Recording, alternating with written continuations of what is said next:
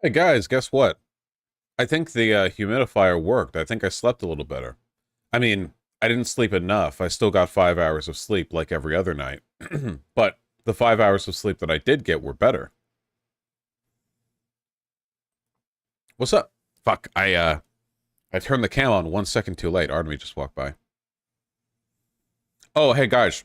I'm um I'm finally doing it. I'm starting an OnlyFans. Do you want to see a free promo of me in the shower? I'm not waiting for a response because it's bait. Look.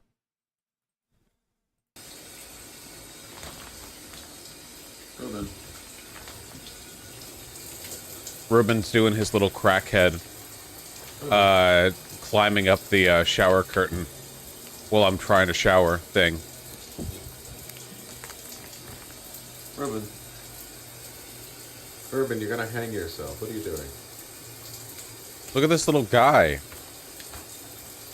Oh my god. You take your phone in the shower. I mean, my phone's always at least near the shower. Damn. And there, he got what he wanted. He wanted a big wet head pat. Now he's going back down. Yeah, that's what you wanted. What a freak. What an absolute freak.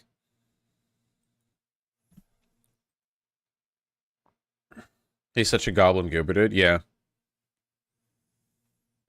Excuse me. I'm surprised the curtain pole is staying up. They follow me thinking about them. Yeah, oh, dude, hold on, wait. I'm gonna change your life. Um... This shit is so fucking good, dude. The, curved shower bars. Here, come on, give me an image. These ones. The ones that, like, curve outward so that you get more room to move your arms around. Basically, they're like, you, like, rotate the rod to, like, use tension to hold them there. Like, there's a pad on either side of it, and you extend them, and then you twist it. These things are incredibly sturdy, and they give you so much more space. I genuinely don't understand why anyone still has a straight curtain rod. This is like an objective upgrade. It should be like standard, you know? There's basically no situation where this isn't better. It's sturdier, and it gives you way more space to move your arms.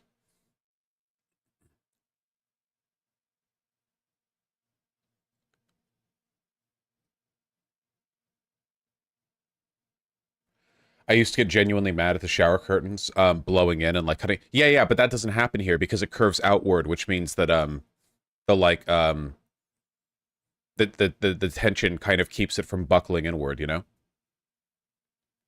You could also just not use a shower curtain. You should use a shower curtain. What do you mean? Not only does it get cold otherwise because you have so much more space in the bathroom for the steam to fill up, but also you get water everywhere.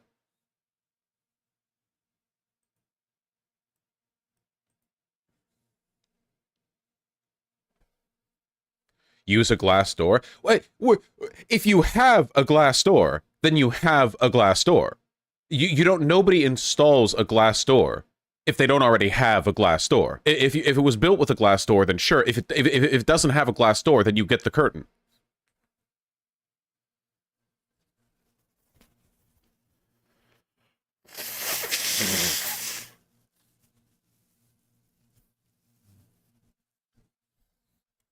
Yes, you can. It's not that hard to install. If you have a tub shower, why would you do that? Would you want one with a glass door or a curtain? I think actually that like a curtain is better than a low quality glass door.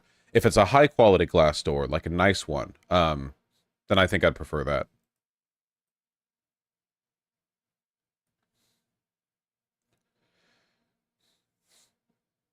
Did you see this?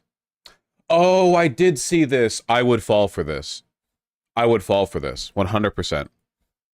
OAP plunges to his death down a 130-foot hole he dug under his kitchen after dreaming there was gold buried under it. He claimed the treasure was revealed to him by a spirit in a dream. This would work on me. I would fall for this. João Pimenta da Silva, 71, lost his balance and plunged down the equivalent of 12 stories into the shaft he excavated. I don't know, man. I feel like if you manage to dig a 130-foot hole underneath your property, that's how you should die. Like, this is, like, clearly this is what's meant to claim you, you know? Yeah, I'm wondering how he even dug this. I mean, this is a narrow hole. He's 71. This is a narrow hole, 130 feet down. Like, genuinely, what? Yeah, like, it actually is impressive. Like, look, it's right here in front of his sink.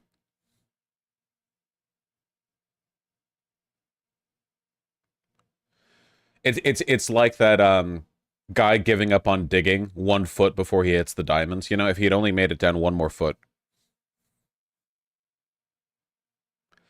This has to be fake. I don't think it's fake. It's a, I mean, it's just wacky.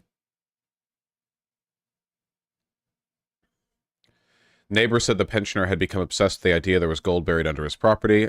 Arnaldo de Silva told local media Joao had spent more than a year digging the hole and hired many people to do the excavating work. Ah, okay, he wasn't doing it himself. Okay, that's less cool. Sorry.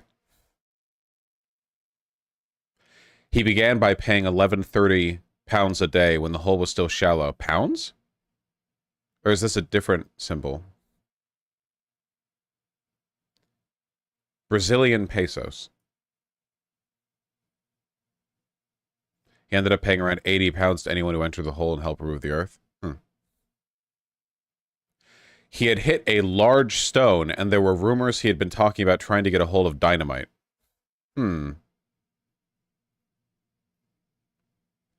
Yeah, I feel like this was fated.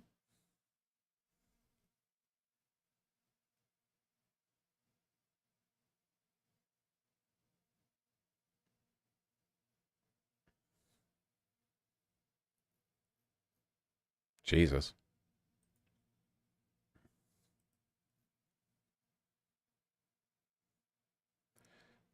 The Sun is a Britbong paper. Pummies probably wouldn't know what a real was. Like, they pre-converted the currency. That's kind of funny, I guess.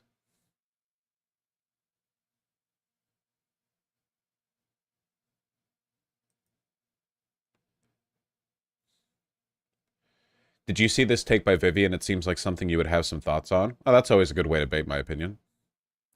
From Daryl Davis, I have received hundreds of robes, hoods, flags. This is only possible with respectful dialogue, patience, and time. You too can have a collection of neo-Nazi and Klan paraphernalia if you spend your life cuddling up to and defending neo-Nazis in the Klan. Yeah, I'm not particularly sweet to Daryl Davis. Daryl Davis is the guy who spent like a lifetime being friends with Klan members as an effort to deconvert them, but I think a lot of his story is myth-making. Like, if you actually look into it, a lot of people, like, who have been deconverted from the Klan ended up just going back, or, like, they were just sort of, like, amused by the novelty of having a black friend before they got back to Klan business or whatever. Like, some people have probably authentically been deconverted, but I think that, like, I think Daryl Davis is a good person. Nothing he's ever done has given me any other impression. I think he believes in what he's doing, but I think that he's also kind of served as a misguided example to a lot of liberals who believe that the way you deal with the Klan is to, like, befriend them and be nicer than them, which undercuts the real solutions, which are on one level structural, of course, like systemic, and on the other hand, occasionally extra legal. Yeah, at least historically that's been the case. You know, there's a lot of variety there.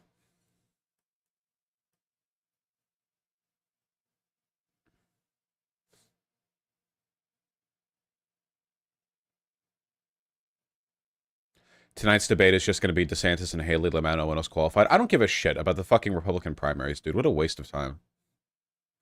He showed up on Timcast multiple times and gave zero pushback. I don't trust him. Wait, Daryl Davis showed up on Timcast?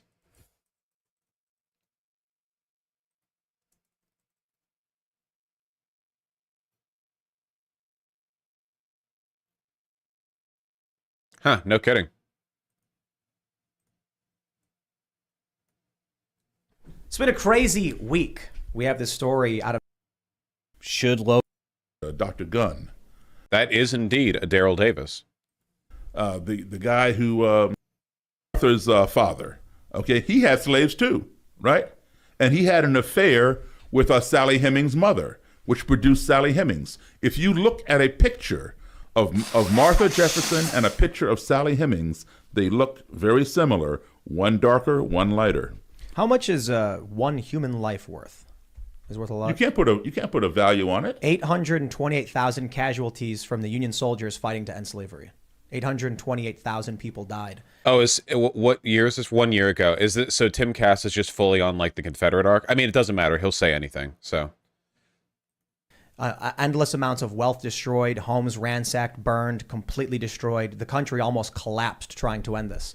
So while I still believe that there's an issue of reparations in terms of we cannot have, people I love this. Remember when I said that Tim Cast's audience is no longer capable of being easily swayed because he's shifted so much to the far right? Look at these fucking comments, dude. Holy shit. Oh my God. Gibbs. Fucking dark meat. The clown. Where was the other one? That's right. People talking about critical race theory. Where was the other one that I saw? Insufferable. This guy is a professional victim who only cares about black people. Imagine saying this about Daryl Davis. Of all of the humans alive, of all the people you could possibly accuse of only caring about black people, the guy who got famous off of befriending Klan members. Unbelievable. Truly remarkable. Yeah. That's right, Davis. This guy, we was founding sisters, Truly a remarkable community here. They have no idea who Daryl Davis is. No, they do know who Daryl Davis is. They're just racist. That's it. And I think it kind of it reveals, I guess, an ideological weakness with Daryl Davis to an extent, I suppose. I do think that you can pull people over from the right, even the far right, with some instances of kindness. But for one, that is like not the norm. That's an exception, not the rule. A person who's so far gone that they're in the motherfucking Klan is not like an easy mark when it comes to de-radicalization. Also, I've said this before, I think ContraPoints pointed this out best. It's very difficult to de-radicalize a fascist into a liberal, because fascists may be wrong on basically all of their structural critiques, but they do have structural critiques. At their heart, fascists aren't status quo defenders. They have sort of radical social prescriptions. They're just in the worst possible direction. So to take a person who's like that and to essentially get them to believe that, like, nah, everything's fine, basically, that doesn't really work. Like, it's very hard to close your eyes to the belief that there are fundamental injustices in the world that need to be addressed on a systemic level, which is why that when people get de-radicalized, they tend to go from fascist to socialist, not from fascist to liberal. Not everyone, of course, but it's been known to happen.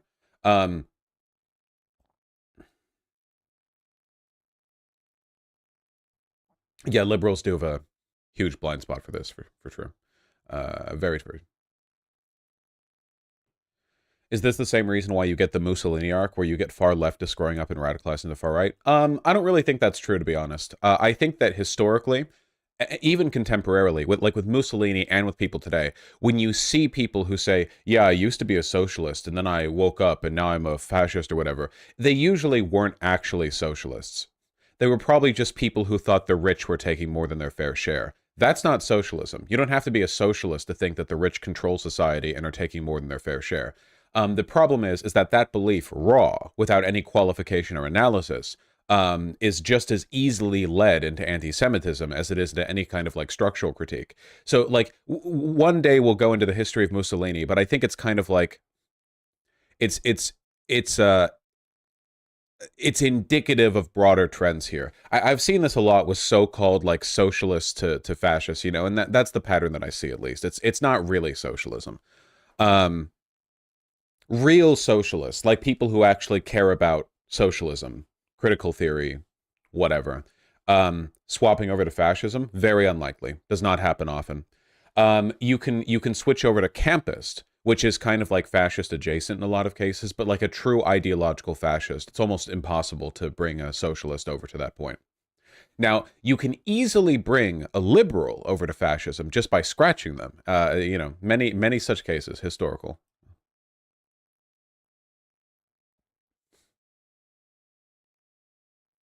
How integrated into socialism is critical theory? Well, fundamental. Critical theory is literally just like an academic lens informed by Marxism. You know, it's essential.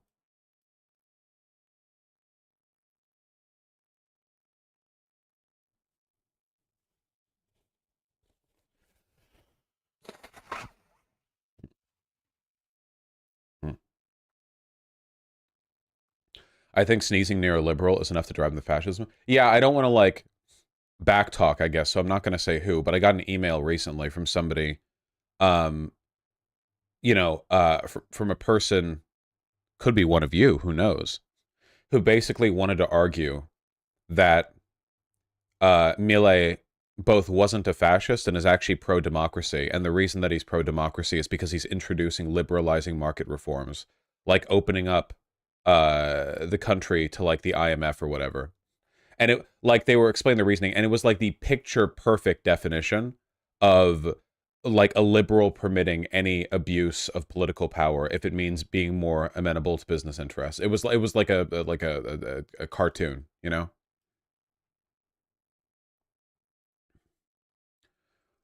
Does that mean when a fascist regime falls, it is more likely to turn to socialism than liberalism? Well, it depends on the circumstances. The problem is that the main examples we have of fascist regimes falling, which would be Japan and Germany, didn't fall on their own. They were occupied and controlled by, foreign powers. Germany and Western Germany and Japan were both guided to liberalism by, the United States, and in Germany's case, the Allies. What about Italy? Well, yeah, after Italy fell, like we just went over Operation Gladius, right? Like almost immediately after everything went down to Italy, America started pumping money and political influence into the country to make sure communism wouldn't rise there. We don't really have like a petri dish example of what happens like organically after a fascist regime falls, you know? Spain and Portugal are the only two that dissolve themselves. Yeah, and at no point was Spain ever like a fascist regime fully. It was always too... Spain was always too fucking torn apart. I mean, they didn't even participate in World War II. They were always so torn apart by internal division, unable to like fully express the, I guess, the will of Franco's government. I feel like there was never even like a... You know what I mean? Like, they never like reached the point where they level off, and then after that, like there's a sort of like a dialectical response to the point they arrived at, you know? It felt like they were always, it was like DBZ, you know? Spain was like, but they never got to like the point where they can throw a punch, I guess. Research Franco Spain. Is that a patronizing way of saying that I'm wrong on this? You could just say that you disagree. Spain was fascist? Okay, let me try saying what I said again. This time we'll see if you can listen. I didn't say Spain was fascist. I said that Spain was too rife with internal division and conflict to have ever reached a point where it felt like they plateaued and naturally devolved from their level of fascist organization, you know? They didn't, like, reach a point of quote-unquote stable fascism to descend from. It was always, like, a tumultuous fucking battleground politically.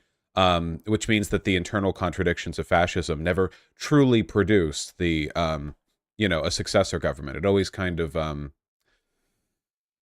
there was always work on the table. Vosh, both you're wrong. Substance Soda, you have 30 seconds to explain in one sentence a summary of why I'm wrong. Oh my god, you guys are annoying. Holy shit. They were still fascist? I never said they weren't fascist. Why? Why do you guys insist on doing this? Do you not... Okay, serious question. Do you guys not see a difference in the level of fascism in terms of, like, the stability of the government and the ability to express their will between Germany, Japan, and Italy and Spain? You literally said he wasn't fascist. No, I didn't! No, I did. I did not. I absolutely did not. If I said like, oh, they reached full like I did not say Spain was not fascist. I did not say that.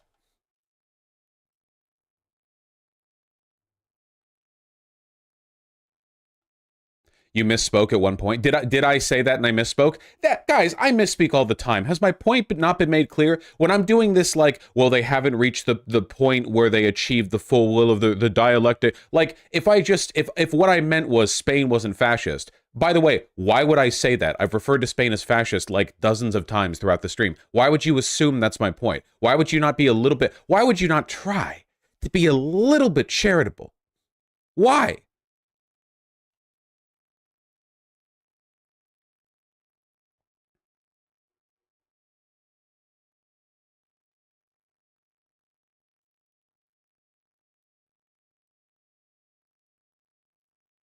Is it fair to ask for clarification you misspoke? Yeah, that'd be nice. It'd be much better if you would ask for clarification if I misspeak once and speak correctly 15 times than to go, but you better research this, buddy. Like, it's so patronizing. Oh my God. Holy shit. You're the one who needs the fucking brush up, man. Holy fucking, oh my God.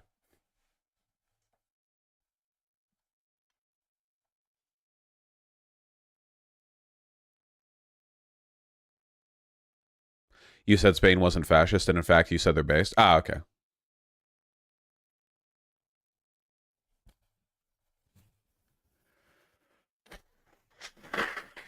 Yeah.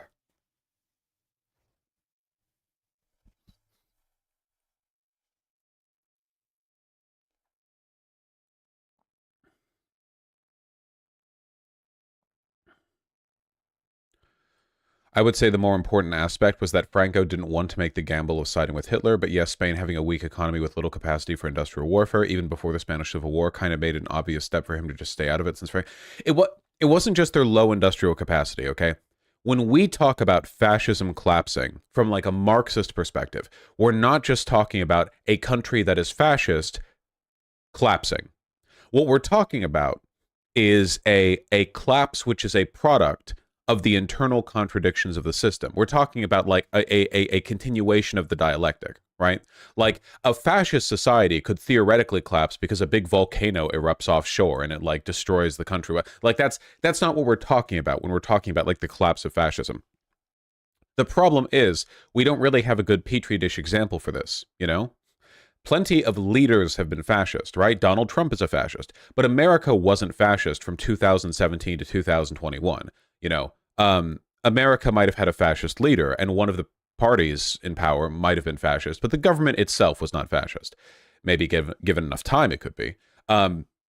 Nazi Germany and Italy and Japan, unambiguously fascist, but they didn't really collapse in a petri dish. Now, I would argue that Japan, Germany, and Italy all collapsed due to internal contradictions. And that's because fascists fucking love warfare. They love warfare. Fascists cannot keep their fucking dicks in their pants, man. They can't help themselves. If you get everyone riled up and you attain power over, rabble-rousing and ethnic supremacy, like, war seems like a near inevitable direction to take things. And, that war bit them back because they fucking lost. And they collapsed, and their collapse has felt like, I guess, an appropriate and I guess sort of like ideologically derivative conclusion to the direction their states chose to take. The point I was making with Franco with Spain wasn't that it's not fascist. It was. It's just that it always felt like they never got up enough on their legs for the reason they fell to be a direct product of, like, I think the easiest conclusion you could make for like why Francoist Spain never took off was because it was so rife with internal conflict and civil war that it just never stabilized to a point where it was able to do the kinds of things fascist governments normally do to collapse themselves, So that's not that. I don't know how much you can say that's like well, do fascist governments tend to turn into socialist governments or liberal governments when they collapse? I don't know. Maybe a lot of that is circumstantial, but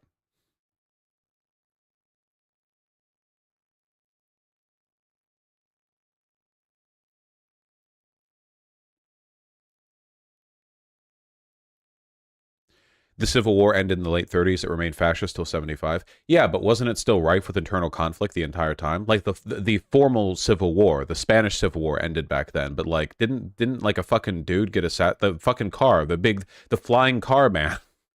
Franco's the guy. Yeah, I mean it's not like it never really stabilized to a point where right hand man. There you go. Yeah, yeah. The Basque space program. Yes. After Nazi Germany's demise, fascists were looking to return to their previous glorious history of rocketry. So the Basque space program was conceived, wherein the right-hand man of Franco would be sent to space via a car bomb. Here he is, entering. He is reaching escape velocity. We salute our brave astronauts on their way, to the great beyond. Yeah, the bomb. I don't think it was a car bomb. It was too much explosive. It was a bomb, though. That's for sure.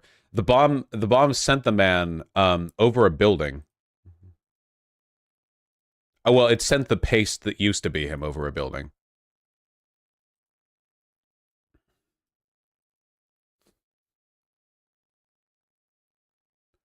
Franco was not in that, though. I didn't say Franco was in that. It's called the Basque Space Program. Surely if Franco was in it, it would be called the Franco Space Program. It was a bomb planted under the road. Ah, dope.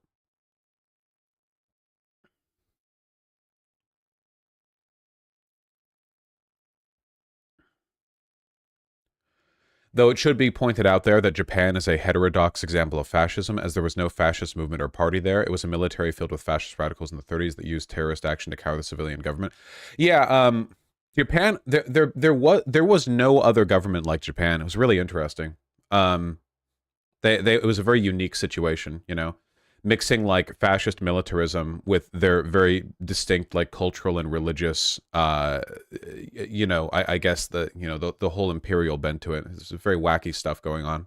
I'm so glad they lost World War II, dude. I've said this before, man, but like I really do wonder if people aren't being kind of racist for not wanting Japan to have gotten nuked more. All I'm saying is, if we had dropped the nukes on German cities while, like, closing in, I don't think people would care as much. But because we dropped it on Japan, people throw a huge fit over it. And I don't understand why. We firebombed,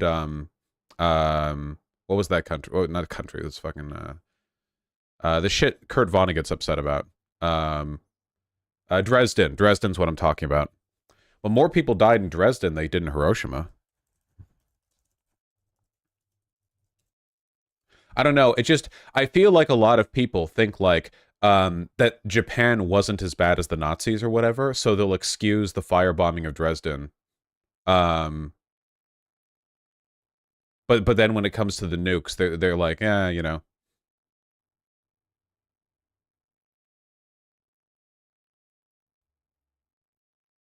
Oh, no, my apologies. I might be mixing up the death toll from the firebombing of Tokyo and the firebombing of Dresden. The firebombing of Dresden had 25,000 dead.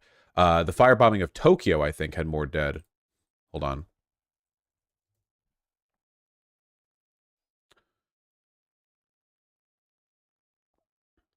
The immediate death of an estimated... Oh, hold on. Known as Operation Meeting House, the raids were conducted by the U.S. military on the night of 9 to 10 March 1945 and was the single most destructive bombing raid in human history. 16 square miles of central Tokyo were destroyed, leaving an estimated 100,000 civilians dead and 1 million homeless.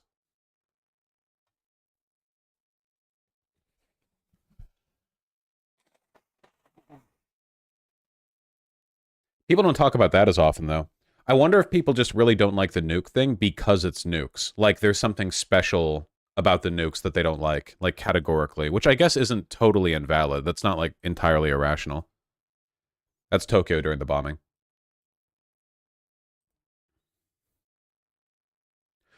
How about we don't kill cities full of civilians for marginal best military objectives? I'm not defending strategic bombing. I'm just saying that I feel like if the bombs had been dropped on German cities, people really wouldn't have given a shit. Like, think about it. They even do that in the movie Oppenheimer, where at first Oppenheimer was like, yeah, I want the nukes dropped on Germany. And then Germany surrendered. And then he's like weirdly trepidatious about dropping them on Japan. Fuck Japan, dude. You kidding me?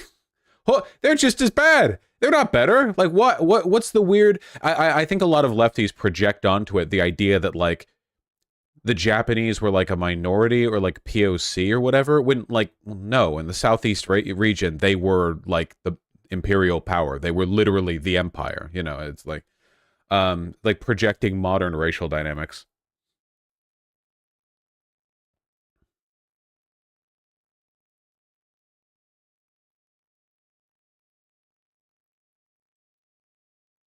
In some cases, they were worse than Nazis. Oh, yeah, for sure. No.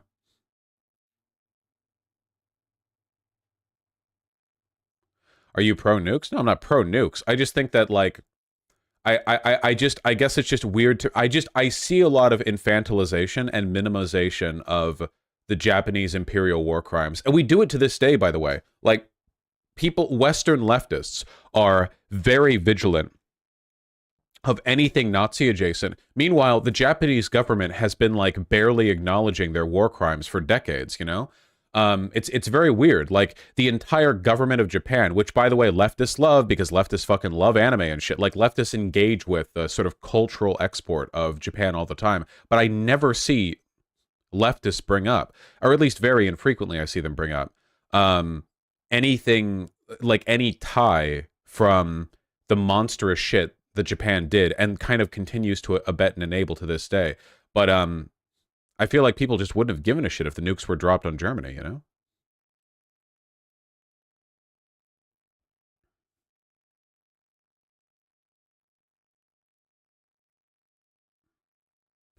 I don't know how true that is, Stubbs, but like either way, we were already winning in Germany too.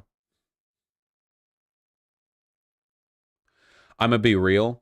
I get that people like anime, but I've never heard anyone defend Japan. No. It's not that they defend Japan.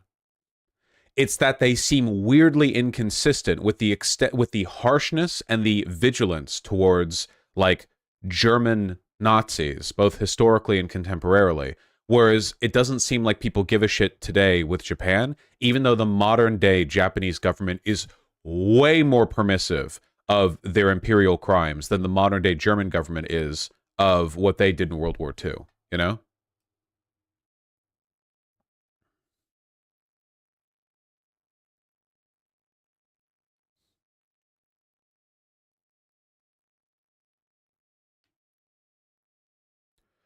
They still haven't apologized for the pleasure. There's a lot of shit they haven't really acknowledged.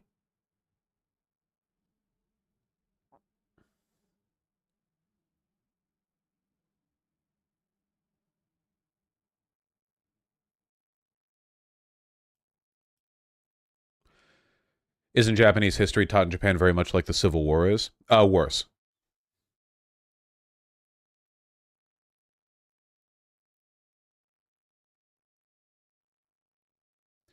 Personally, I've never actually seen that. I usually see lefties over-exaggerate Japan to be worse than the Nazis, since while the IJA was really, really, really bad, the Nazis were still worse. I think they're about like equally evil, to be honest.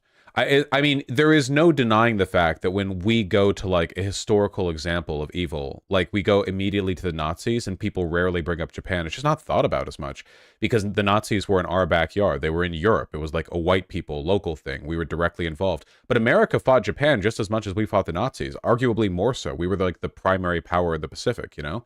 But it just kind of like, I don't know, it didn't carry over. It just seems like there's a lot of like analysis of evil and the sort of like historical reverberations of fascist governance that get like adequately analyzed with Germany, but not with Japan.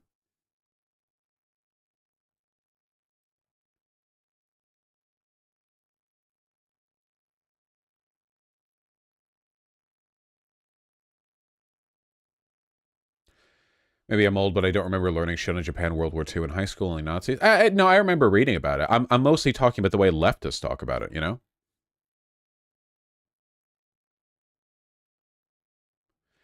maybe due to a shared cultural identity. Okay, in Oppenheimer, what I'm talking about with Oppenheimer is that the original plan was to use the bomb on the Nazis, which was a plan they continued to hold up until Germany surrendered, right?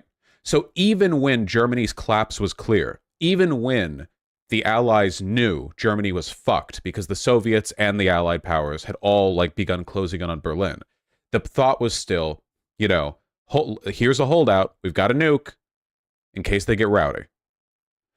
But the moment the plan would switch to Japan, all of a sudden the narrative is like, whoa, that wasn't the plan.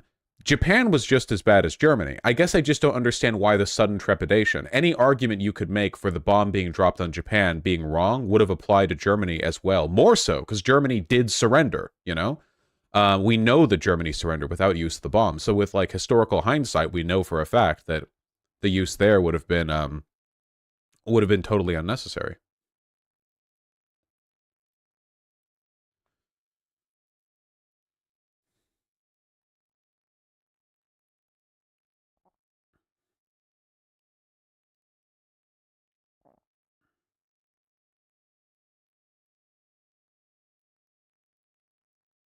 What if no bombs? I'm not saying we should use the bombs more. I'm saying there's a strange inconsistency in the way left-leaning people talk about Japan with regards to their behavior. I see, you know, non-stop engagement with the sort of historical echoes of Germany and their, like, for instance, we've talked so much about like Operation Paperclip and where the Nazi scientists went, blah, blah, blah. Like, this influence is known, right? But it doesn't seem like people care as much with Japan, possibly because Japan doesn't have as much influence as Germany does in the modern world. But in terms of like historically looking back on the use of the bomb, again, I have to insist, and I really do think this, I really think people wouldn't get as much of a bee in their bonnet if it was done to the Nazis, you know?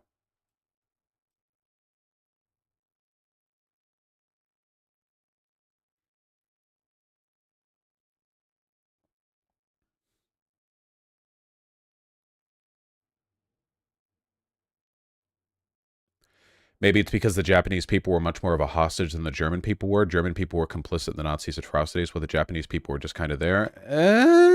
Not really. I don't really. I don't really know about that. The Japanese civilian population was pretty radicalized, man. They were pretty. See, this is what I mean by like the patronizing, right? I don't know.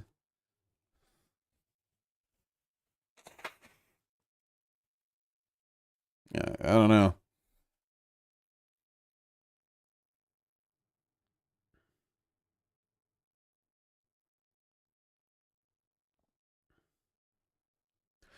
It was because the victims of Germany's cruelty were Jews and the victims of Japan were Chinese. Yeah, I think that's a pretty big part of it. Yeah.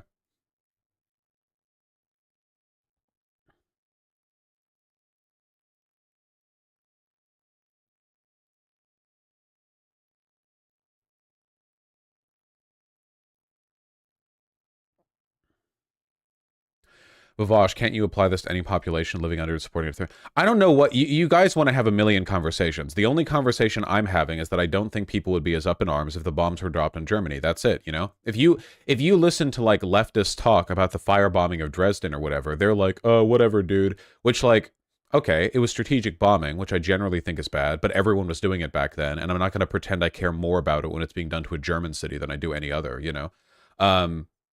So like if they're being that blasé about that, you know, I don't know. I don't like because to me it feels like an extension of leftists projecting their modern understanding of race and ethnic you know, bias onto a historical event where like the Japanese were actually small beings whomst have anxiety back in like 1937 or whatever, you know, because they're like Japanese. They can't be that bad because they're not white, because whites are the oppressors. I don't know.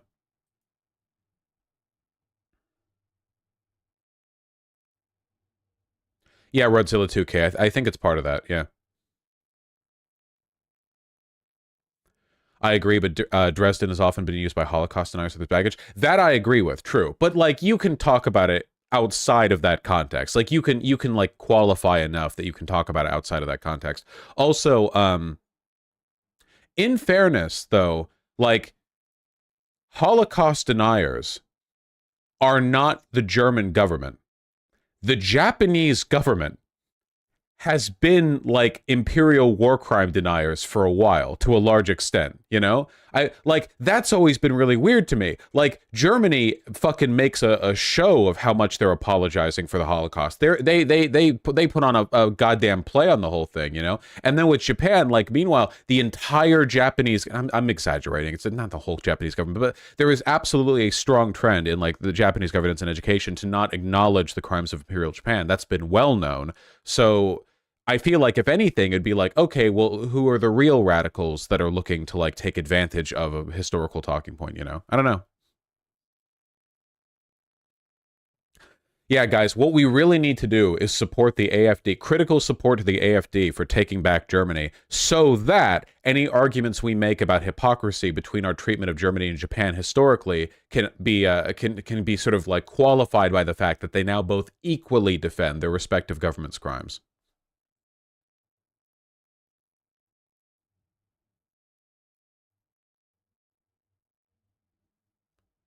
Sean made a video about the bombing. Well, I know.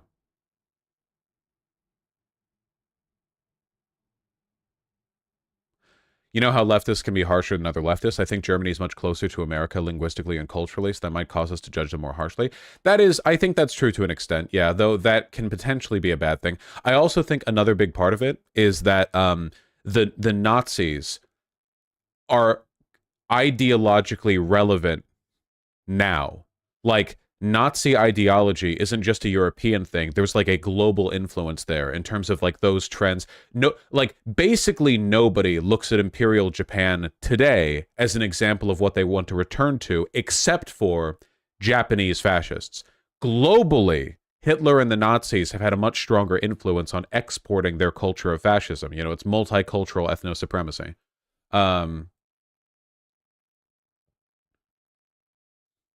So yeah, maybe that's it. Maybe it's just like the historical consequences, the like reverberation of Nazi ideology has caused it to be sort of viewed with more scrutiny than like the apologism for the Japanese government. Yeah, Lori P. I've seen people contest Sean's video on the bomb thing. I don't know if I care enough to go over it because it's a historical event that's probably not going to happen again. I don't really trust Sean that much, but he does generally make really good videos. It could be like a framing thing. I just don't know. Like, some people have said he's misrepresenting some stuff. I don't know if that's true, though, so I would have to look into it. I'm kind of like holding it off in my head in the meantime.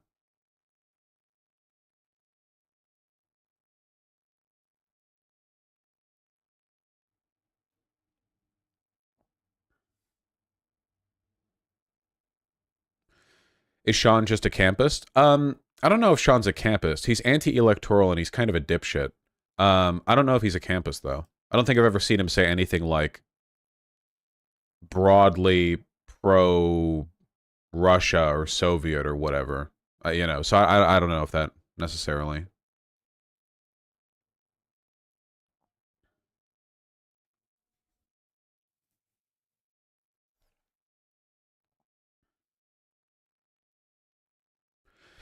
Did you have any segment planned for the stream? Well, arguing with chat's usually such a reliable way of passing the time. All right, hold on.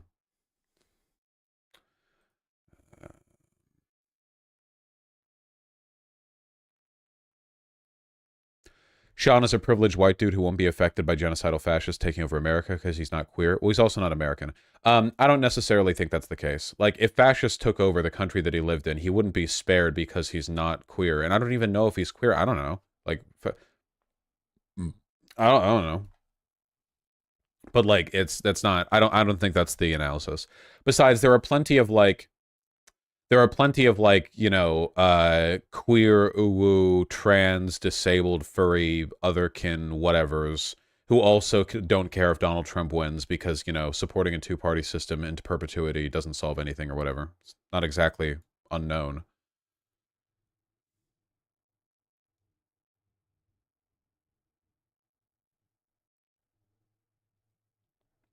To what degree does fascism transcend different cultures? Massively. Fascism is the most multicultural global ideology to have ever been developed.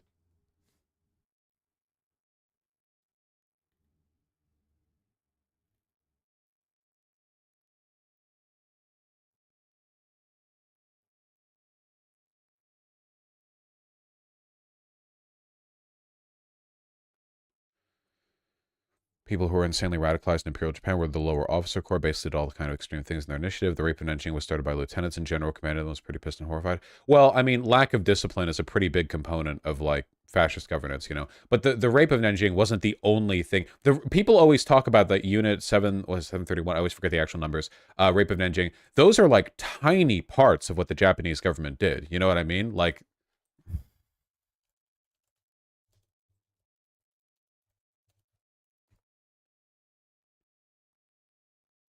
3 to 10 million people, most probably almost 6 million Chinese, Indonesians, Koreans, Filipinos, Indo-Chinese, among others, including Western prisoners of war. From 37 to the end of World War II. Like, it's fucking unbelievable. Truly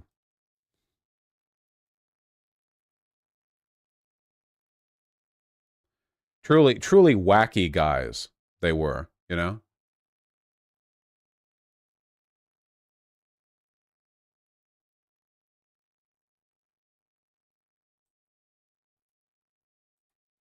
This is what I mean.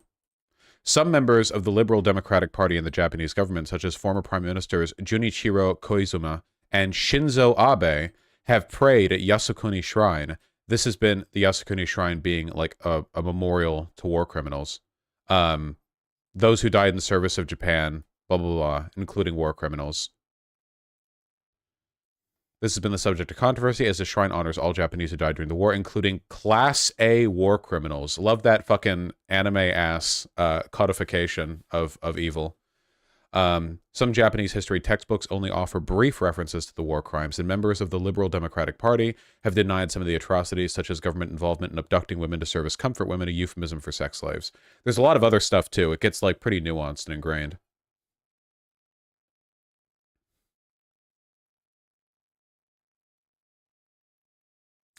Is it fair to say that fascism is pretty much all cultures because at core it appeals to our natural tendency? No. It's not a natural tendency thing. It's a material dialectic. It's a Marxist thing. The introduction of industrialized society sort of produces new modes of economic and military relation that can go in different directions depending on the influences involved. You know, the Industrial Revolution allows for the development of modern, like, laissez-faire capitalism on one hand, and, you know, an end to serfdom. But in, like, situations like what happened with, you know, Japan, where you have a kind of, like, overlying imperial structure as industrialization starts to take root, you don't have a I guess, like, a liberal arm to guide the technological development. And it turns out that, like, you know, just as industrialization makes machines of machines, so too does fascism make machines of men. So you get kind of like a natural synchronicity there. The tendency for in-group, out-group divisions is present in all ideologies. It's a human cognitive bias that we have to overcome to do things properly. But it's you know, it's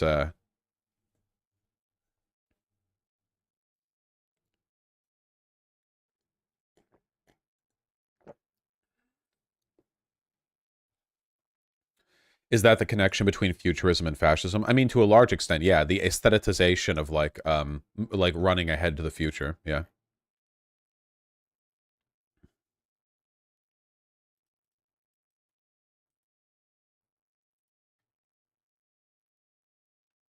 Yes, squared answer.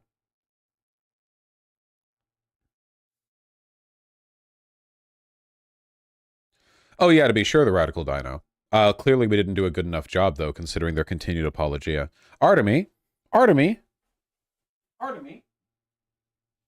you think we should move on and talk about an actual subject? Do you think we should move on?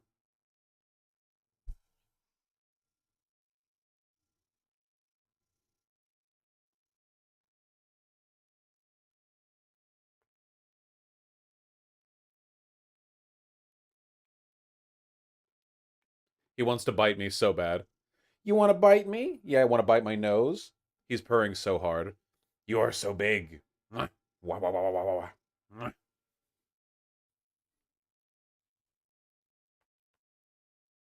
He's so fat. Why is he so fat? He's only 1 pound overweight. He's also just huge. He's just a really big cat, you know?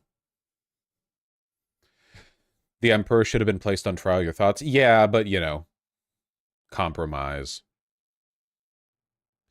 Yo, Vosh, Andrew Callahan subtly compared you and Hassan to drug dealers in his newest video, victimizing both himself and his viewers as hurt from your coverage of his abuse as a means of... Wait, is he making a video on the shit that he did?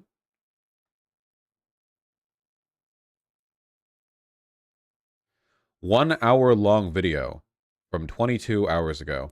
You know, I saw the first, like, minute of his video in San Francisco, and it was immediately very gripping. I haven't actually seen it, because I thought I was going to cover it on stream at some point, but I don't know. Bro, the last thing he needs right now is beef with both Hassan and Vosh. I mean, well, we'll see if the chatter is accurate in their assessment of the dynamic here. What time was given? 24 minutes in?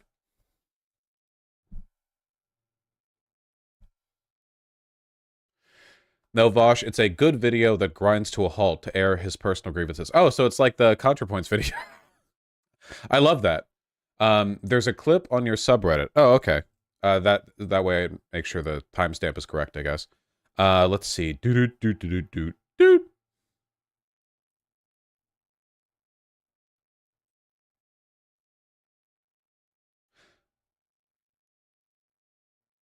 Sorry, I made the mistake of briefly observing my And to wonder if this psychology my subreddit, you know, always dangerous, kind of like a mimetic hazard, you know, briefly being stun locked by the titles and all the silly nonsense. Okay. Channel 5 calls out Vosh. Many such cases. People love to do this with me. What's up? Okay, we got a lot of pixels here. What do you guys see in the pixels? To me, it looks like a white Harlequin mask at the bottom of a well. Like, this is the well, the brown's the dirt over here, and then, like, this is the mask. And to wonder if this psychology was shared by even more heinous criminals, like child traffickers or elephant poachers. Does anybody actually accept, embrace, and consciously spread evil, or do they all construct frameworks to avoid moral responsibility? Well, it's a bit more complicated than that, but probably closer to the latter than the former. And speaking of moral responsibility... Oh, that's how we're segueing into this? In the streets? All right, let's do it. Man, I wish I was more prepared, but, like, dude, Andrew Callahan didn't just do one bad thing. He did a lot of bad things. There were, like, a bunch of text logs and, like, corroborated stories and like lots of them. Where it just, yeah, like serial, like incredibly creepy, weird, like sexual assault, just like, yeah, like a road trip of sexual assault. You know, there's so much stuff. Did he even apologize? Did he even? Did he even apologize? Was there anything? Not really, no. He did on a second channel. I feel like I watched the video and I don't think he apologized, really. Standard YouTuber apology? Okay, yeah. Because I remember covering it, and I remember not being impressed by it. He just started quietly uploading again? Yeah.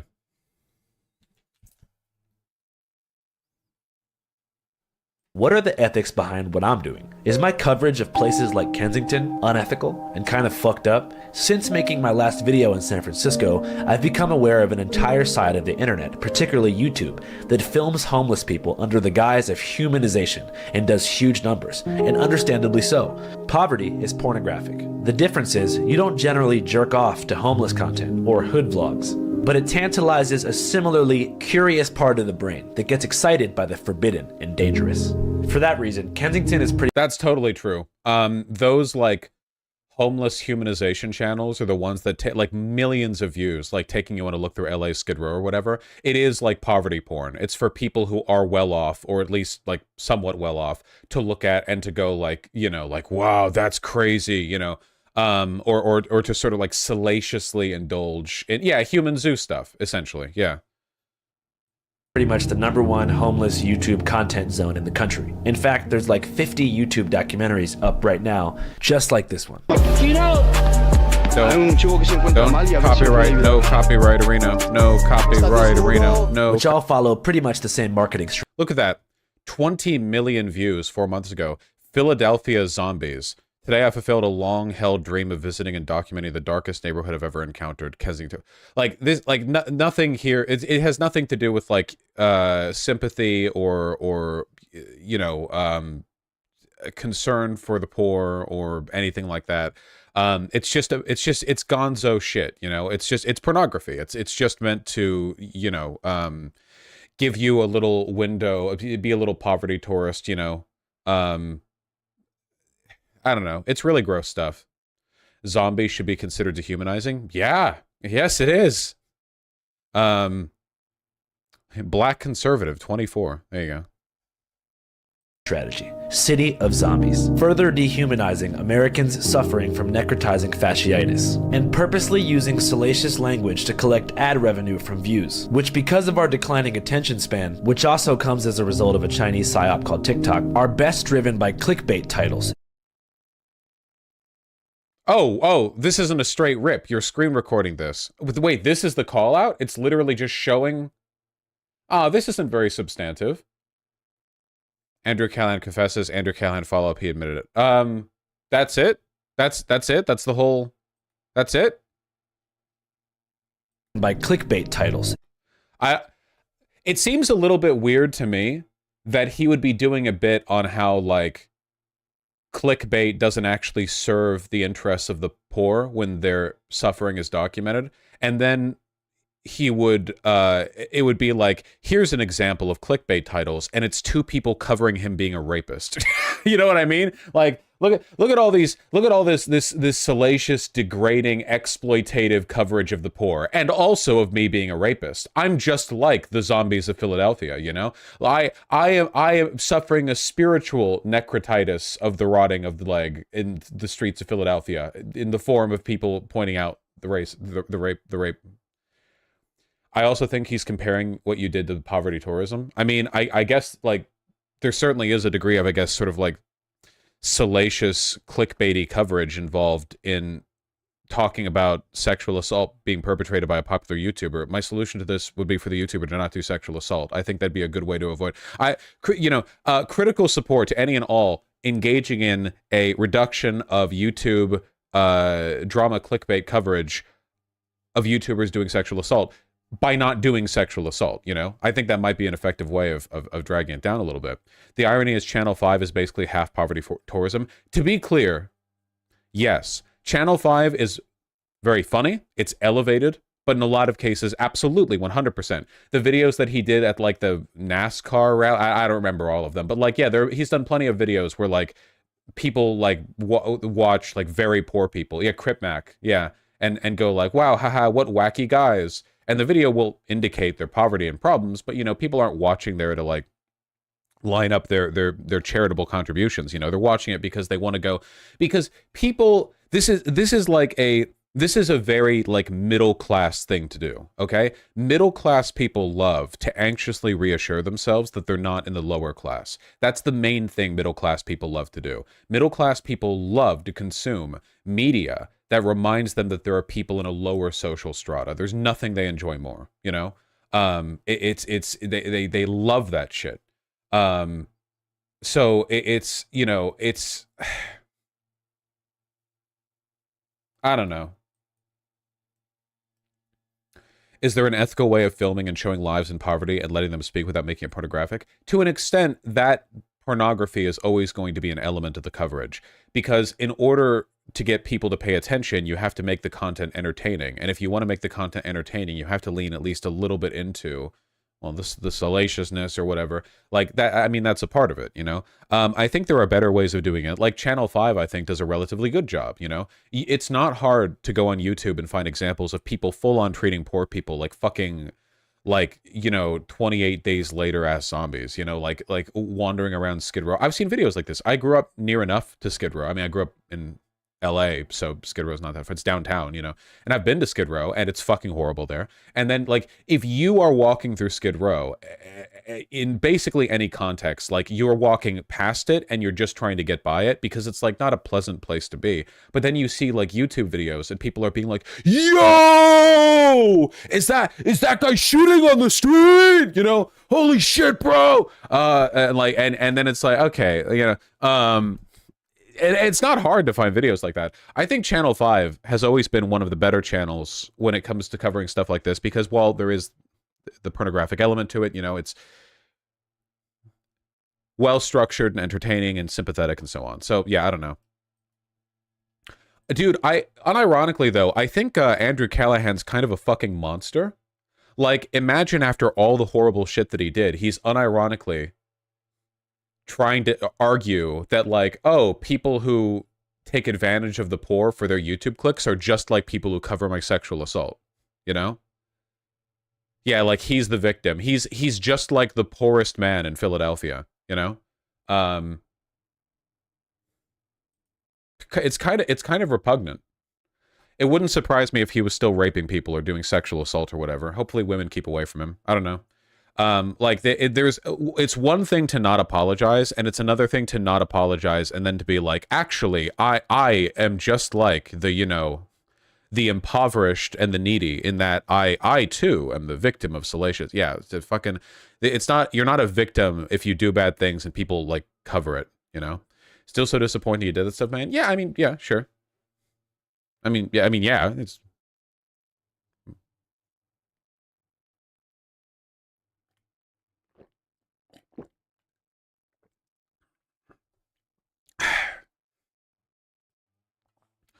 example of one of the most painful of those dehumanizing videos I've ever seen. It actually is painful. I investigated the city where every drug is legal. Oh, this fuck. I've seen this guy's videos, or at least I've seen him around, yeah. Where every drug is legal, Portland. So yeah, we're gonna go through like the poorest areas of Portland. Dude, if you want to see real poverty, okay, you can see it in basically any fucking city, but of course this is gonna be turned into a like this crazy liberal city, drug population, whatever. And I'm like, you know what? That's actually true. This is neglect. Yeah. Let's go. So that was a gunshot. Okay, let's go. So let's go. So how often? Okay. I hope you guys have an awesome day. Oh, for many years? All right. This is the classic part of this kind of video, okay? It's where you find a pink-haired feminist and you ask them a question like, hey, how do you feel about all these homeless people? And the pink-haired feminist says, I think homeless people are humans. And then this guy's job is to go, really? And then the camera will like cut to a previous shot in the video where a homeless person is like pissing in a cup in public or something. My whole life. Okay, got it. So you've seen Portland before decriminalization and after? Sure. Have you seen any impact on downtown or? Okay. I hope you guys have an awesome day. Oh, okay. You too. Okay, we're noticing some general resilience, but Well, there is, because Sure. about 60% of the people voted for this see. measure. Yeah, see? Literally. Yeah, see, look, wow, these liberals are destroying the city. This shit radicalizes people into conservatism. By the way, Measure 110 was passed in November 2020. It's only been a few years, and it was passed after COVID started. So, oh yeah, dude, I bet it was Measure 110, you know? Nothing else happened in America in 2020. That might have like significantly impacted you know, income inequality. They're not going to change their opinion. I feel like the decriminalization of drugs turned into the decriminalization of crime. You know, when you need help, the police don't show up. do you support the decriminalization of drugs here? Yeah, of course I do, because it's no longer like our jails aren't filling up with junkies. Got it, okay. Yeah. Drugs aren't bad, they're just preferred for the people that can properly use them. Do you use drugs harder than out here? Unfortunately, yes. I take breaks. Okay. Yeah, not everyone can do that. Out here. I bet the streets of Portland would be much safer if the city spent hundreds of thousands of dollars locking this guy up and keeping him in prison, denying him the ability to make an income or improve his life in any way, any family members that he might help. Like, I think the situation would be solved if we simply arrested him. Here, I mean, people are still dying. I So- died last week. So you got hit with the Narcan, or Yes. it doesn't work very well? Said it didn't work. I had to have injectable. Okay, and you almost died? I did die. Oh, you died and you were brought back. Does that scare you, or does it lead you to be like, damn, I should stop using, or is it just so hard to the withdrawal syndromes or whatnot? All three. Yeah, we both died a couple times. That's why we See, like, again, dude, there are people massively overdosing on fentanyl all over the fucking country. Do you think it's only in Portland? Do you think it's only in Portland? Like, oh, I'm sorry, yeah, like, oh yeah, dude, Portland, the fucking epicenter of fentanyl overdoses in the United States. Go look at like a heat map of that shit, dude. Like, oh, like every other area they could be in, it's all illegal and it doesn't do anything. Guys like this are unironic demons. Yeah, they are. They're all Hitlers. Tyler Hitler, Leah. Olive, what, like from Italy? Fucking Mussolini, piece of shit. I fucking hate channels like this, dude. Remember when I've said before that one of the things conservatives are really fucking good at doing is pulling people over to their side with videos that aren't explicitly coded to their political ideology? Like, we're all politically educated, so we can see this video is demonic. But your average 12-year-old who's just looking to gawk at fucking, like, poor people or whatever, bro, oh, dude, he's in public and shirtless, so he's got a wacky mustache and shades and weird hair, they're not going to pick up on that.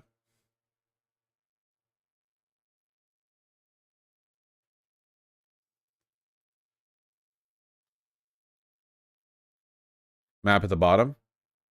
Here we go. So, as you can see, every state in the Union is completely white, except for Oregon, the only state where fentanyl overdoses happen. I mean, that's the only possible explanation, right? Over here in West Virginia, it's 61 people per 100,000. Well, that's what West Virginians get for decriminalizing all drugs. I remember when they did that. I recall. Yeah, Appalachia not doing too well. Yeah, West Virginia too liberal. Tennessee too liberal. Delaware too liberal. Man, maybe. Maine too liberal. Yeah, maybe. It's the Midwest, the East Coast, you know, New Mexico. I don't know.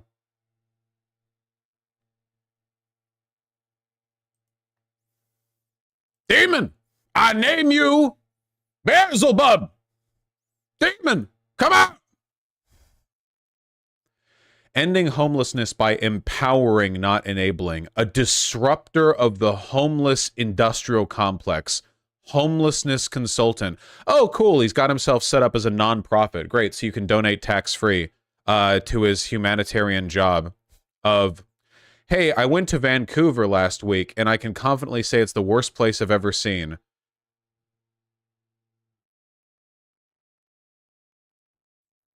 Demon! I sentence you to fentanyl. You will take the fentanyl. Think he's made one about Seattle? Of course this guy's made one about Seattle. He just made one in Seattle 2 weeks ago. Yeah, of course he has. I investigated the city that banned police. Wow, dude. There's 3 black people with guns standing over a handcuffed fucking white police officer. That's definitely Seattle, man. Oh, I investigated the Jewish tunnels 16 minutes ago. 2-minute video, by the way, just capitalizing on it. Right there, you know. I investigated the most dangerous city in America. Wow, it's an AI-generated image of a black person holding a gun. That's crazy. I investigated the murder capital of America. Wow, it's an AI-generated image of a black person with a gigantic rifle packed into the front of their pants. That's crazy, man.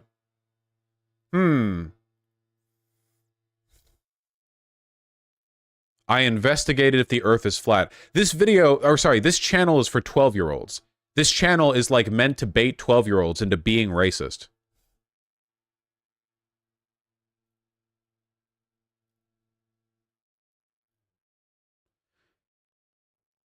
I investigated the city that made being gay illegal. When did I watch this video? Was this like an autoplay while I was asleep kind of thing? When I feel like I would watch this. He makes the same videos over and over again. I investigate the city where every drug is like there's so many videos that are like that.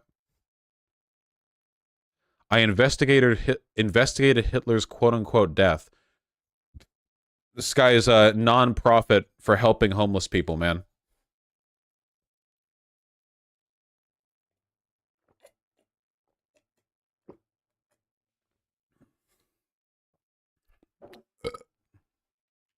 I should open a non-profit.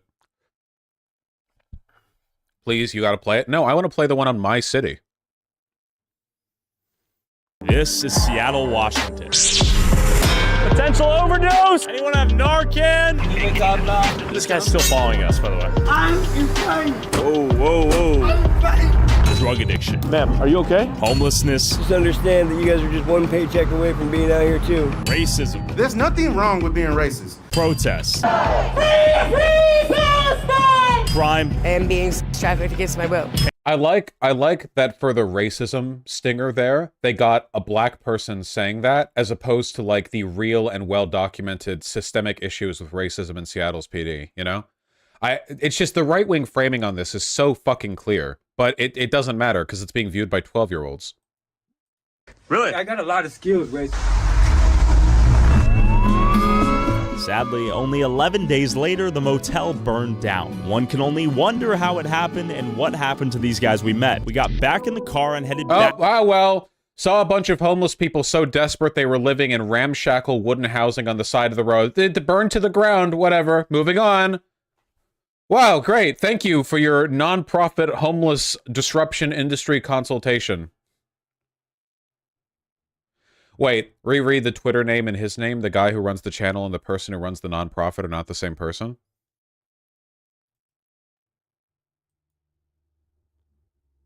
Oh, does he pair up with other people? Oh, okay, so he pairs up with other people for these videos. I see. Okay, I didn't even look at the picture. Okay, so he doesn't run the nonprofit then. He was working with another person who was doing something in Portland. Okay. Many demons involved.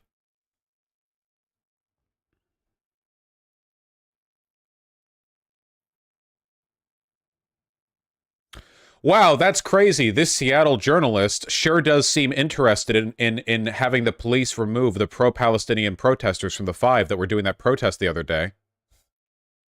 Referring to them as pro-Hamas protesters. That's great, man.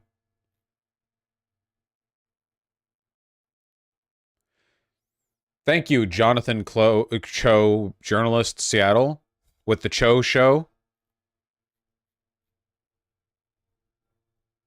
Dropped a bombshell. Parents at Mar Vista Elementary School in Burien said they received late notice about an equity lesson. Guys, I think this quote-unquote journalist might just be another YouTuber who does, like, local sensationalist conservative content. Wow, retweeting Frontline's TPUSA. Great.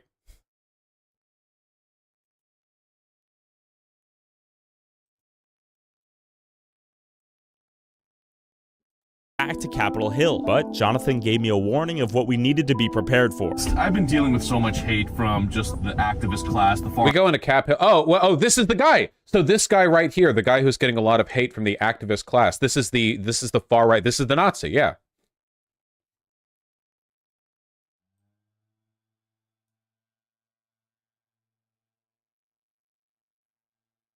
Look, it's so much worse for this guy. Wait, this TPUSA retweeting motherfucker who's done work for the Daily Wire and the Postmillennial... Oh, the Discovery Institute. Journalist and senior fellow, Center on Wealth and Poverty. Man, I love how fucking Hitler demon people can, like, just pump their resume full of so much bullshit. Because they all just hire each other for, like, right-wing psyop shit, you know? Open-air drug den thriving on Seattle's 3rd and Pike. What's our solution to this, out of curiosity? Oh, it's just a video. There's no article here. It's just a video. A 1-minute video. It's after midnight, and the open-air drug den / black market of stolen goods is thriving. All the regulars are here, and people are zonked out of their minds on fentanyl. I love this journalism. Great journalism we're doing.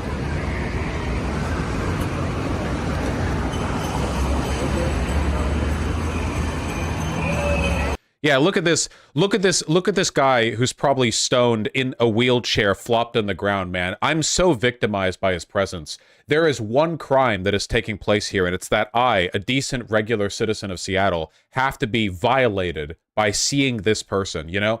Like, liquidate them. Throw them in a pit.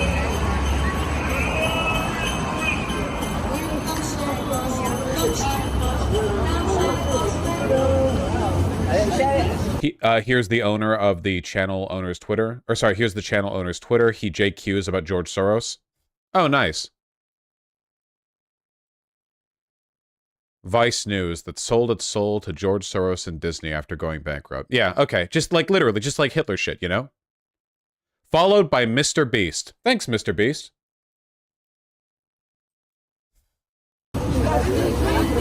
So is this literally just like a video of Pike and Third? Because I've been to Pike and Third. Like, I could have told you all this. Post of the new year. My first post of the new year. Wow, great journalism, man. Nothing's changed. Wow, yep. That's crazy, man. December 31st, homelessness is a problem. January 1st, homelessness is a problem. That's crazy, dude. Just want to say Happy New Year, guys. Happy New Year, guys. Poor people exist. Remember, the state hasn't liquidated them. They haven't been rounded up into a camp and shot in the back of the head. Ha ha. Third and Pike. Nothing has changed. Damn, that's crazy. Maybe we should do something about it. The dude who runs the nonprofit has been indicted for shit. New indictment filed against former homeless specialist Kevin Dahlgren. This was 1 month ago? More charges filed against Kevin Dahlgren, a homelessness consultant who held several positions with nonprofits and government agencies. 2 counts of theft, 2 counts of official misconduct, 2 counts of identity theft. It's these people, again, I keep saying, proceed forward with an assumption of uncomplicated moral, the divide here is massive. These people are demons. They're all Hitler, okay? Demon, I name you. You are the devil. I cast you out. Out. I need a cross. I should get a cross. I need to do more Alex Jones preacher cross. Get out, demon bits.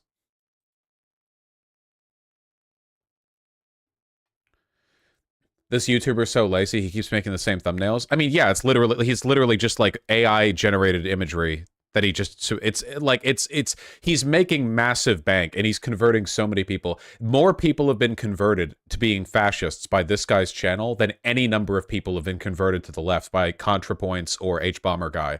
That is the power of appealing to 12-year-olds, you know? That is the like remarkable, by the way, this is why classism should be treated exactly the same as racism or sexism. YouTube should shut this channel down. This channel is 100%. Like, imagine if any video treated black people as directly and unambiguously poorly as these videos treat homeless people, you know? But liberals are okay with classism because capitalism is structured on an assumption that classism is justified.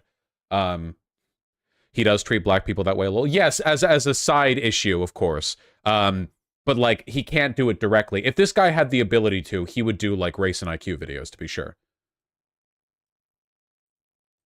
Left in this city. I mean, I've been dumb. Hold on, I want to see what's going on in Capitol Hill. Hold on. When was this video posted? 2 weeks ago. So let's see, okay? 2 weeks ago, let's see what Capitol Hill was like. Maybe they'll see me down there. I was shopping in Cap Hill about 2 weeks ago. I just kind of recorded some phone calls I received. I just thought it was kind of hilarious. You know, here's what some of the folks said to me. I would really watch your back while you're out there doxing everybody. Sounds like a threat. Absolutely. Comes back on you. You're a transphobic piece of shit. Man, a lot of good arguments coming through on the phone. You Jonathan Cho, you're a disgusting human being. You should be ashamed of yourself. By the way, this is definitely what hateful phone messages sound like. They're very quick and perfunctory and direct like that, and they make their point immediately, so it's easy to cycle through them when you're making a YouTube video, you know? As someone who's gotten a lot of hateful death threats myself, they don't tend to be 2 seconds and immediately just say what they're about. They last multiple minutes because the people who leave them are insane, you know? They recorded these themselves. Mentally. You're a liar. Get this. Get the out of here. Stop it. They can't stop me. I refuse to be bullied, and that's what this guy's just Andy No. Like he's just doing the Andy No bit. They don't like my style. They don't like the fact that I'm exposing them. And it happens everywhere. Oh, someone's in there. Oh. It's everywhere. Oh, here we go. Say, here we go. Did you see someone? Anytime there's somebody who has green or purple hair, I get a little nervous, but... It was like yesterday, man, where you had protesters... 7 million views in 2 weeks. You know, literally up against the faces of police officers as they formed a human... Wait, I know where we are. Hold on, we're right next to a really good ramen place. Also, if I'm not mistaken, they're right next to Seattle PD. Like, they're literally right next to Seattle PD. They're also next to one of the best sushi places. In the city. Human wall trying to protect the East Precinct. Get some sushi. We all know the story. City leaders allowed the activists to take over this entire city block, and it was just chaos. So dude, Chaz was 3 years ago. I thought we were walking around Cap Hill now. CHOP officially started in 2020 on, I would say it was June 8th. It all started with the death of George Floyd. Saw the injustice of a man weapon. I tried multiple times. The time couldn't. Oh man, I thought it would be about modern Seattle. This is fucking boring, dude. I've heard Chaz shit a million times over. So why is he frustrated at us trying to look at the guard? They think you guys are untrustworthy, that you're gonna go probably, you might be right-wing or something, and you might be public. Oh, they're talking about the garden that I said I don't care if the city moves. Remember? The Seattle BLM garden or whatever? They're talking about the garden that I said I don't care if they move, yeah. Publicizing this in a way that might slander us. Got it. Yet despite this strong mistrust, this homeless guy who was here during CHOP came over to talk to me. You were here during CHOP? Holy shit, Popeye. For all of CHOP. Is there a division in common? Can we talk about modern Seattle? And I've they never covered showed Chaz stuff up. so many White times. community. Now look at the 90s during the crack epidemic. Crack cocaine. The problem is crack cocaine. Ones that are overdosing, doing the crime and drugs. Now all of a sudden we need to decriminalize this. So you're saying if these were predominantly black people using these same drugs, the stance would be different? Exactly. I'm saying that's what it is in general. When white people are going through something, the government will step in and help them. Oh, the farmers are having crop spelling. Oh, you're going to get all kind of grants and this and that. Do you think the United States is one of the most I mean, he's right. racist nations out there? I think that they were victimized in the past and they are still being victimized now. Activism seemed to be within the DNA of Seattle, and I saw a Free Palestine rally in downtown Seattle that same day. From your perspective, do you see any parallels to what we discussed in CHOP and this? Yeah, once again. Yeah. What I'm saying is, if you're trying to negotiate with an organization that believes in your total annihilation, how do you negotiate with them? Any points? She's a Zionist, right? She looks like one. If To support something that really matters. I have nightmares every night. Yeah. That's not As good. you've body Man, on- I forgot how fucking boring these videos are. These videos are just like they're just like a bunch. You can just talk to whoever you want on the street, and you can cut together whatever you want for any point. Like, usually a big red flag. This is a big red flag that you can identify in people making videos. If the person making these videos won't make a point themselves, this video is slop. There's no such thing as an apolitical video where you spend 50 minutes walking around with the far-right influencer Andy No wannabe, interviewing homeless people and cutting together footage to make a specific historical point. Like, this cowardly fuck was even, like, intercutting statements made by the people he was interviewing with counter-arguments, as if they could respond. If you want to give a counter-argument, give it to them yourself, you fucking coward. But no, like, the whole point here is to clip farm, and if the person you're talking to says anything disagreeable, you just flash some, like, out of... Like, did you see earlier, that black guy they were interviewing said if white people are suffering, the government comes in to help them, which is absolutely more likely to be the case than if black people are suffering, and they quickly flashed up fentanyl overdose statistics, as if this motherfucker hasn't been making a bunch of videos covering black fentanyl overdose users with thumbnails like this, you know? Like, but so he's too much of a coward, like he's too spineless to make the counter argument in person so they can talk about it, which is something that Andrew Callahan does, at least.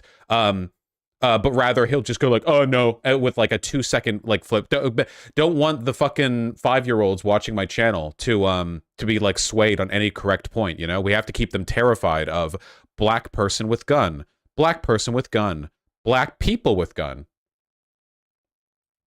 body almost on the ground here.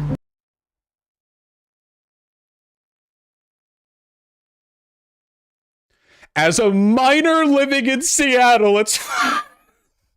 Hello, I am 12 years old. This video has spoke to me on many levels and makes me very worried. I have never seen a YouTube comment open like this. Oh my god. Holy shit.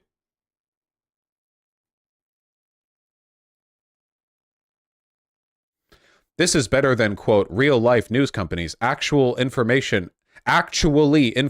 and no script. Great job, Mr. Tyler. Hey, Mr. Beast, thank you very much for promoting this channel. I think, thank you. In what context do they actually work together before? Tyler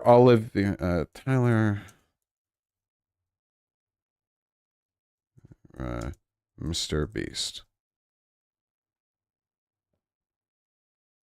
From the Mr. Beast wiki, Tyler Oliveira is an affiliate of Mr. Beast known for initially appearing in a video where he was given 7 million pieces of toilet paper and $7,000 challenging a I spent $1 million on lottery thing. Oh, okay. All right. Okay. In fairness, it doesn't seem like they collaborated in any way. I was Mr. Beast's 7 millionth subscriber and won. Okay. It doesn't seem like their association here was Mr. Beast like endorsing this content. Though it is possible that Tyler's videos kicked off, Ladies and gentlemen, way back in the beginning because he got given attention by, look, 5 years ago? Hold on. Is that how this started? Oh, man. Oh, holy shit, dude. This guy was like content slop from the beginning. Same picture on every one of these. I'm the boss's son prank. Cops were called. College decision reactions 2018 denied from every Ivy. It's a reminder that at the core, most conservative influencers are just in it to make money. Like, this guy hates poor people and black people and trans people and queer people broadly, whatever. Like, he does. He hates them. He doesn't care if they die. But, like, ultimately, he just wants to make a lot of money and probably fuck children. You know, that's probably the main shit this guy is into. So, like, you know, it's like one grift to another, you know? Like, this guy opens with this. And then, like, you know, so where does the Mr. B fake celebrity prank at Walmart? Smooth talking elderly woman at Target. Bluetooth speaker prank at Target. Day 3 of 30. Can I get this speaker? Can I take your car for a joyride? All right, how long until Mr. Beast? Oh, there it is. Yep. That's where this guy got the attention from. That's where it happened. See, 2.6 million views. The first video that he got that got like a significant number of views. I was Mr. Beast, 7 million subscriber, 1.7 blah blah blah blah blah. And then from there. And then here's a Mr. Beast one again. Mr. Beast mentioned again. Oh, actually no, his views flagged for a while after this. And then he does a bunch of Soulja Boy handheld game console. I actually sold Big Chungus to GameStop. Laughing crying emoji. 4.6 million views.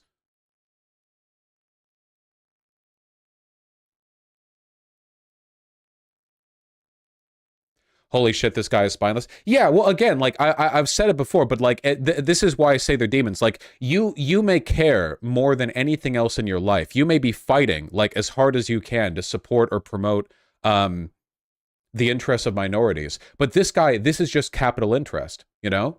Like, you're not up against people who hate you as much as you love yourself. You're up against people who can make money from killing you, and they'll do it for that money. I would respect people like this a lot more if they actually believed in what they do, but they don't. None of them do. None of them do.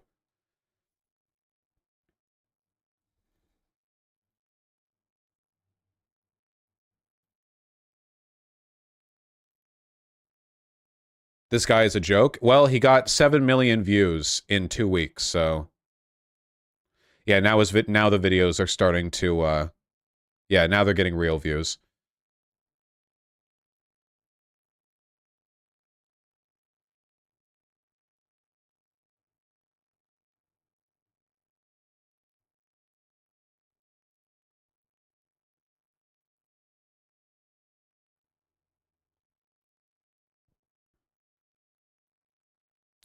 I'm not actually going to check any of these videos, but I have a feeling that this guy either purchased the services of or just has a natural knack for content slop, like clickbait. Like, I'm willing to bet that almost all of these videos don't actually have the thing the video says it has.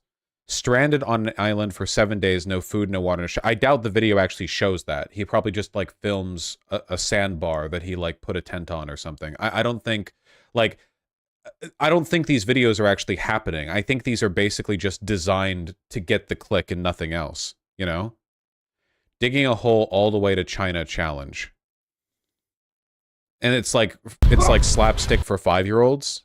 Because there's like a hole and he like fakes a tumble. I don't know. I don't know. It's depressing. I guess it's a very sobering reminder of the fact that like all of the work done by 1,000 activists in their lifetime can be undone by one like Zoomer 84 IQ YouTuber who just wants to make a lot of money and incidentally happens to hate like poor and black people.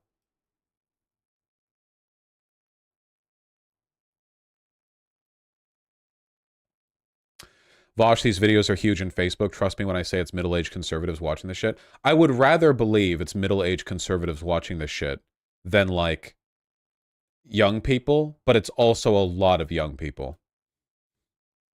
It's so weird that I've never met people who watch this, people I don't like. Am I just a boomer? No, no, no. This is content slop. It has no cultural relevance. It isn't, there's no authentic influence from videos like this. Like, you can see videos that get an ungodly number of views, but they don't, like, you'll never meet anyone else who's watched them because they don't exist to grab your thoughts and attention. They exist to grab a view, you know? It's pure content slop. It's like the equivalent of, like, I don't know, reality TV. It's worse than reality TV by far. Aren't a lot of the views farmed? Often, yes, but this guy obviously does have a pretty large audience. This guy definitely got approached by conservative rich fucks when he started to get views. That wouldn't surprise me. That seems pretty likely to me, yeah. We know they do this. You have people who have clearly no morals. They'll do or say anything for a paycheck. You know, you need people like that. You don't want people with principles. And then this guy just follows whatever trend he feels he can to get money, you know. And then you approach him and you say, like, hey, you know, I want you to, like, take this bent with your content. So when does it start getting quote-unquote political? Because we're 1 year ago and it's still Mr. Beast knockoff videos. Oh, here we go. Right here.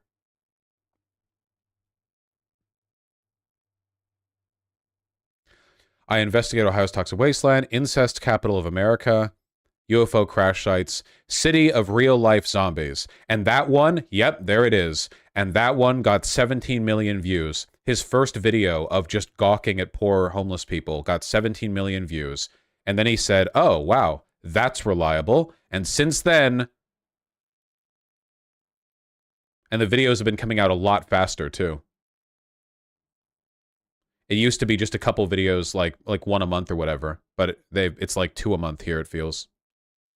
Look, 8 months ago, 8 months ago, 8 months ago, 8 months ago, 8 months ago. There you go, yeah. All of these 7 months ago, yeah. The pace of content production ramped up significantly. It's wild how easy it is to track. Yep, it's pretty straightforward.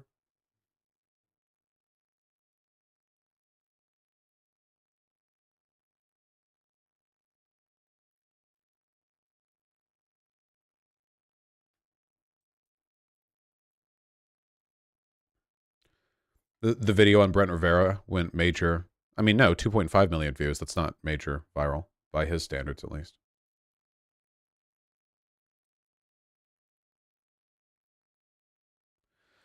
You should really check out Common Ground Conversations. He was at least pretending to be a centrist, but has been predictably becoming more and more mask-off fascist. I think it'd be fun to tear into one of his videos. I mean, maybe. I don't know who that is. Maybe.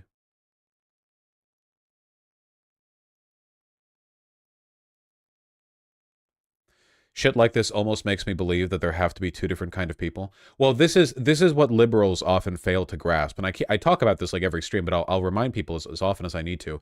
The belief that the things that you have to do, or the things that you do have to be morally and empirically correct, is not like a universal one at all. Anti-empirical thought was like the norm for most of human history in a lot of ways.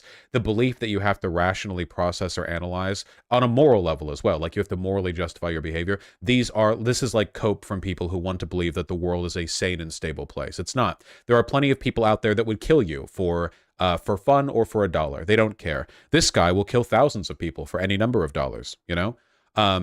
You know, it's not a matter of I don't know if that's liberal, that's just denial. Liberalism is denialism, especially when it comes to stuff like this. This is why they're often incapable of dealing with fascists, you know? You have Hillary Clinton types who say stuff like, you know, basket of deplorables, as though moral condemnation works on fascists, you know, as if they give a fuck, you know?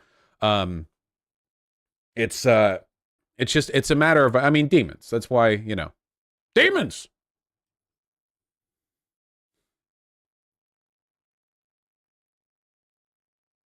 I'm autistic and I used to think like this. Autistic people are very vulnerable to the just world sort of bias. Yeah.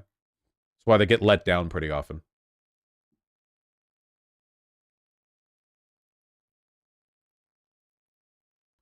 You live in a city where leftist politics are dominated by Trotskyists. I don't focus on local politics, and I don't care about Trotskyists, and Seattle isn't controlled by leftists, so I don't really care. I'm sure there's some interesting stuff going around here, but as far as I'm concerned, my relevance to the left-leaning community in Seattle is when I go to Capitol Hill, there are, like, cute bitches. And that's the end of it. Past that, I'm not involved.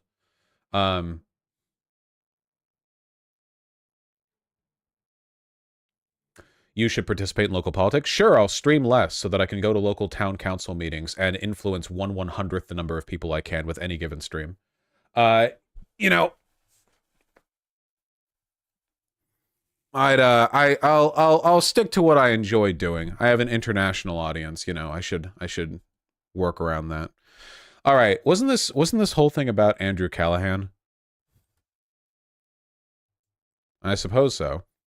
Well, Matt, I don't know, man. I feel like that entire thing altogether just kind of made me feel like it was a reminder that there are so many worse things than Andrew Callahan. You know, like at first it was like, oh man, Andrew Callahan is like a fucking rapist who's like unrepentant about what he did, and then we just got sidetracked with like a 30-minute reminder that like Andrew Callahan may be a rapist, but you know it's actually possible to be a worse person than him. It's quite easy, as a matter of fact. You know, goddamn. Nice, Dr. Strange. The thing is, he's comparing people like you to people to like the Tyler Olive guy we looked at. That's the thing. Well, yeah, I mean, he wants to keep like sexually assaulting people, Andrew Callahan. So like he doesn't like attention being called to that, but like he could just not do it, I guess. Also, keep in mind, I am one of the most like, I am very pro rehabilitation conceptually. If Andrew Callahan actually put forward a good apology, but he didn't, you know, like he didn't. That's like, it's like what the fuck.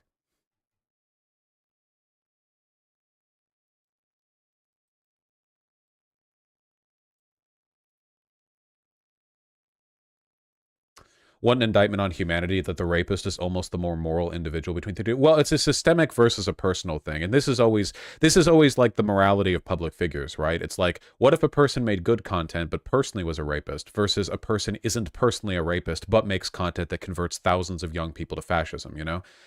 These are like moral scales that are very, very difficult to weigh. The only real solution, I think, is to donate to me, a person who is both not a rapist and not a fascist. You know, I think it seems like a moral conundrum until you circumvent it with the third answer, the hidden choice that was lying in plain view, and you know, then all becomes clear. So yeah, I would say go for that one. And thus the grift is revealed. Converting this channel to like a spotlight showcase where I just cover how other people are bad and then say, so give money to me, I'm not that bad, you know. Yeah, I'm a third positionist, exactly.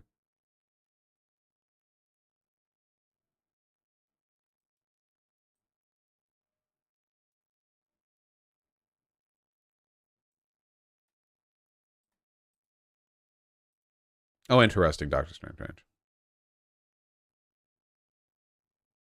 Did you see Dan Harmon's apology? No? Did Dan Harmon do something?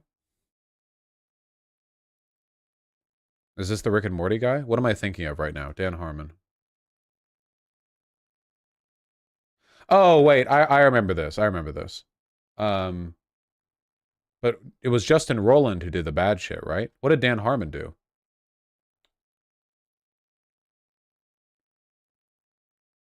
It's old news? Oh, okay. Well, yeah.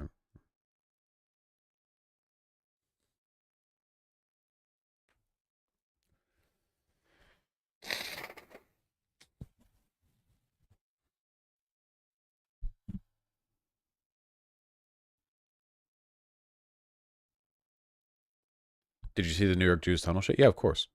Dan Schneider? No, not Dan Schneider. Dan Harmon is the Nickelodeon guy? No, that's Dan Schneider. Dan's a pretty common name, you know? Dan Harmon is known to have one of the best apologies for sexual harassment to the point the victim forgave him. Holy shit. Fucking S-rank rape apology? Holy shit. Oh my God. That's what all rapists should strive for, honestly. You guys need to be down there in the goddamn writing room, okay, drafting the hardest apology ever known to man.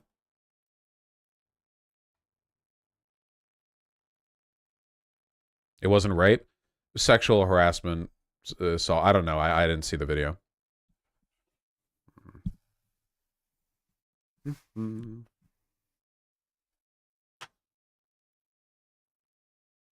Why don't you link it, girl with a guitar? Why don't, guys? If you want to ask me if I've seen something, you should probably link it yourself.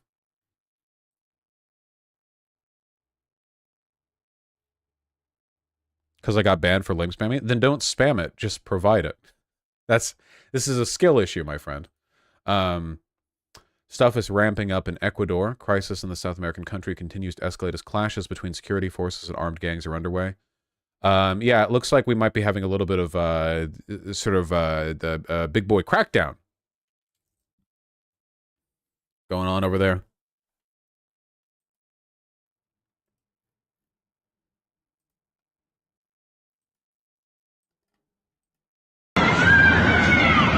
Llevan heridos, llevan heridos, llevan heridos.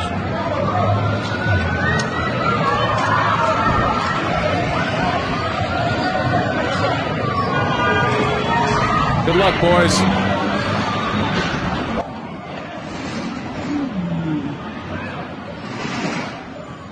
Creo que se van por arriba.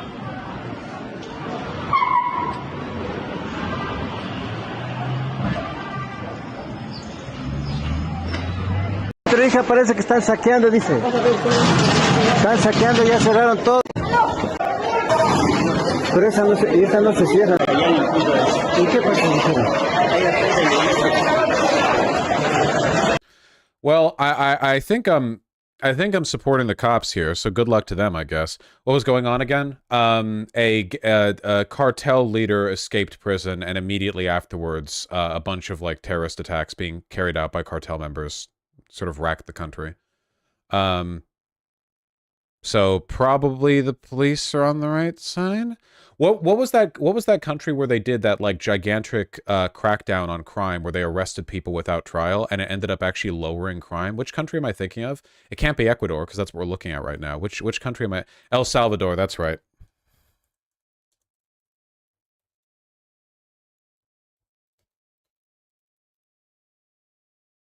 Murders in El Salvador tumbled 56.8% amid a widespread crackdown on gang violence, extending a sharp drop in killing in a nation which for years had one of the world's worst murder rates.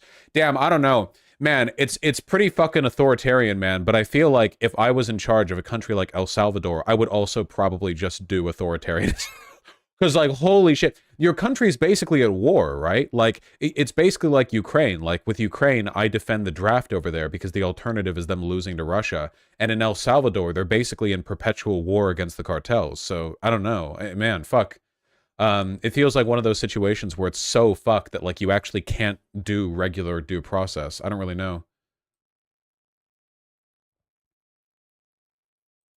Hold on.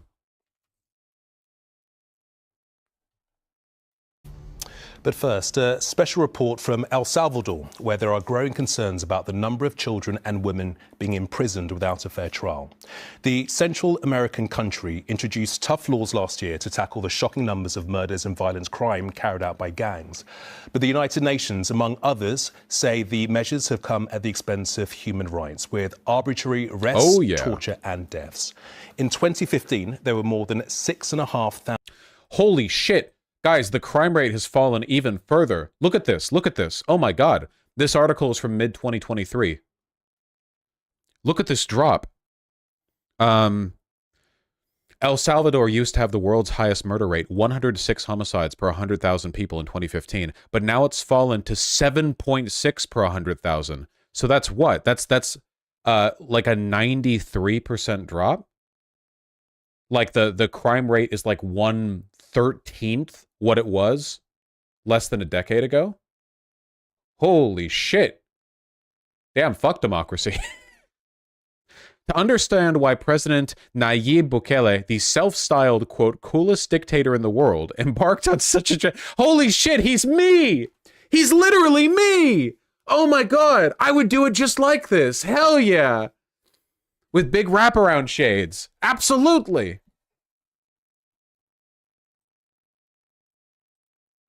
Thousand murders in El Salvador, the worst murder rate in the world. By last year, the number of murders had fallen by 92% to fewer than 500. The current prison population there has now swelled to between 90 and 100,000. What was it before? But more than 1,000 children and 8,000 women have been arrested and detained. And one investigation found only 30% of those arrested actually have links to gangs. Our correspondent, Dan Rivers, travelled to El Salvador and sent this report. In El Salvador's war against gangs, there is no mercy. Inmates are treated like enemy combatants. This looks like a fucking filthy Frank shot, dude. Holy shit. Against gangs, there is no mercy. Inmates are treated like enemy combatants. Prisoners of a war where the rule of law is often ignored. The country's new mega prison is the largest in Latin America, space for 40,000. As this footage released by the government shows, some are barely adults.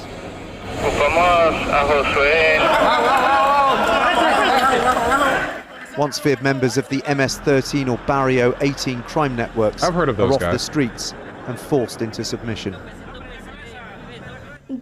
My life ends. Is this justified to combat the cartels? Well, that's the question, right? The problem is that El Salvador was so fucked because of the cartels that this genuinely might actually be like a utilitarian benefit. We're talking about like this is one of those things where it's almost impossible to comprehend, because in the United States there's never any reason ever to do away with due process under any circumstances. But the cartel, like El Salvador was barely even a fucking country, you know? I think the argument essentially is that the only way they ever could have broken the cartels was with like an authoritarian crackdown, like essentially treating it like a war. Now I'm sure these gang members are being like tortured in prison. I'm not defending anything like that. I'm just defending, I guess, or at least I'm contemplating the viability of that kind of crackdown. But it probably went too far. Oh, for sure. They're definitely doing a lot of shit I would never defend. I'm only talking about the idea of like treating it like a war, basically, you know? Also should not lock up kids. 15-year-olds can hold guns, man. I mean, I don't think the government is capable of doing like juvenile rehab is the thing. We're not talking about a country that has like the wealth to deal with, like that was the problem. They didn't have the ability to, you know, surely there will be long-term problems for removing that many people from communities. Yeah, good and bad. I mean, a lot of them are cartel members, right? It's very complicated. There are a lot of 10-year-olds who do stuff worthy of death. I saw people posting a thread the other day of like their funniest clips from me or something. A lot of them were hysterical, and I didn't remember saying most of them. Hold on. Did I show that shit on stream?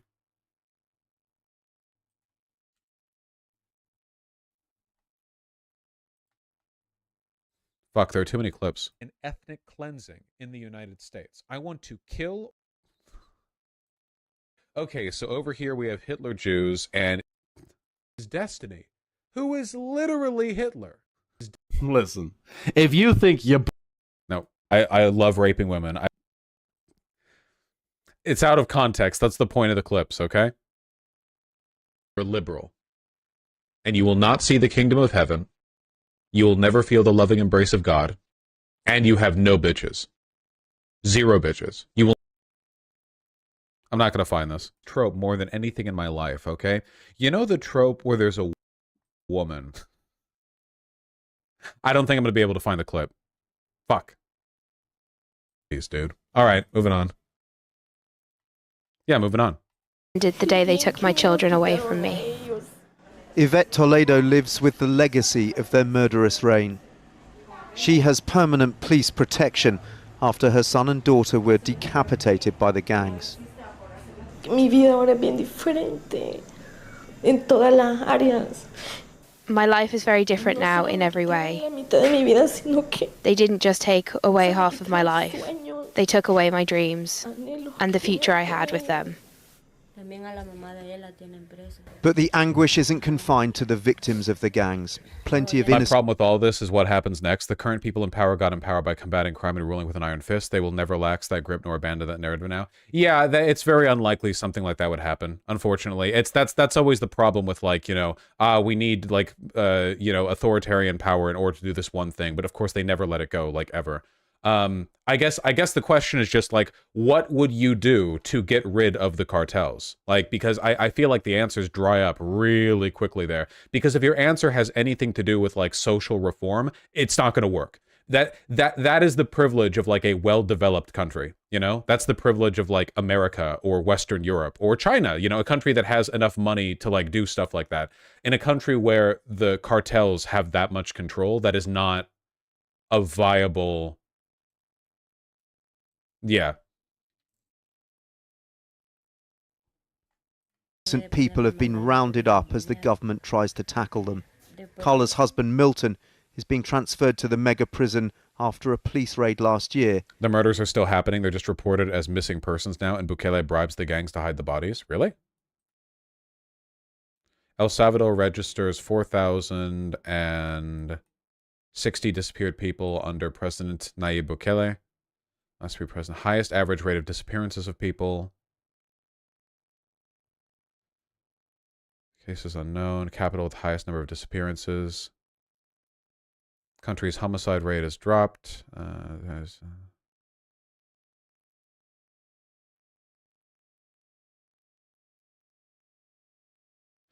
You know, my guess would be that the disappearances aren't so much the cartels. It's more likely the government is disappearing people. That would be my guess.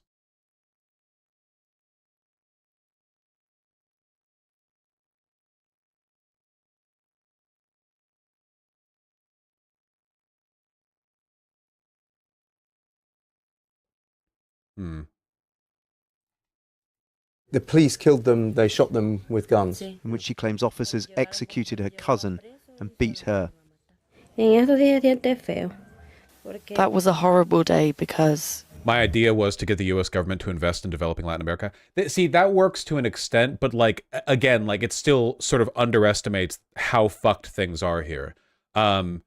Investment in El Salvador, a lot of that money would end up just being filtered into the cartels. There is a basic presumption of stability. Like, basically what you're dealing with here would be like investing in Libya and hoping none of it goes to the Houthis, or investing in, like, how am I blanking right now? The Hezbollah, Lebanon, and hoping none of it goes to Hezbollah. You know, it's like there are so many, like, ties. There are so many interconnected, like, strands. It's almost impossible to separate. Like, we're sort of running into one of those issues.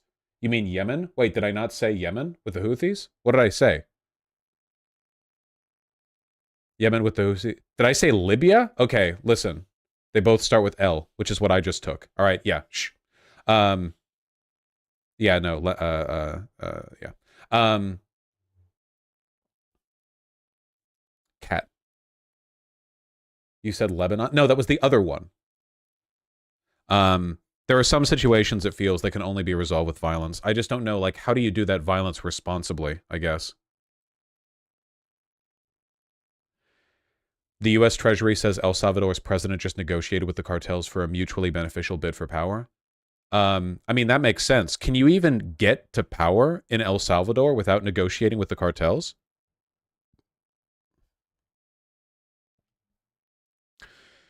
Secretly negotiated. Like, I don't know if it's possible to be in charge otherwise. Like, they would just kill you. The U.S. government alleges Bukele's government bought the gang's support with financial benefits and privileges for their imprisoned leaders, including prostitutes and cell phones. Huh. Bukele's office did not immediately respond to a request for comment, but the president responded sarcastically via Twitter. Cell phones and prostitutes in the prison, money to the gangs. When did that happen? Didn't they even check the date? How can they put out such an obvious lie without anyone questioning them? He's definitely lying here. He almost certainly did that. He had to have done something. There's no way you can be in charge here without, like, kowtowing to the The cartels. I think Vosh knows he's working on a bad take and is trying to rationalize what he said about that. I hate people like you. Why can't you just disagree with what I say? Why do you have to be so smug about it? Why do you have to be... Why is it always like, I think that in spite of me not being able to rationalize a counter-argument, Vosh secretly knows he's wrong, and I hope he eventually admits it so that I don't have to put the effort in to explain why he's wrong. Fuck off! Why?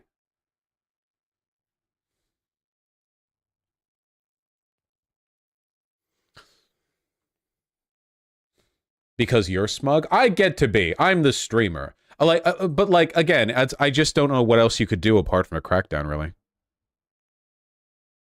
Like, this is probably like a very juvenile understanding of the situation, but it feels like what you would do if you wanted to deal with the cartels is pretend to be friendly with the cartels up until you get power, right? Give them symbolic but ultimately meaningless concessions, like better treatment for their leaders in prison. By the way, that's why you keep leaders alive in prison. It's because it gives you, like, leverage over the rest of the group. You treat them well, you get, like, benefits or privileges or whatever, like, you know, you want to hold them hostage, basically. And then once you're actually in power, start negotiating secretly with cartels to try to favor some over others. And then if you can, do a crackdown where you like express favoritism for some over others that allow you to drive a wedge in the community, and then eventually do a crackdown on the ones you worked with, you know? That would be, I guess, the, like, the direction you'd have to take. Doesn't this assume the cartels are too stupid to see through your ploy? It's not a matter of them being stupid. It's just how you strategize or how well you do it, you know? Like, stuff like this happens. It's just like basic strategizing, I guess. Our military is not good enough in those cartels to wage war, or in those countries to wage war in the cartels. What military? You think your officers aren't bought? That's the problem with the cartels. It's not a separate military. Like, your soldiers, your officers, like, so many of your soldiers and police officers are either cartel members or related to cartel members. Your officers are getting kickbacks from, like, cartel business, you know? Like, your generals are, like, friends with their leaders. It's so difficult to do anything.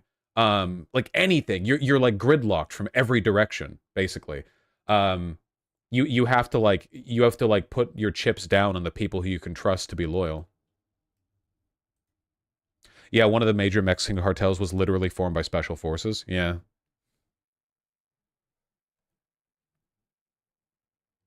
Well, sure, if that's true, Josh Jossie. Like, if they're holding innocent people, yeah, to be sure. But I don't know the details on that, so I can't even say anything, like, meaningful on that.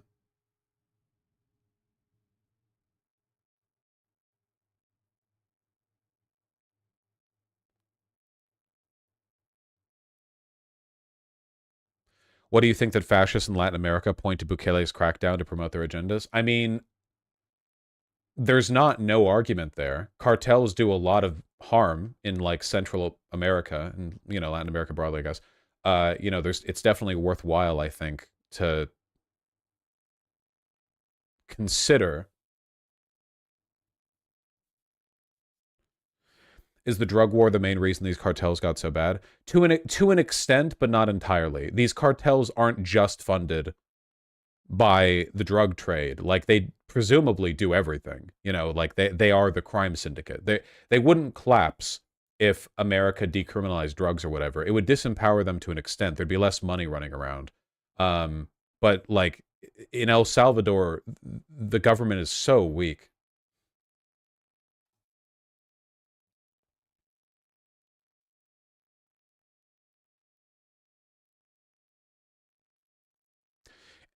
In 2020, Bukele's administration provided financial incentives to Salvadoran gangs, MS-13, 18th Street Gang, Barrio 18, to ensure incidents of gang violence. The number of confirmed homicides remained low. Number of confirmed homicides, curious. Of course, these negotiations, gang leadership also agreed to provide political support to various ideas prior to incoming elections.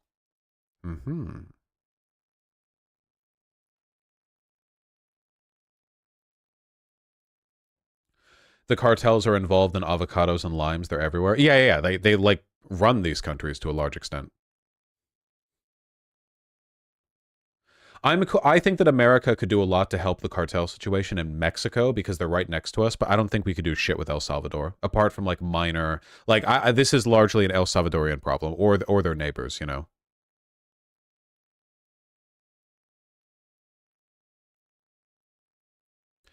Last month, the U.S.'s top diplomat in El Salvador announced she was leaving the post adding that Bukele's government is, quote, showing no interest in improving the bilateral relationship. Huh.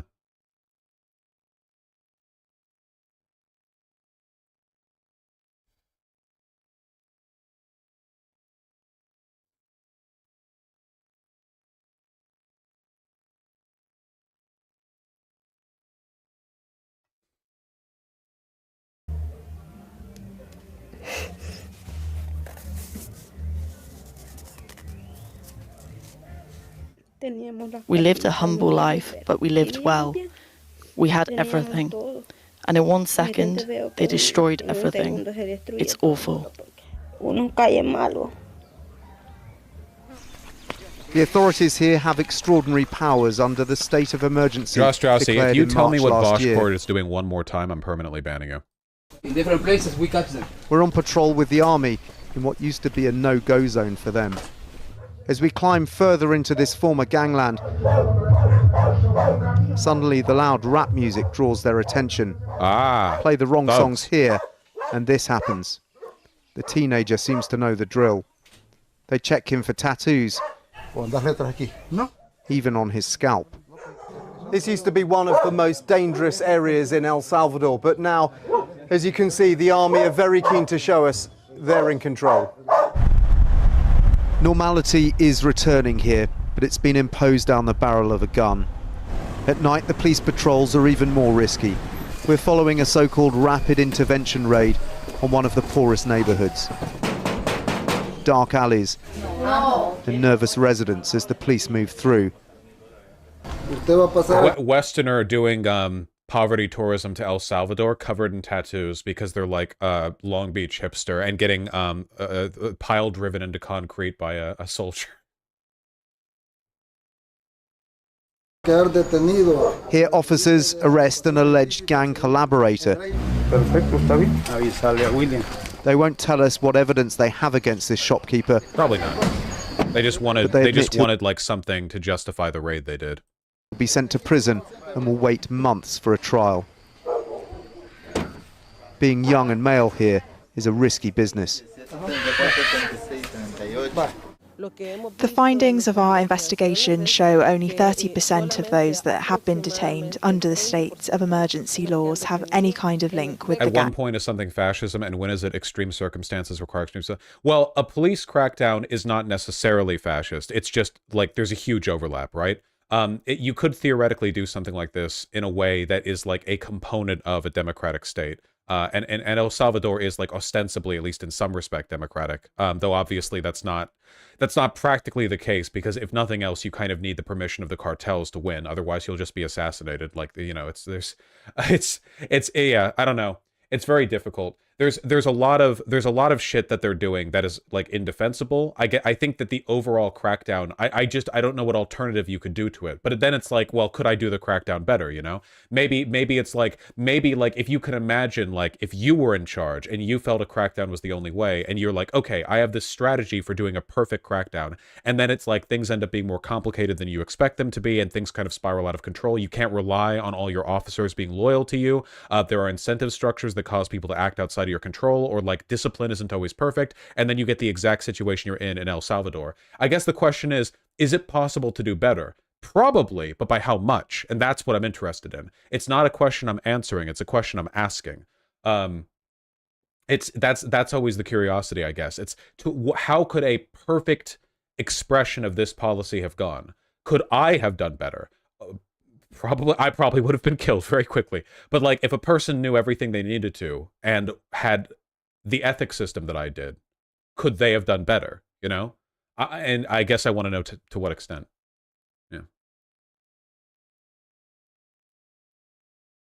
Yeah, for sure, funny rhetorician. Yeah, exactly. Like we've talked about, we've talked about that on stream before. I've said multiple times that I think you could fully, legally, and morally justify a massive police crackdown on the GOP leadership. Refer to it as like a seditious and insurrectionist institution that is monetarily and vocally supported an effort to destroy American democracy. That would require like an enormous crackdown. Like that would be like the most 1984 shit you've ever seen. And if done well, I think it would be morally correct, because you can't allow those people to win. You know, they should be in jail. But But at the same time, like, obviously, no plan plays out perfectly. You would get a lot of, like, you would get, like, cop shooting dogs. You would get, like, arrests on people who definitely shouldn't be arrested.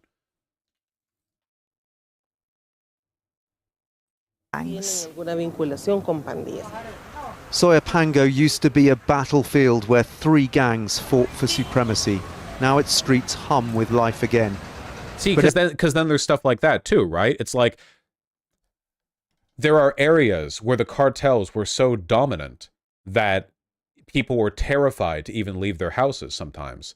And now relative normality has returned, but at the cost of, like, every, like, week, every, like, young guy in the country gets checked for tattoos, and a lot of them get arrested unjustly, and so on and so forth.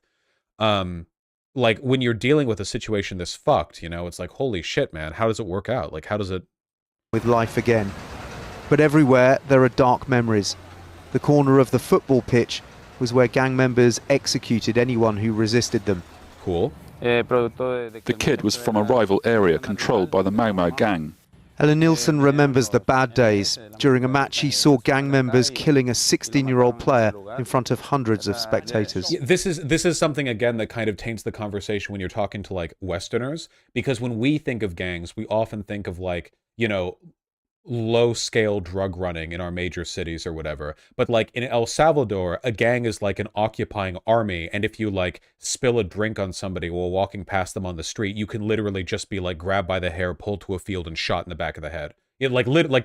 That's not even an exaggeration. Like, it is literally, like, insane, like, machismo-filled lunatic, like, murder nuts, who are just, like, occupying your neighborhood like a fucking warlord, you know? So an environment like that, I mean, like, I don't know, I feel like if I lived in an environment like that, I would prefer the police raids. You know? Why do you think people travel thousands of miles to escape it? Oh, that'd be interesting to look at, like, number of El Salvadoran refugees from now versus before. Does anyone have any stats on that? If you could find that, I'd like that. They target women as a specific punishment, actual femicide. Yeah, and God only knows the amount of rape. I mean, if you're a cartel and you control an area, like, can a woman ever say no to a cartel member? Holy shit! Like, probably not. No, like, if they want anything, they can just take it. It's not, you know. I mean, to an extent, the police are like that too, but nowhere near as bad, you know.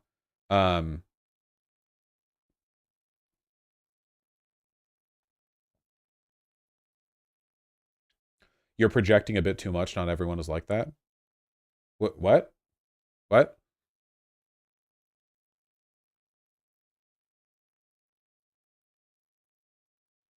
Machismo is pronounced with a ch. Machismo? Ah, but machismo sounds better. Machismo. The man shot him. Then he took out the magazine, put another bullet in, then shot him again. Vosh, my grandpa was murdered and hanged in El Salvador for his bedding and food by the gang. So part of me is happy to see the home of my... And then your text cuts off. I'm really sorry about your grandpa. If it's any consolation that people who did that are either dead or, like, currently hogtied in a prison cell they're sharing with 16 other people.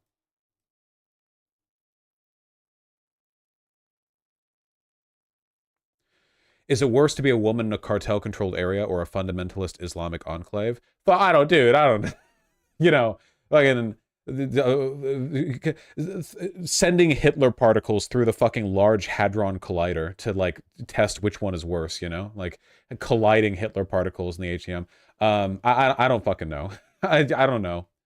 I'm sure they both have their bad days. He shot him about 20 times.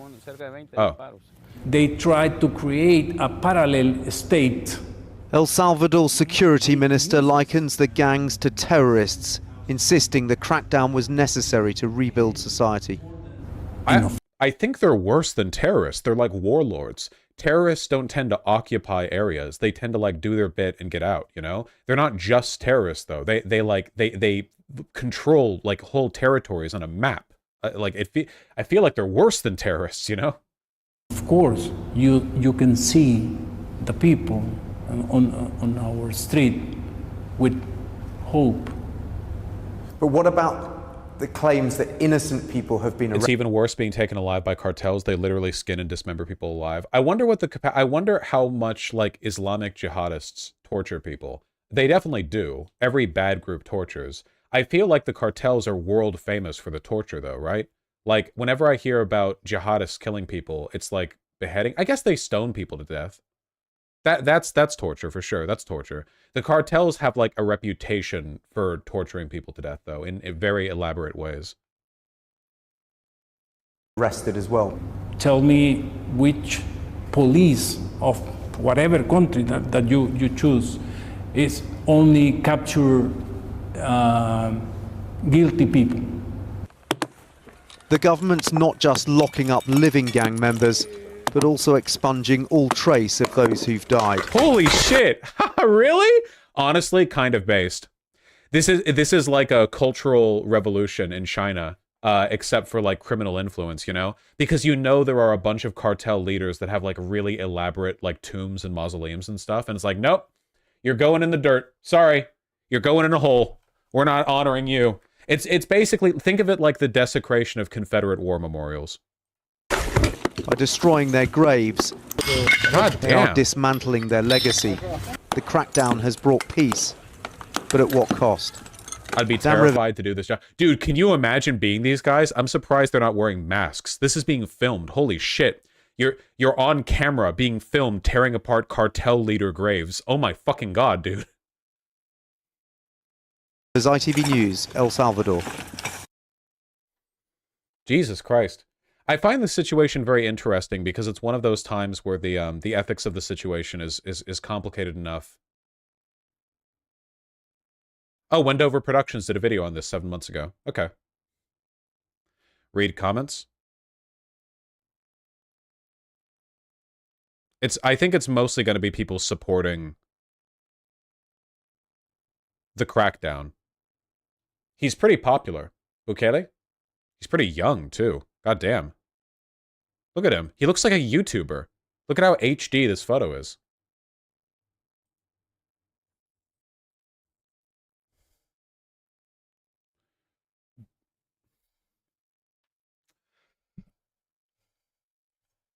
El Salvador's murder rate has decreased to historic lows so far in Bukele's tenure, falling by over 50% during his first year in office. Although he attributed the decrease in murders to his government deployment of thousands of police and soldiers, his government was accused of secretly negotiating with MS-13 to reduce the number of murders.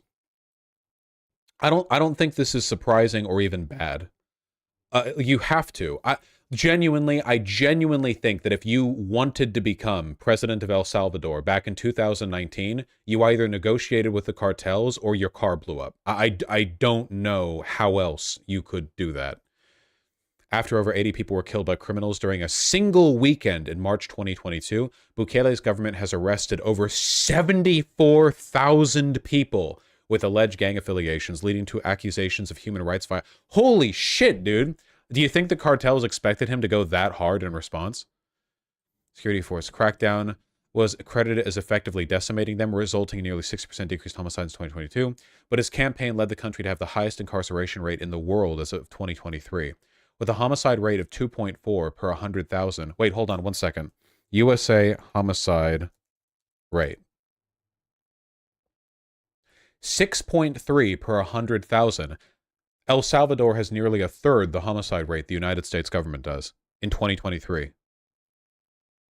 Or sorry, not the government, the United States does.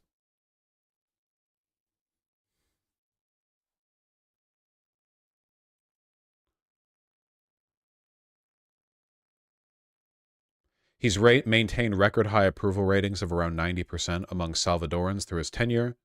He's been accused of sometimes governing in an authoritarian manner. Really?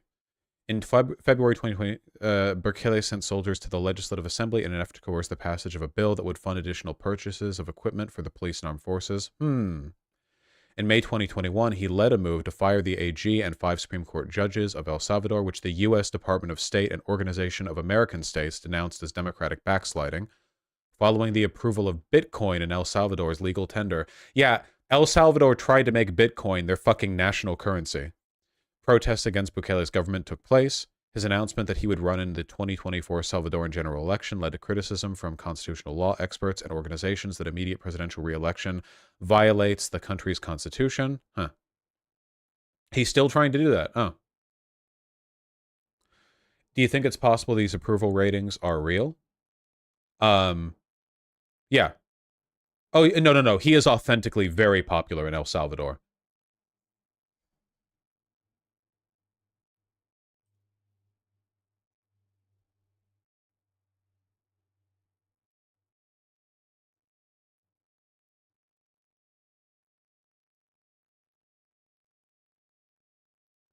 Huh. Well, you know, scroll down to political views. Adoption of Bitcoin. He's such a wacko. Jesus Christ.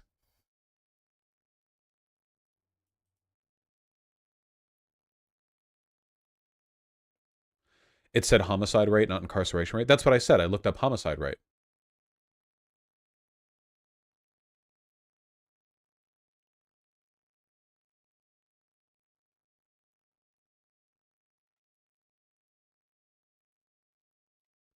Accusations of negotiation with gangs. I guess I don't care. On the 26th of March 2022, El Salvador recorded 62 murders committed in a single day, the deadliest day in Salvadoran history in 30 years since the end of the Civil War. Most murders were committed by MS-13 and the 18th Street Gang. The following day, the Legislative Assembly voted to enact Article 29 of the Salvadoran Constitution, declaring a 30-day state of emergency, referred to as the Régimen d'Exception, the state of exception, which suspended some constitutional civil liberties and mobilized the military to neighborhoods controlled by the country's criminal gangs. According to national police, over 74,000 alleged gang members, which Bukele and the police referred to as terrorists, arrested.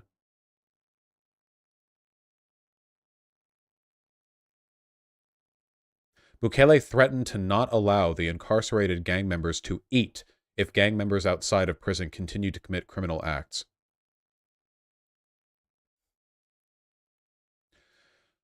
In the same speech, Bukele criticized the international community, specifically human rights non-governmental organizations, for, quote, not saying anything when these criminals killed tens of Salvadoran men and women, but they leapt at attention when we began to arrest them, saying we're violating their rights, adding that NGOs are, quote, against human rights. I think that he's not the person to make this criticism, but I do think that there is some validity to this, like in a broad sense.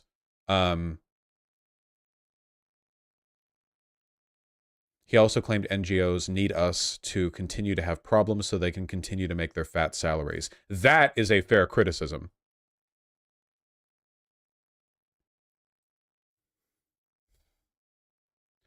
Bukele also warned Salvadoran parents to keep their children away from involvement with gangs, as it would lead to, quote, prison or death.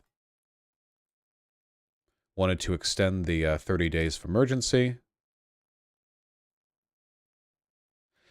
In total, the Legislative Assembly has extended the state of emergency by 30 days 17 times, according to a survey conducted by the CIE-SCA in late May 2022. 90.13% of Salvadorans approve of the state of emergency, while only 7.1% do not approve. Huh.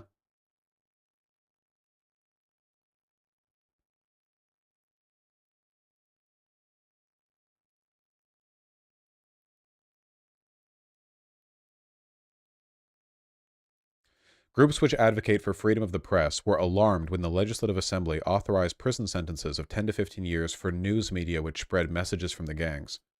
Well, wait. In what way? Because if the news media are basically operating as like the bull or the like bullhorn for MS-13 during a fucking police crackdown, it doesn't make much, like, obviously they'd be arrested for that. Yeah, like, yeah.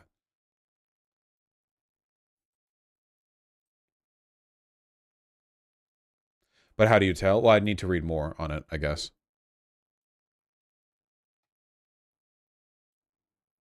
Announced a new prison that'll be able to house 40,000 prisoners, making it one of the largest in the world. Covers 410 acres of land.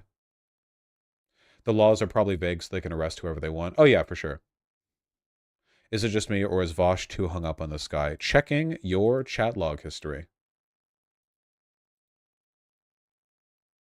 I see. You are 14 years old.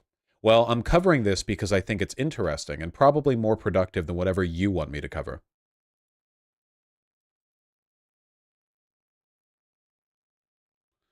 And a security cabinet folder scanner. On the 3rd of November 2022, Osiris Luna Meza, the Vice Minister of Justice, announced the government would begin destroying gravestones belonging to members of gangs to prevent them from becoming shrines, stating terrorists will no longer be able to glorify the memory of dead criminals. I think we should do this with all, like, really bad institutions.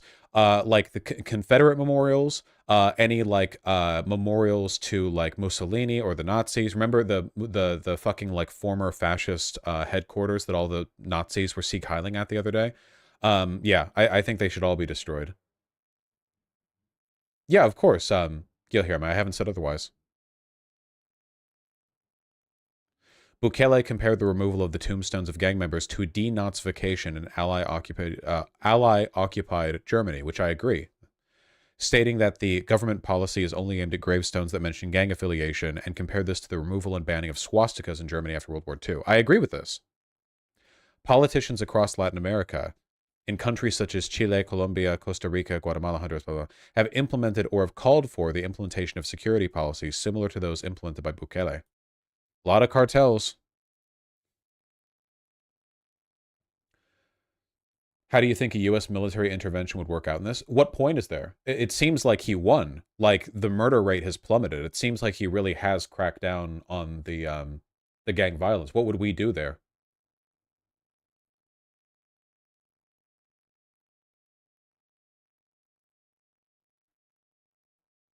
Vosh, this was our fault. Everything is our fault. That's not new.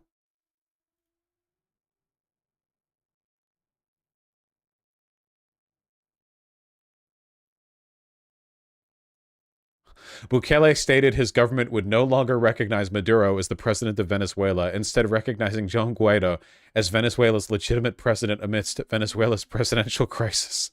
Thank you. A true ally to America.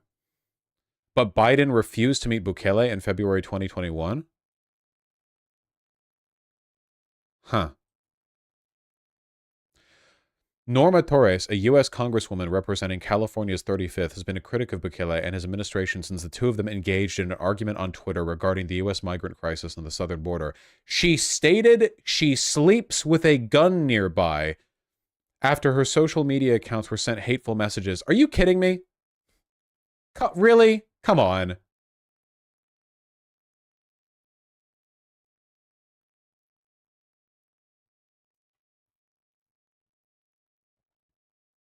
A lot of accusations of corruption in government.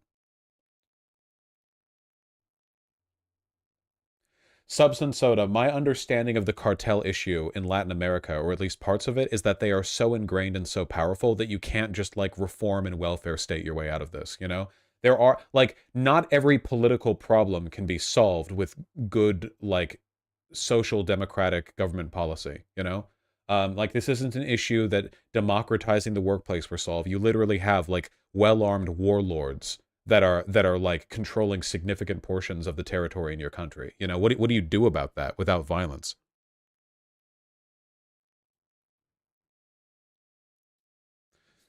I feel like there's a huge middle ground we're meeting here. Then say it. All I've said is I don't know what you could do other than a police crackdown, and people in chat seem upset. But like, what else?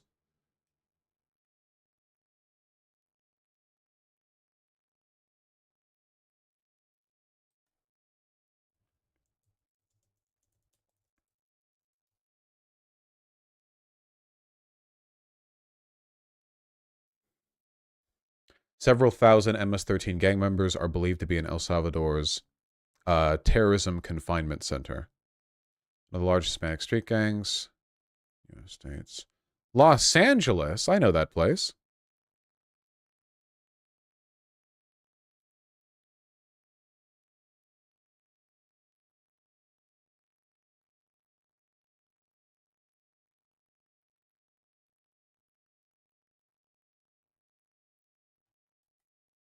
Hold on. El Salvador cartels. I want like a good like estimation of the territory that cartels controlled in El Salvador at the height of their power.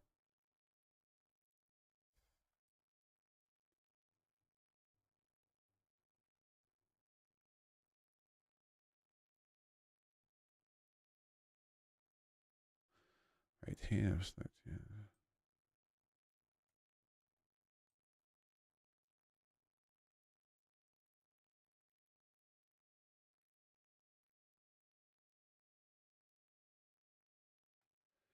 The problem is he's only doing the police crackdown and not fixing the stuff that got the cartels so powerful. He's just arresting all poor people so rich people are inconvenienced. I think that's a bit reductive, but I do agree that not much is being done to address the underlying cause, to be sure.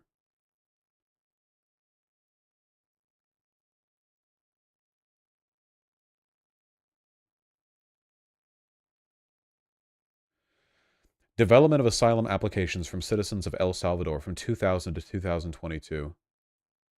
Interesting. It seems like they're going up again right now, though that might be because of COVID and the associated problems, more so than because at the height over here with the gang violence.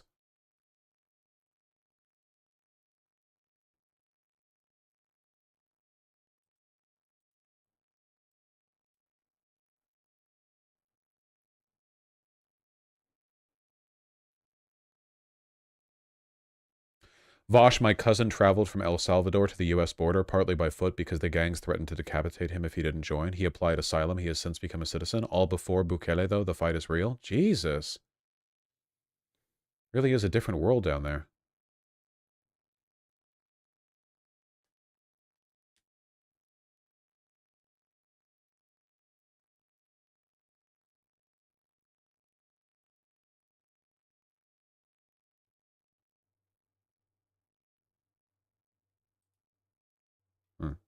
I want to see like a territorial control map. El Salvador gang control territory.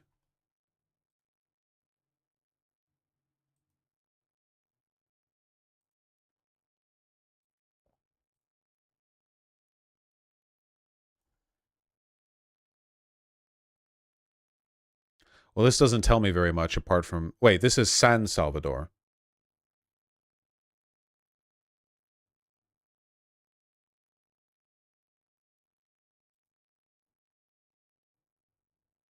I don't know how, like... I don't know how reliable this data is the issue.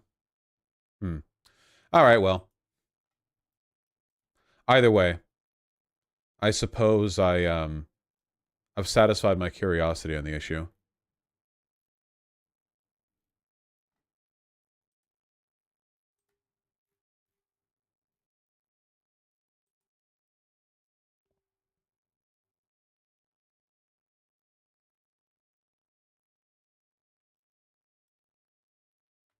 I found a map.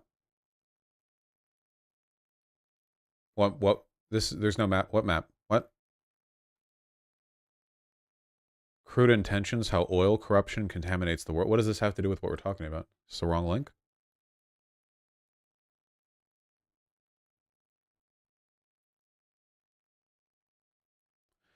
This honestly feels like how Israelis get caught up in justifying genocide. I feel like you're being like really reductive when you say that, okay? There's literally no fucking justification for what Israel is doing, whereas nobody in chat has given anything even remotely close to like a counter, like what else could be done here, you know? Like, at that point, you're just comparing stuff that sounds even remotely similar rhetoric-wise. It's like, oh, well, you have no choice but to do this. You have no choice but to, like, I don't know, provide fair housing policy. Well, just like Hitler had no choice but to do the Holocaust. Like, it's, you know, don't feel like we're really engaging with it.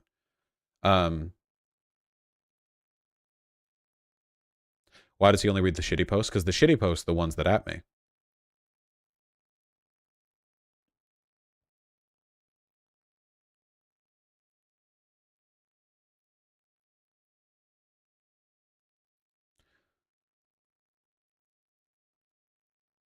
What's random ass links? What are you doing? I should ban all of you. Why would you? What do you?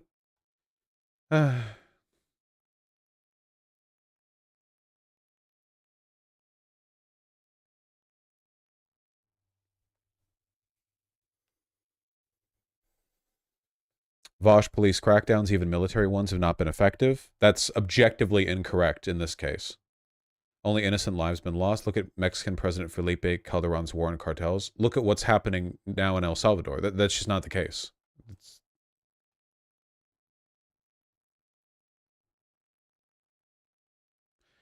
I covered the Ecuador stuff. King Conquistador.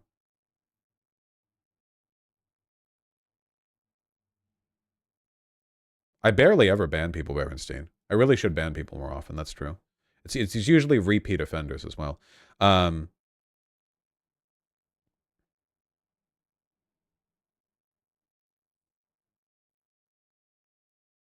If the U.S. legalized drugs, do you think we should flex the Monroe Doctrine to help cartel and battered gun? I just don't know what could be done.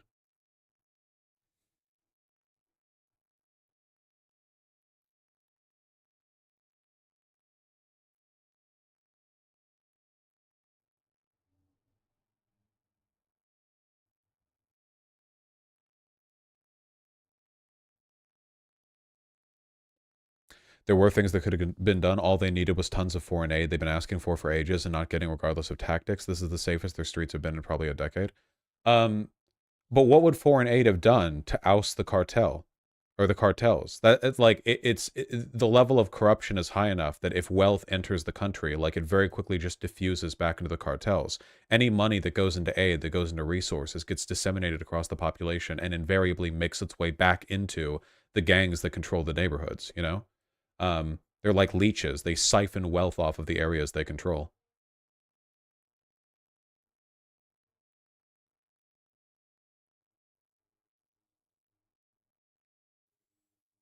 Yeah, Jossie the Lib, I guess we'll have to see.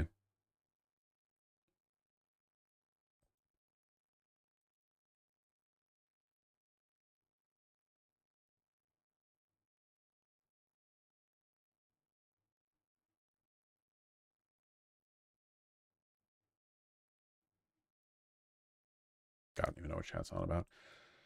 All right, what is this?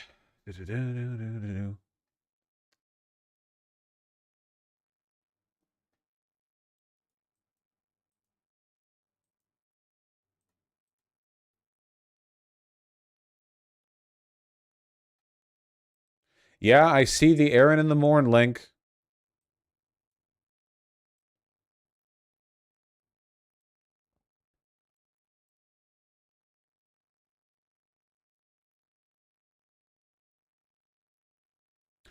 Yeah, there we go. You know, we've seen stuff like this before, but this seems, I guess, relatively straightforward intention-wise. Horrifying new bill out of West Virginia, SB 194, would ban gender-affirming care for trans adults up to 21 and would mandate that all mental health care providers try to cure being trans. It bans mental health providers from, quote, continuing the delusion, very neutral medical language there, of being transgender. Any mental health care professional, counselor, or interstate teletherapy service shall be prohibited from attempting to induce or exacerbate gender dysphoria in a minor by continuing or worsening such condition, delusion, or disorder with no intent of cure or cure pursuing recovery. Curious. No way this passes right in West Virginia? I don't know. I don't know. And right now, or at least 2 hours and 34 minutes ago, Ohio will be meeting to hear the potential overturning of Governor DeWine's veto of a gender-affirming care ban for trans youth. Earlier today, they also heard an adult bathroom ban. I'll be covering live. Follow with me. This is the big one. This is probably still going on then. Off air. Tragic. Where's the recording? Let me see.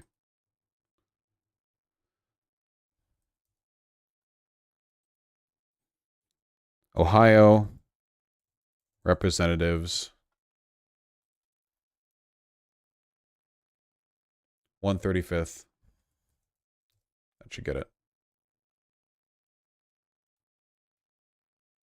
Anything from the past 24 hours. No, I don't see anything. Have they not spoken on it, or was it not on YouTube? It says past streams right there. Past streams, past streams.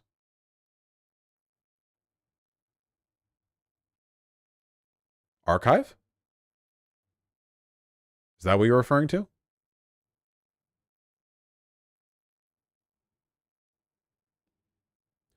Bro, you were just on it. What am I missing? Am I blind? View past streams. Oh, neat.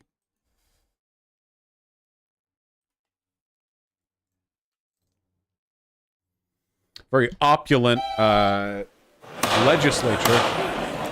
The House will come to order. With a quorum being present, I invite everyone to please rise and join our members in the opening prayer and to remain standing for the Pledge of Allegiance. Love my opening prayer before we conduct government business. Flag. The prayer today will be offered by Pastor Brian Hansen with Capital Ministries. As a preamble to my prayer, I'm going to be reading some words, ancient words, that are 3,600 years old from a king. And his name is King David from the Old Testament in Psalm 19, and he says this: "The law of the Lord is perfect, reviving the soul. The testimony of the Lord is sure, making wise the simple. The precepts of the Lord are right, rejoicing the heart. The commandment of the Lord is pure, enlightening the eyes. The fear of the Lord is clean, enduring forever. The rules of the Lord are true." Yeah, the rule with being engaged in politics online is that you get whiplashed back to Reddit atheism, tier anti-theism, the nanosecond you see any Republican invoke Christianity as a component of their policy making, you know, like instantly, just flung at fucking escape velocity right back into it. And righteous altogether. All right, fuck off. The rule. At this time, we'd like to welcome our guests He to the likes gallery. that hammer. In the North Gallery, guests of Representative Melanie Miller, we have Tom and Amanda Furman. With our constituents and to support victims in an effort to stop human trafficking. Out, and you're going to put that to work for those who are closest to your heart, your own family. And as you go away, we want to bid you farewell. We want to thank you for your sacrifice and your service.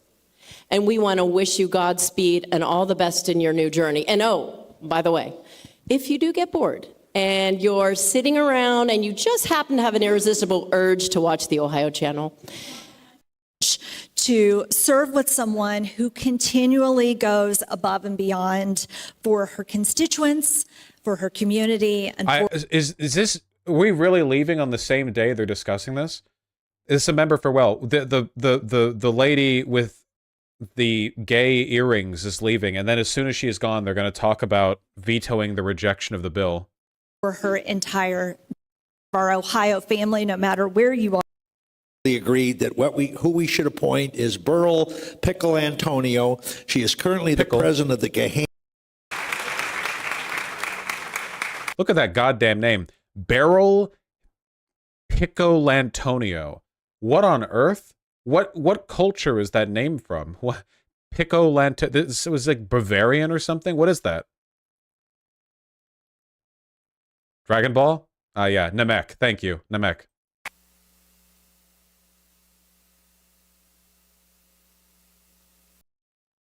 My husband Andy and our sons Vincent, Max, and Alex, who have been and will continue to be there every day to support my service. I would Not Bavarian at all. Well, it sounded silly, so that was what my mind went to. I do like how all the Dems have their like gay little pins on. not be standing here without their love. I knew today might come with mixed emotions knowing what was on the agenda, but it is my fervent hope that we all think about our oath as we do the work of the people today and every day. A FDA-approved seizure detection device that quite literally has the potential to save his life.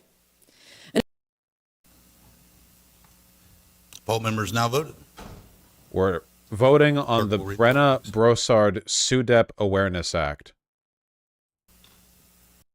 Female, biological females, if they have either here we are. We found completed a year, used to hold the 50. Agreed to.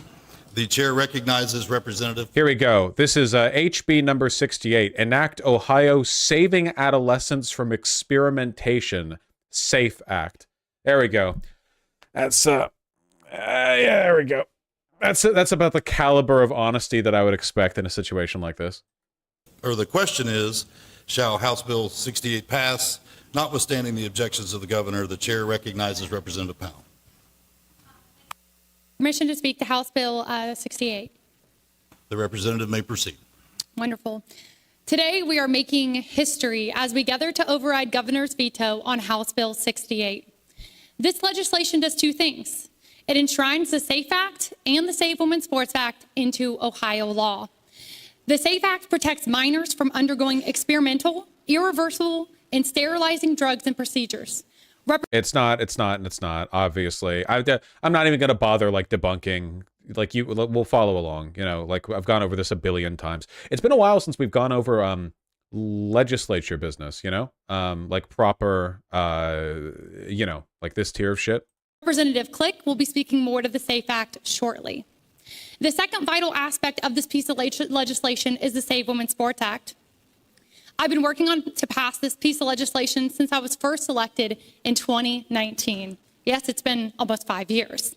Wow. It's unimaginable. Literally, like, I rode like the Republican hate wave against trans people into office, and it's been the only thing I've cared about since. I am literally only here to attack trans people. Why does her voice sound like shit too? Like her mic is busted or something?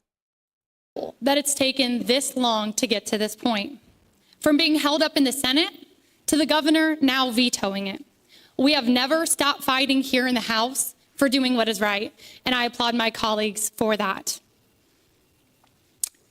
As increasing numbers of women and girls reach out to me to share their experience of endangerment and unfair treatment in athletics, it is abundantly clear that the Save Women's Sports Act is needed in Ohio, and we need it now. The Save Women's Sports Act is a fairness issue for women here in the state of Ohio so that they can achieve their athletic dreams in our state. And it's crucial to preserving women's rights and the integrity of women's and girls' sports. Across our country, female athletes are currently losing scholarships, championships, opportunities, medals, education, and training opportunities to these discriminatory policies that allow males to compete in female-only. You know what this reminds me of? Fuck! I just saw this just the other day. Sorry, my brain was chugging to cook up something good. It was in the oven.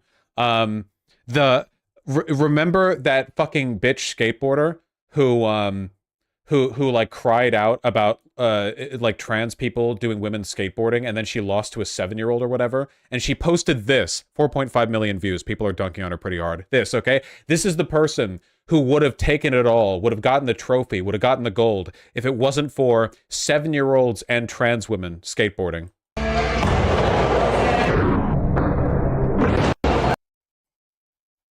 That's it. Man, if it wasn't for biological males competing in the sport and 7-year-olds, she could have taken it all. The slow-mo. Ah, it's so funny.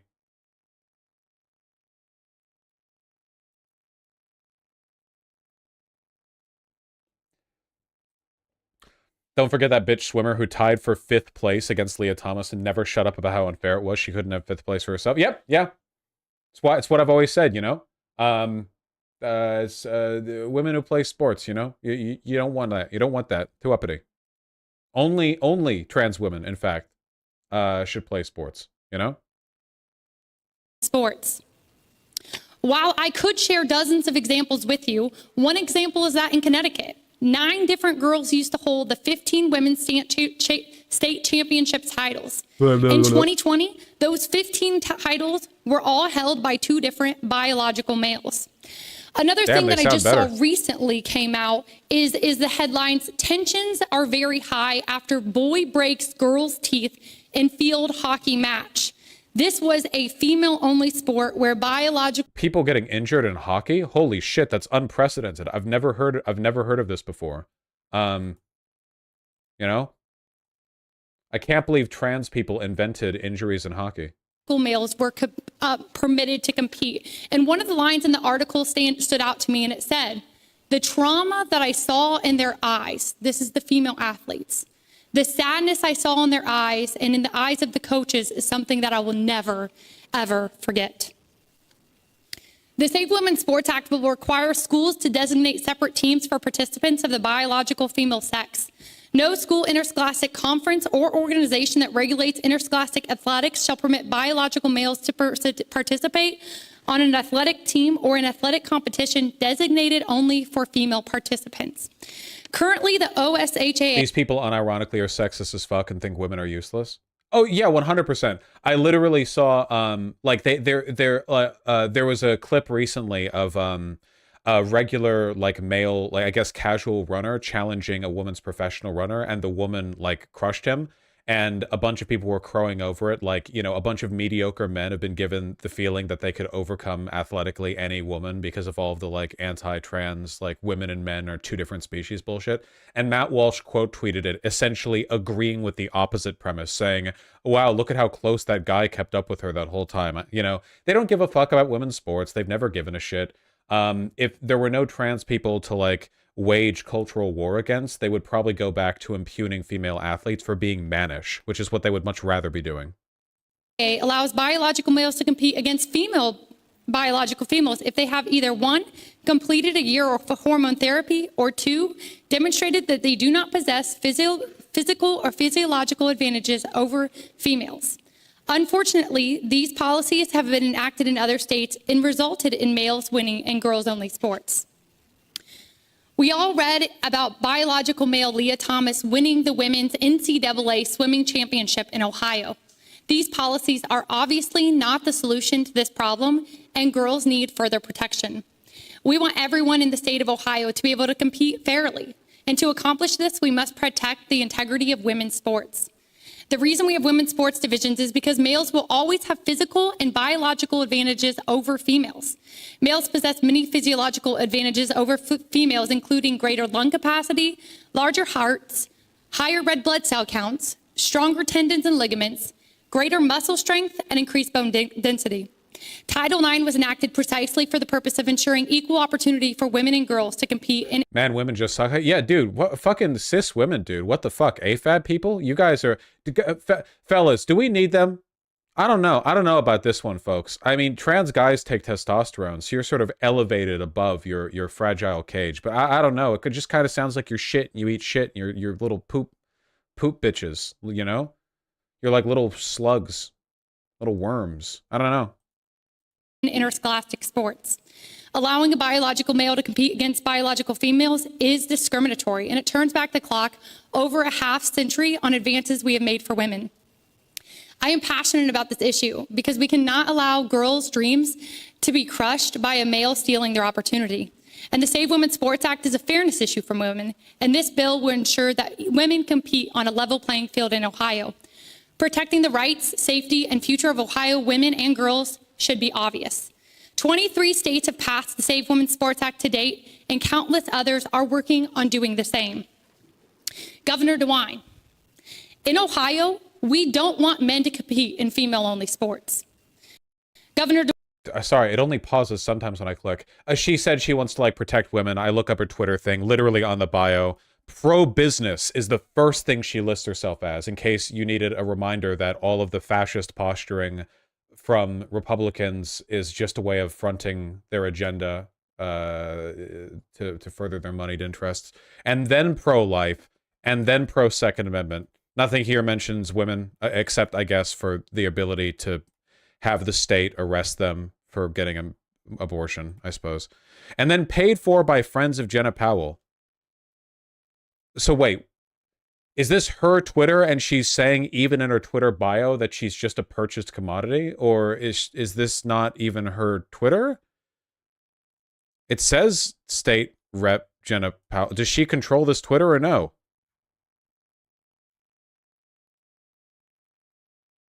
Oh, well, spoilers. It looks like they do override the veto in HB 68. So good luck, Ohio.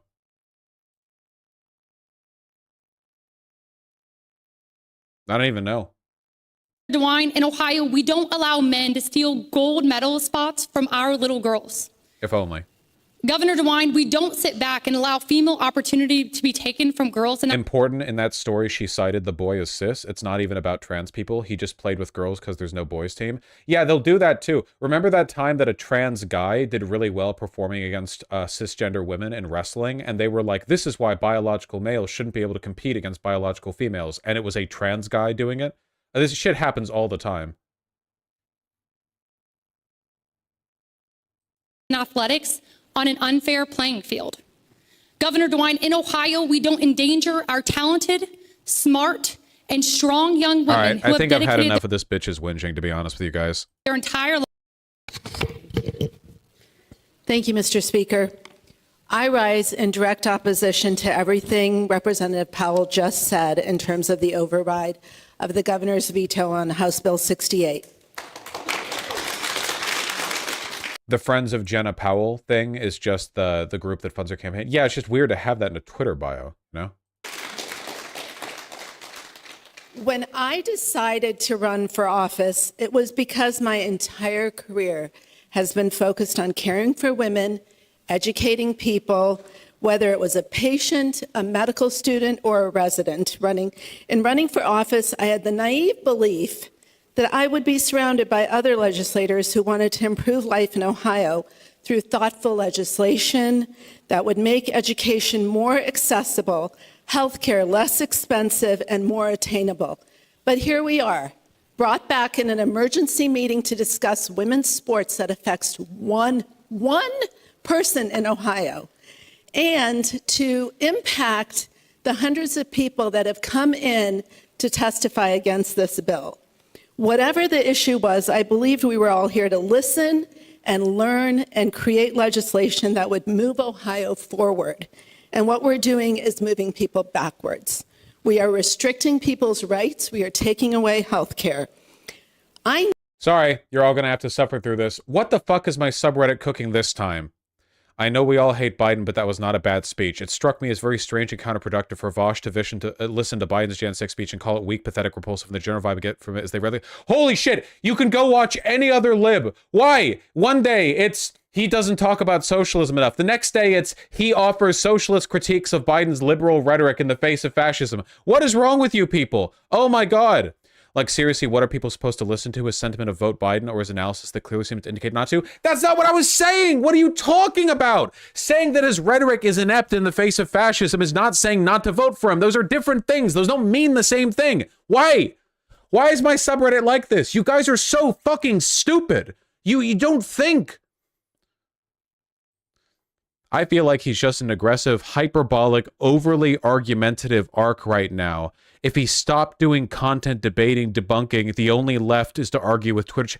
Oh my god, you can't escape it! Every thread is like, hello, I have a retarded perspective on something Vosh did recently, and the top comment is, old Vosh would have been different. This is probably because of deep-seated psychological issues he has. Hold on. I'm banning both these fucks, but that takes a bit on Reddit, because Reddit fucking sucks. I knew that these health issues would be legislated, and I felt that it was really important to represent experts and share that knowledge with those outside the medical profession. Listening to my colleagues here speak, I'm angry, I'm frustrated, and I'm disappointed. I'm disappointed that what we're doing is harmful to people in our state. Legislators don't trust science, and the hundreds of experts, the hundreds of people that have come in and testified repeatedly. I came in and testified against the SAFE Act in 2019, in 2020, and in 2021, before I ever ran for office. When I was preparing my comments today, I ran across that testimony. At that time, the bill died in the last assembly. However, this time, when those same experts came in to testify, along with their parents, along with the kids who shared their personal private stories, they were dismissed, and a political, hateful agenda was pushed through. Why? Because of money given by radical Christian groups to push an agenda that does not help a single family. Why? Because your Google search makes your knowledge equal to my 30-plus years in medicine. Is it because... If we could ask folks in the gallery to please remain quiet. Sorry. We are trying to discriminate against minorities here. Please do not express any public appreciation for human rights, decency, or science. The representatives may express Can we get the minister back up here so we can pray the claps away? their words. Thank you. Is it because politics is no longer about listening to your constituents, as gerrymandering creates districts for the politician? Is it because we have all forgotten how to listen and learn from others and how to compromise and negotiate? Overriding a veto that was made after much deliberation and thought by a governor shows the community how little we respect our colleagues and how we are only pushing a political agenda that appeals to a fringe of voters.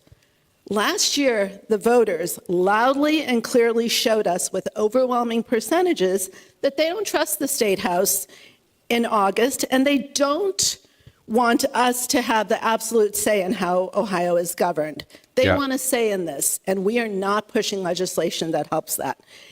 HB 68 is harmful to the next generation, and it does nothing to protect our youth. Statistics show that Ohio is growing older, and only in Columbus is our younger population increasing.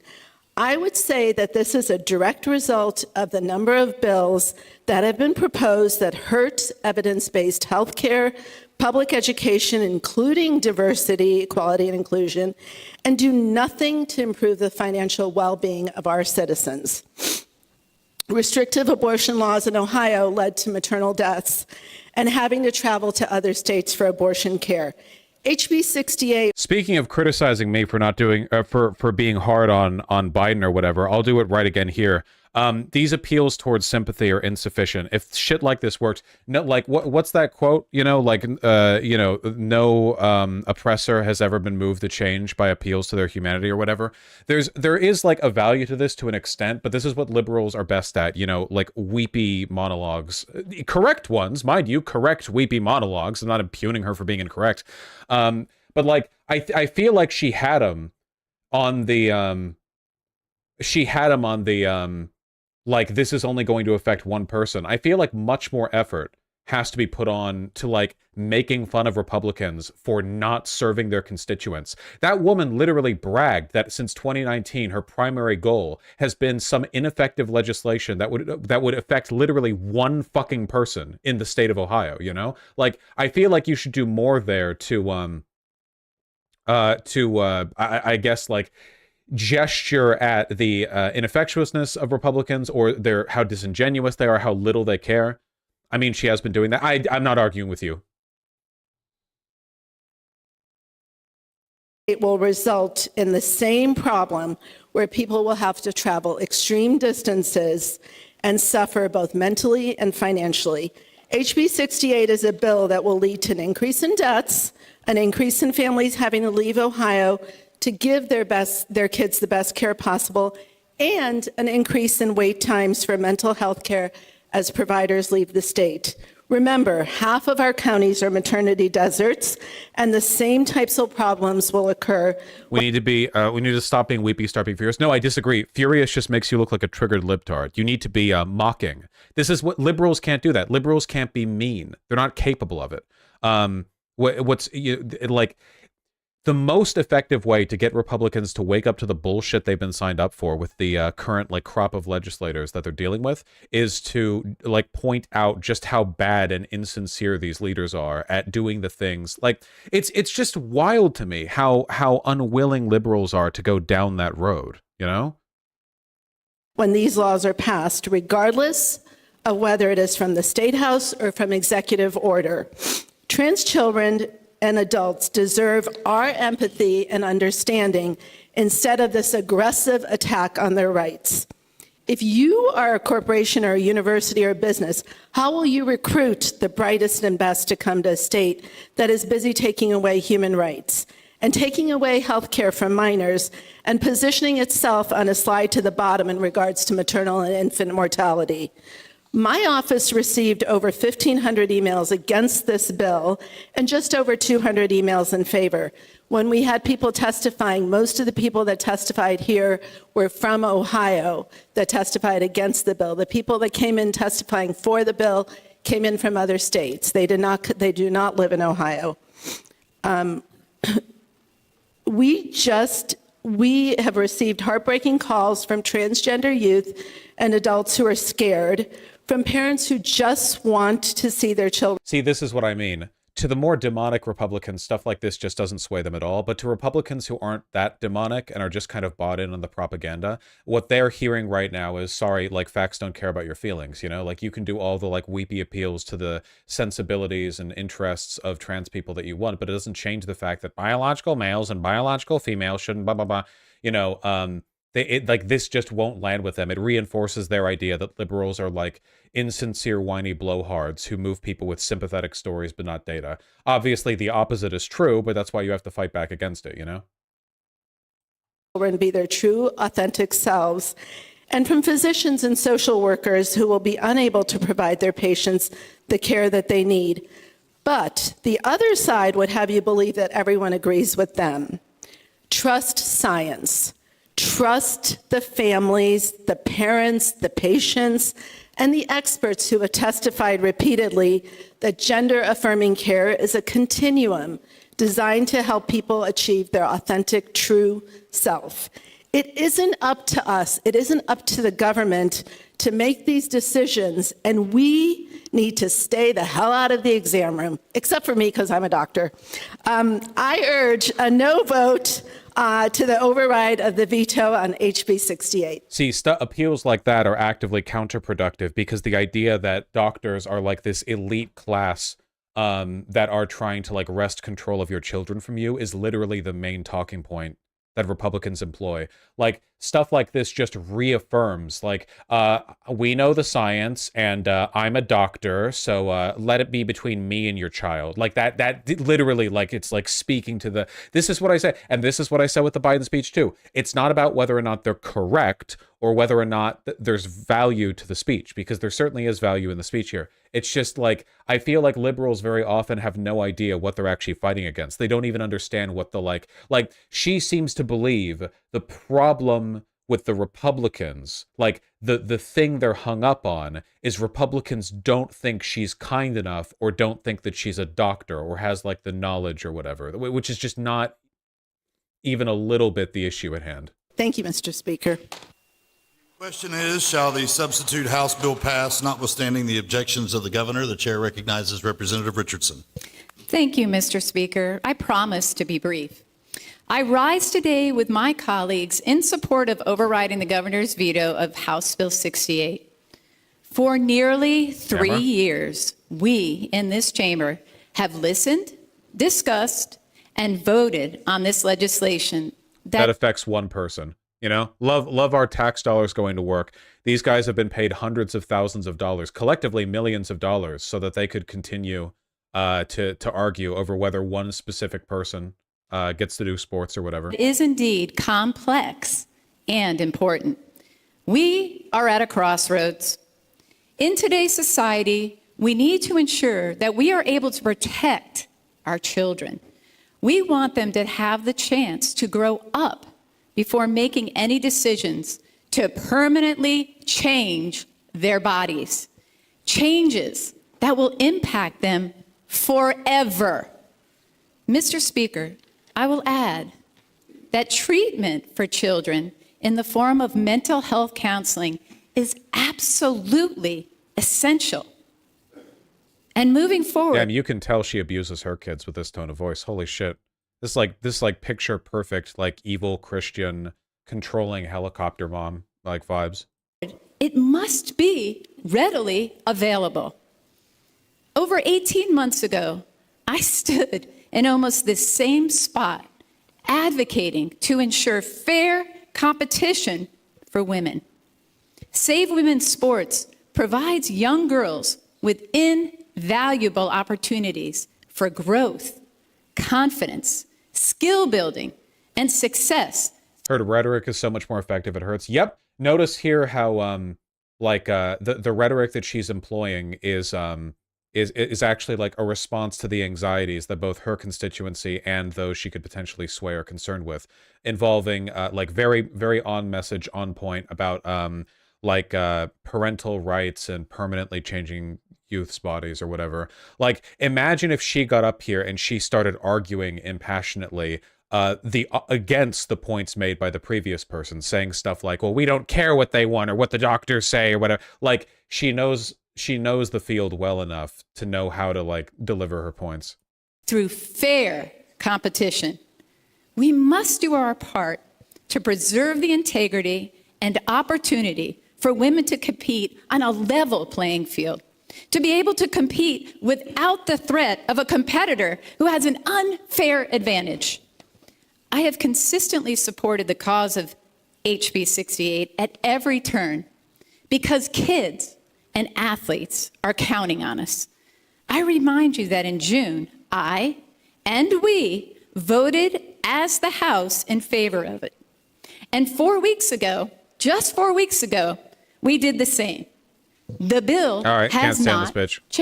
For families to take risks with these children's lives rather than their own parents and healthcare providers.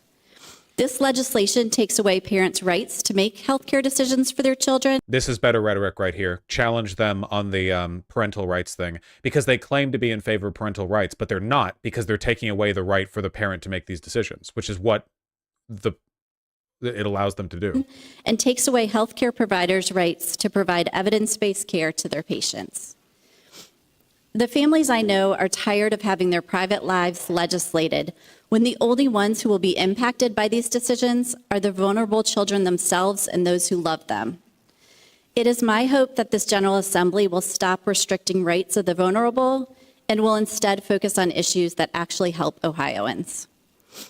Finally, to the families I've spoken with who will be impacted by today's vote, please know that I hear you. The delivery issue here is mostly this woman isn't very charismatic.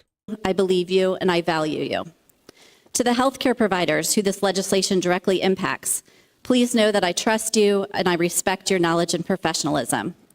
The fight is not over because the lives of these children depend on us to keep fighting. Thank you. I just really wish there could be a Democrat who would go hard, you know? Like, get the mic, get on up there and be like, now say you're a parent with a kid, and that kid's got an issue, and you're concerned, and you want to take him to a doctor and ask questions and see what you can do to help. But then big state Republicans come in and say, no, you can't. You can't talk to the doctor. They'll get arrested. Policeman breathing down your neck. Like, lean into it. Fuck it. You know, go hard. I don't give a shit. Like, do anything but, like, milquetoast appeals to kindness, I guess. Typical Ohio accent. I don't fucking know. Do whatever. Be gone, demon. Yeah. I genuinely think that would, even in the goofy variant that I delivered, I feel like that'd be better than a lot of Democrat rhetoric on the issue. The question is, shall substitute House Bill 68 pass? Notwithstanding the objections of the governor, the chair recognizes Representative Schmidt. Thank you, Mr. Speaker. Once again, I rise to support this bill, but this time to override the governor's veto, and I will be brief. I am standing up for the children and women in Ohio.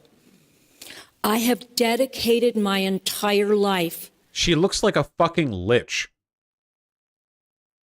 She looks like she has a phylactery. To helping children, but most importantly, the belief that women are truly equal with men, and that has been my guiding light. However, I see this bill as a dangerous path for children and women across Ohio. I'd like to focus my attention to the second part of this bill. We'll get Representative Gumbar. Good afternoon, and thank you, Mr. Speaker. Today I rise in support of overriding the governor's veto of House Bill 68. In June, I proudly cast my vote to stand up and protect Ohio's children, empowering fellow parents, and also ensuring that young female athletes are not forced to compete against biological males on the playing field. Last month, I supported the House concurring with the Yeah, this guy is cop phrenology. He does look like a ham stuffed in a suit. Why skip? It's a 2-hour, 13-minute Ohio representative deliberation, and we have other stuff to cover today. Senate to send this legislation to the governor, and once again, and I will continue to fight with you. And I say, I see you. I am with you. I support you. I think a hole should be dug for people who employ rhetoric like this during fucking deliberation in the legislature. Seriously, I see you, I hear you, I'll keep fighting for you. You're not talking to them, you're talking to the fucking Republicans. What the fuck? Your thoughts and prayersing. It's woke thoughts and prayersing. And this weepy shit just makes you look like a stereotype. What is this weepy bullshit? Yeah, you've already given up. Fucking pathetic. I hate rhetoric like that. I'm sure she's nice. I don't know. I'm sure she's nice. I hate that, you know? And by the way, young queer people don't want to see, if you want to do the we see you, we hear you, if you want to be a rep or whatever, they don't want to see weepy dog shit in their stead. They want to see you being confident out there, you know? What is a trans youth who feels despair right now? They're going to be motivated by seeing you like on the verge of tears when you're the one in power? You know, be confident. And I will continue to fight with you. And I say, I am sorry. I'm sure she's nice. It's just a thing. It's just a thing with the liberals. It's the thing. I've been saying this. It's the thing. I'm sorry that we are here today to take away your rights, to target a small vulnerable group, and undermine health care for all children in Ohio. Why would you say we? Wouldn't you say they? Don't scapegoat the blame onto the entire representative house. Say the Republicans. What?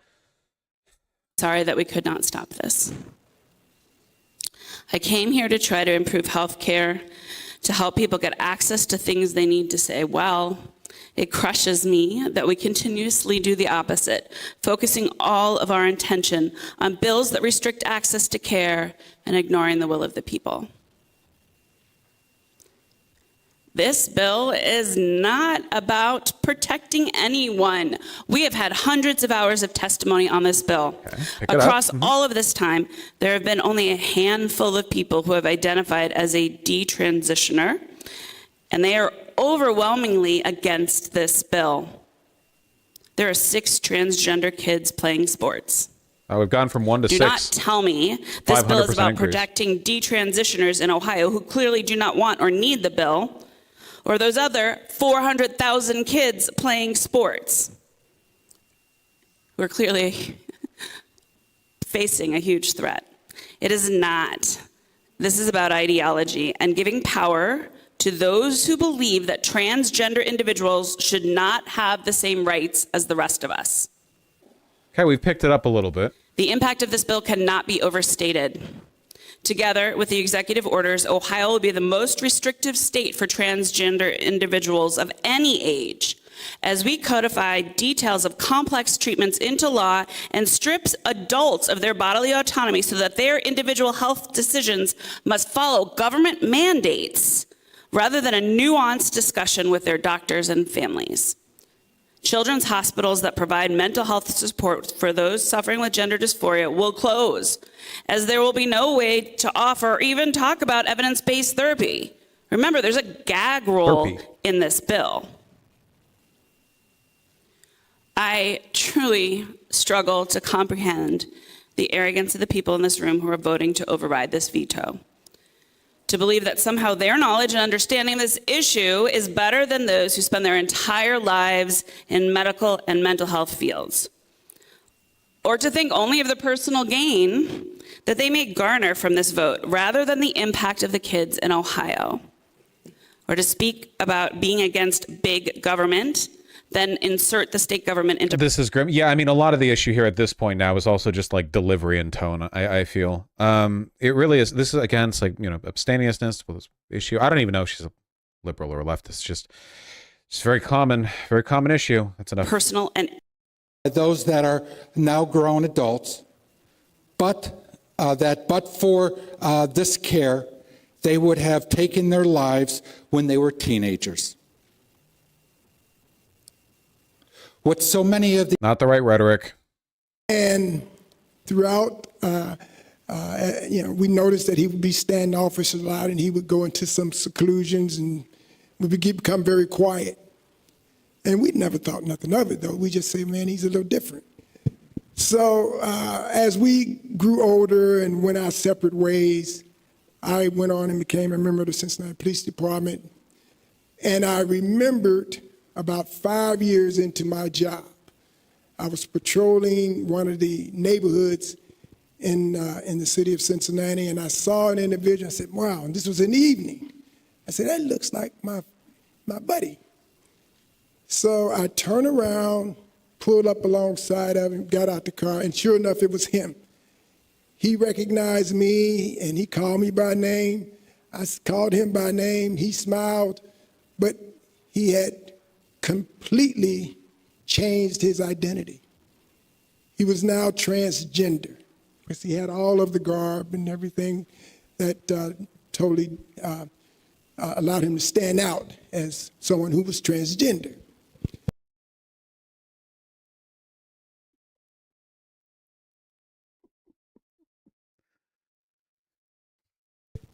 And so he began to explain to me what he was feeling all of those years we were friends as young men. And he talked about a lot of times how he felt that he was not a part of us because we would play ball and play in the schoolyard, all that kind of stuff. And he said that many times he felt like taking his life. And this was in his 15, 16, 17-year-olds. And he never got the kind of care that he needed to sustain that lifestyle that he was dealing with. I think it's a trans guy. He needed a whole lot of additional conversations with somebody, along with whatever is necessary. So I tell you that story to say that, as one of our legislators has just said, there's not enough understanding of what what the issue of a young man or young lady or a child going. It's not He said when we were growing up as young men. Yeah. enough understanding of what they're going through in their minds, because we would play ball and play in the schoolyard, all that. Someone who was transgender. And so he began to explain to me seclusions and group. There was 5 or 6 of us in the neighborhood that hung together as young men. We would go out and go to parties and things of that nature. And one of our buddies, he was always a little different, but we never thought anything about it. He was always different, though. And throughout, we noticed that he would be standoffish a lot, and he would go into some seclusions and would become very quiet. Does he not say? And we never thought nothing of it, though. We just say, man, he's a little different. So as we grew older and went our separate ways, I went on and thank you, Mr. Moore, as a majority, all of us. And why does it matter, Lamal? Because this is either like the funniest bait and switch, or the person's like any all pronouns, or the person who's trans woman and he just referred to her as a guy the whole time. I have no idea. I'm captivated. I have no clue. I want to know what the framework is. I'm captured. This bill brings a whole new thought process to my mind, and I'm gonna tell you a little story. When I was in high school. No, he doesn't. He never says. 15, 4 through. In their minds. And I understood the governor's decision to say. Now this is effective rhetoric. Yeah. It's like, it's the fucking confusion ray. Like all the Republicans are thinking like, wait, what? Maybe we need to put a stopgap here, and maybe we need. Today in support of overriding the governor's veto of House Bill 68. Shall substitute. But then they said, you know what? Fine, you can wear a dress to school. Trans flag tie. You can be identified the way you feel inside. Directly to on gender medicine on children in 2014. Majority, just barely. For third consideration. House Bill 184, Representative Byrd, Brennan, and others to amend and to enact Section of the Vice Code regarding charitable solicitations. What? The question is, shall the bill pass? The chair recognizes Representative Byrd. Thank you, Mr. Speaker. House Bill 184 to promote charitable donations. It's good to give. Mr. Speaker, it reminds me of that song from the 1970s. You remember the 70s? Just barely, Representative. That song from the 70s, Supertramp, sang, give a little bit of my love. All right, that's about all I can take. By the way, the Evil One, sorry, we got spoilers. For those of you who weren't here, we got spoilers. Evil One, sorry. Evil prevailed.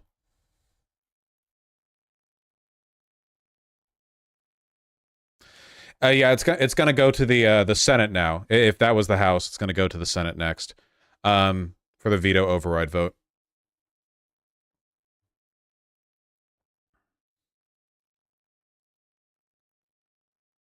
Is the Senate worse in Ohio? Maybe, probably. I don't know.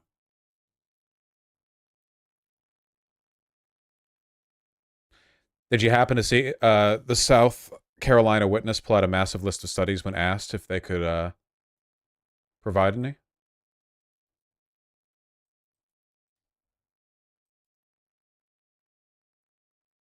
Oh, sorry. I had YouTube muted. Good afternoon. How we doing? Hey, doing well. How about you? This is just to the chair. Can we ask for or against when we have speakers citing studies? Can we get that turned into the committee? That way we have it for, for the record. Yeah. Got them all right here. Are there any other questions? Very good. Thank you. Very good. That's funny. In my mind, I was imagining it like a gigantic parchment unfurling. Yeah, sorry about the anticlimactic ending there. We'll see what'll happen in the Senate, but it is Ohio, so, you know. Fuck, we have to read... I have to read a lot of donos, and there's shit I have to cover. Hold on. Okay. These are from my email. Somebody made a video called The Problem with H-Bomber Guy, and it got a lot of dislikes, and I was kind of curious because I've rewatched the H-Bomber Guy video, and I think it's going to be a hot take, but I think it's a good video. So, you know. In the perceived hierarchy of YouTube content creation, reaction... Wait, I'm sorry, 1 second. This one is just ableism, right? And you've linked a Twitter post right here. Spain elects literal retard to parliament. And your question is this ableist? Now, if you click on AF post, you can see right here. News and alerts from around the world from an America First perspective. So these people are Nazis. So, yeah, it's probably ableist. Channels are below drama channels. Drama channels are below commentary channels. And commentary channels are below video essayists. All... Wait, why am I covering this again? Let me see if I can get, like, a snippet to see if this is worth my time real quick. The Drama Mill event horizon. So instead of being credited to me, it's credited to the other drama YouTubers the current drama YouTuber got it from. In this instance, the previous drama YouTuber's name isn't even spelled right. That's the level of research we're dealing with here. So he says that his clip has been doing the rounds so much that it's no longer getting credited to him. And while he's saying all of this, a bunch of our channels show up on screen, including mine. So let's see how I used his clip. It seems like Illuminati has a history of alleged plagiarism herself. H-Bomber Guy on Twitter pointed out that Illuminati had posted a video where she word for word pretty much copied something that was said in a documentary on the same topic. Professor Hugh Freudenberg. Professor Freudenberg has long been controversial. A man named Hugh Freudenberg, a former immunologist who has been long controversial. So I did credit him, and yet I'm shown on screen with a bunch of other creators while he says that we all just copy each other, and his clip is not being credited. Okay, yep, I don't care about this at all. This is, at most, this is like incredibly insular. And I Illumina- like there's even if I watch the whole thing, there's very little in the way of like commentary I could offer on it. So a lot of Illuminati shit in here. She's defending her name. Well, I've done that, so all right, not going to worry about that. Apparently, I show up in an H3 podcast lore video from 8 months ago. Wait, why do I care about this? Crowder challenged. Oh, and we've been given permission from Ethan to broadcast this. I don't care about this. That's the answer to the question. Let's see if we can find something here in the tab list that I do care about. Oh, right. Satan. SAG-AFTRA and Replica Studios introduce groundbreaking AI voice agreement at CES. That's right, SAG-AFTRA, the screen actors, artists, everyone, writers getting together, a big old time. Remember, we supported them. Remember? Well, guess what they've done to us gamers. They've backstabbed us. The new agreement paves the way for professional voiceover artists to safely exploit employment opportunities for their digital voice replicas with industry-leading protections tailored to AI technology, allowing AAA video game studios and other companies working with Replica to access top SAG-AFTRA talent. That's right, folks. For movies up there on Mount Olympus, we protect the actors. But down there in the fucking shit heaps of video games, which is a larger and more profitable industry than Hollywood, by the way, we get the AI versions, you know? This is unironic Hollywood elitism, like actual unironic Hollywood elitism. Oh, we get to preserve the dignity and the artistic, virtue of real actors' performances for Hollywood movies, TVs. But for video games, you can settle for AI slop made by computers because, it's video games. It's video games,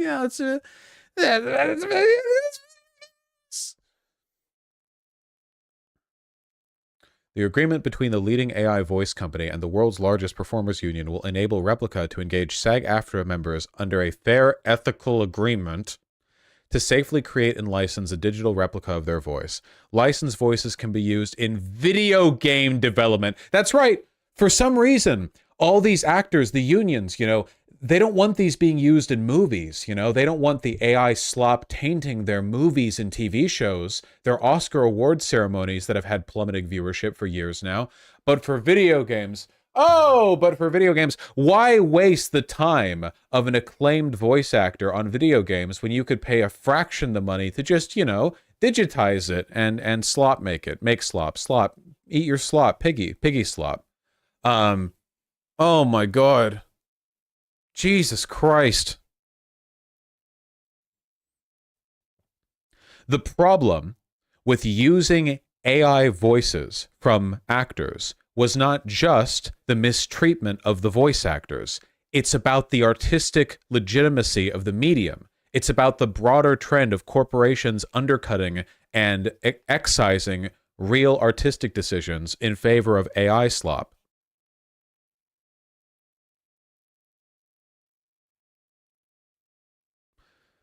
Approved by affected members of the union's voiceover performer community, this contract marks an important step towards the ethical use of AI voices. This won't really change much. Bro, don't you understand what this means? Now every fucking game can have J.K. Simmons in it, Not real J.K. Simmons. All the gravitas and emotional weight of knowing it's an actual performance from the famous actor is gone. It's a computer synthesizing his voice. But, now every game, have every notable voice in Hollywood. Why not? It's not actually them. Nothing means anything anymore, It's not like humans need to be involved in this process. And he gets the money for it, right? Yeah, presumably he would get money for that. No, you need J.K. Simmons' permission. That's the agreement. Did you not listen to what I just said? It's not just about the right for the voice actor to their own voice. It's also about the medium in general.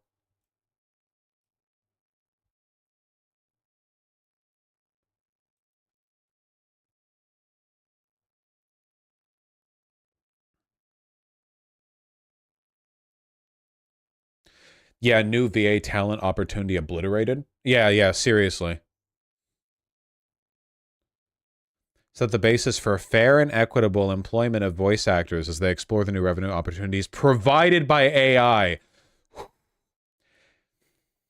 Fair and equitable employment of voice actors as they explore the new revenue opportunities provided by AI, i.e. making a fraction of the money you would otherwise as corporations digitize your voice and use it to produce slop. Right. In addition to establishing minimum terms and conditions, the agreement ensures performer consent negotiation for the use of the digital voice double and requires that performers have the opportunity to opt out of its continued use in new works. Artificial intelligence has dominated the headlines, and for most performers, the best protection against the unauthorized digital simulation of their voice, likeness, and/or performance is a SAG-AFTRA contract. The gamers demand the slop. No, gamers aren't demanding this. This is entirely corpo-backed. There has been no authentic, like, ground level push for incorporation of AI elements anywhere. You know, you see tech freaks talk about it online, but they're mostly in the finance side of things. You know, that like this is not something people are craving. Corporations want it.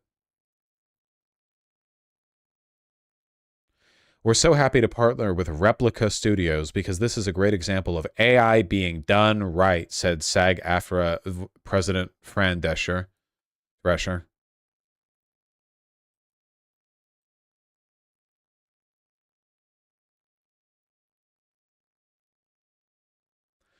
What about custom conversations voiced by AI? They shouldn't have them. Listen, if you want AI text-to-speech, use AI text-to-speech, okay? That's my rule. The corporation they're doing this with, Replica, is in the virtual girlfriend business. Yeah, are those the same people?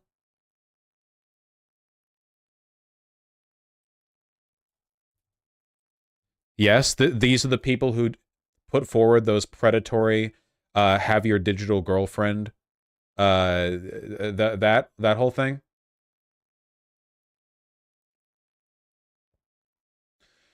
This isn't fucking evil, transparently. Find the perfect voice for your story. Ethical AI voice actors for games, films, and animation. Speaker, Ranger, Style, Cynical.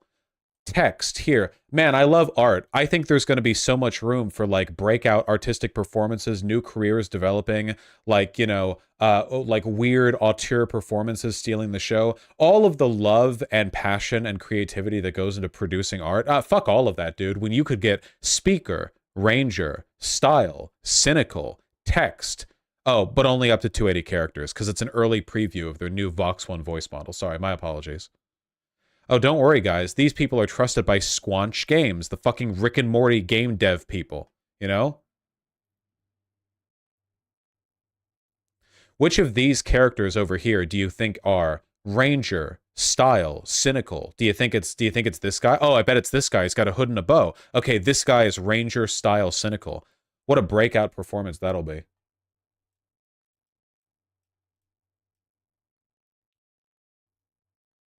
But this would mean you make it so you can have any conversation you want with any character in game. No, you don't get that. A lot of people would want a feature like that. Yeah, and a lot of people want to kill themselves. That doesn't mean we shouldn't give them antidepressants, okay?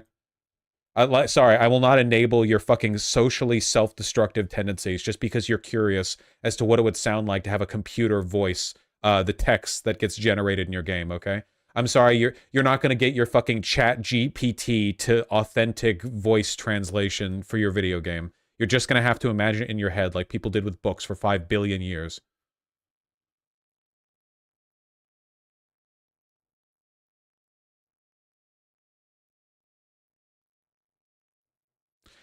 Oh, Lilith, Eastern European. That's what this creature is. Come now. I can fulfill your every desire. Great.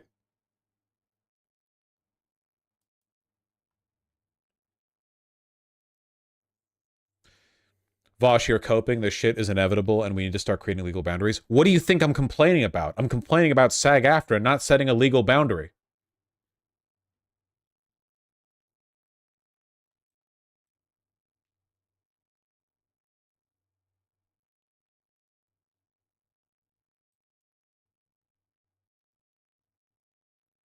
The legal boundary should be no. Agreed.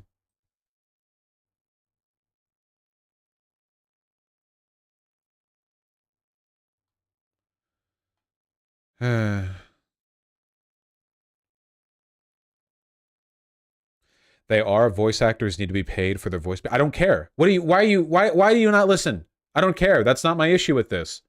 The exploitation of people's voices being taken from them without compensation, that was only a part of the problem. For me, the larger problem is the death of art and meaning itself. The fucking black hole communicationless void we're all going to be thrown into so that people who already have enough money to buy their own Epstein Island can buy a second.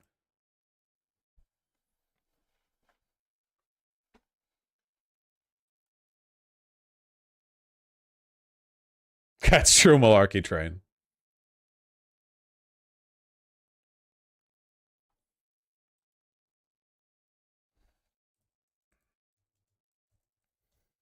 God, I hate this shit.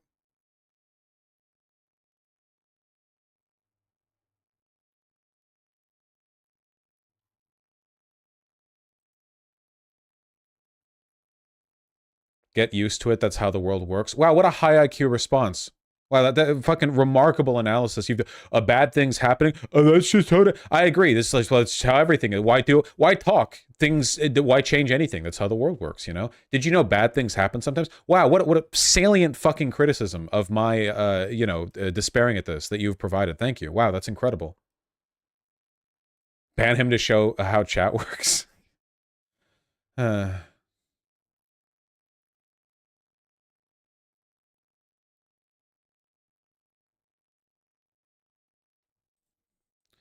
All of these news articles are like, they're releasing the same text. I was just looking for it. There's like 40 fucking news articles that are all just copy pasting the text from one another.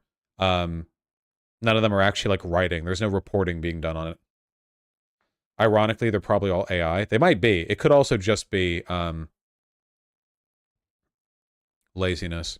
Do you have a solution or are you just complaining, lol? Well, I have a solution that'll improve my mood at least a little bit. There we go. Ah, that was easy. You're right. I should stop complaining and start doing what I need to do, you know?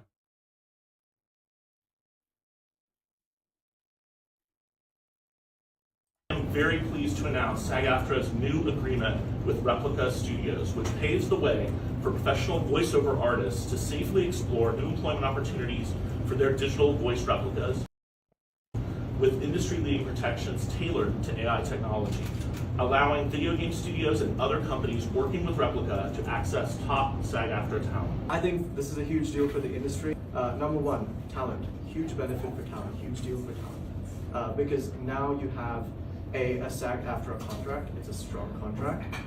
It requires performance consent. It sets fair... This is the CEO of the company saying that a strong contract has been made for the valiant right that has been fought for them to not just steal the voices of voice actors. Like, this is how low the bar is. Look at this strong contract. We won't steal from you. We'll get your permission and you'll get kickbacks for the use of your voice. Like, wow, what a strong contract we've set. Compensation standards. So you have the 3 C's taken care of. In addition to that, we're creating new revenue streams here. We're not... Also, by the way, anybody who wears a suit jacket, not a sports coat, this isn't a sports coat, but a suit jacket over a t-shirt is Silicon Valley trash and deserves to be thrown in a hole. Okay? This is the most like Silicon Valley, I am like fucking rapist, pedophile ass, fucking Silicon back psychopath, lights homeless people on fire in the middle of the night, fucking American Psycho, fucking, fucking t-shirt over. God damn it. Oh my fucking God. Patrick Bateman.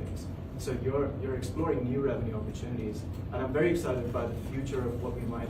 The font on his shirt gives Tesla techno grifter vibes. Exact same community. The people who are pushing for AI everything, Chat GPT, AI voice replacement, are the same people who are pushing Elon Musk, not because they care about his tech, but because they make money off of speculative investment. That's it. None of these people care about art.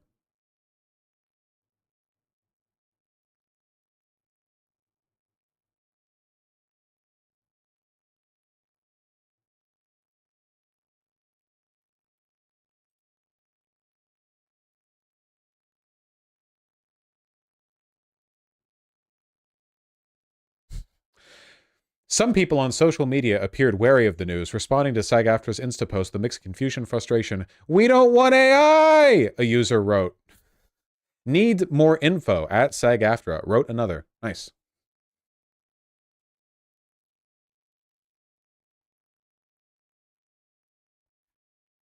And some of them are just tech fetishists who are really into scientism. Yeah, like Peter Thiel goons. Yeah, fucking, you know, cultists.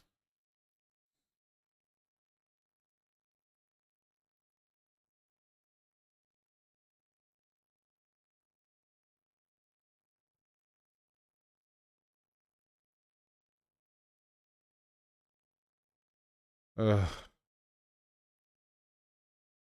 Or calling them demons the way to go. They are demons. The people who are pushing for like AI, everything, Tesla, Chat GPT, NFTs, crypto, all the same people, by the way, closed loop. All these people are demons. They're like insanely well. They're new money. They're greedy as fuck. They're sociopaths. They're the reason why San Francisco is the way it is. They don't care about art or life. They don't understand life. The only time they feel even a tiny vestigial emotion flicker in the otherwise darkness of their brain is when they're torturing a prostitute to death. That's the only thing they care about, okay? Everything else they do is just done in the accumulation of money. They are fucking evil. They're worse than the fucking old aristocrats. The old aristocracy would at least like patron artists and sculptors and bullshit like that, you know? The old aristocracy at least used their wealth in the pursuit of self gratification, by the way, purely to pump themselves up, but still, they would pay artists to build beautiful things, you know? They did that shit. But now, nope. Now the ultra wealthy don't even care about art or life. They are completely inhuman. They're utterly disgusting. They don't care. Their wealth is directed towards nothing but pedophilia and like offshore island, you know, holding accounts. That's it. That's all they care about.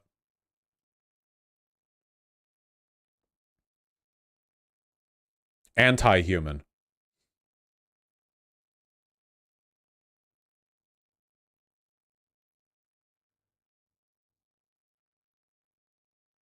Are they worse than Hitler? 20 times Hitler. Looks like Chris Christie's out of the race. Yeah, not a surprise. That one was only going to go so far.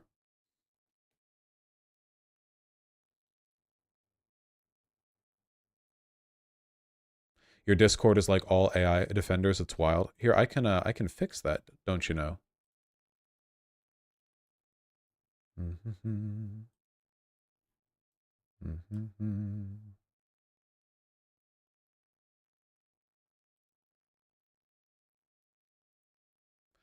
If AI is used to aid an artist, it's fine. Hint, line smoothing, paint buckets, magic select tools, and recolor tools have been AI this whole time. That's not really true. Those things all use algorithms, but the algorithmic outcome of those behaviors are predictable. It's just math. You can like apply the math and understand how it works. It's just a tool. The whole point of AI art is that it's like a black box that you commission by throwing keywords into it. It's not like a tool you can wield to like precisely control anything. It's just like a fucking let me see. So somebody posted, there's a reason fascists in the far right have embraced AI. There's anti-human. If you defend AI, unironically, you're biased towards fascism. True. Imagine a stream so bad I unsubscribed. Didn't think it could happen. Oh, there we go. That's our first victim.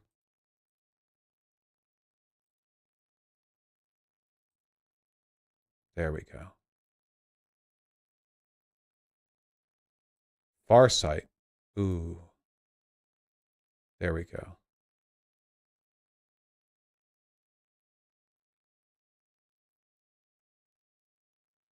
Why is this I'm CIA person always in here when I look? Why are they always saying retarded shit? Why?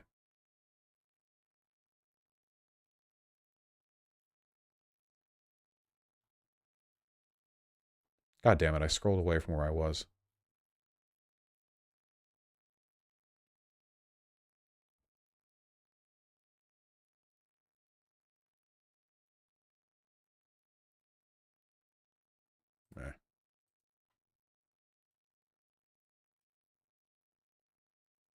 I suppose, Benjamin. All right.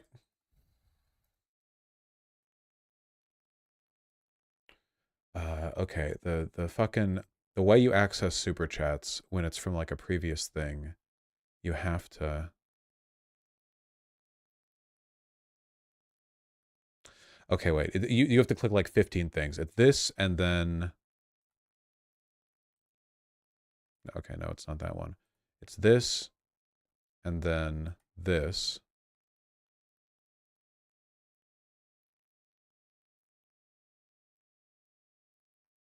And then this. No? Wait, settings. Channel community. No. Dashboard.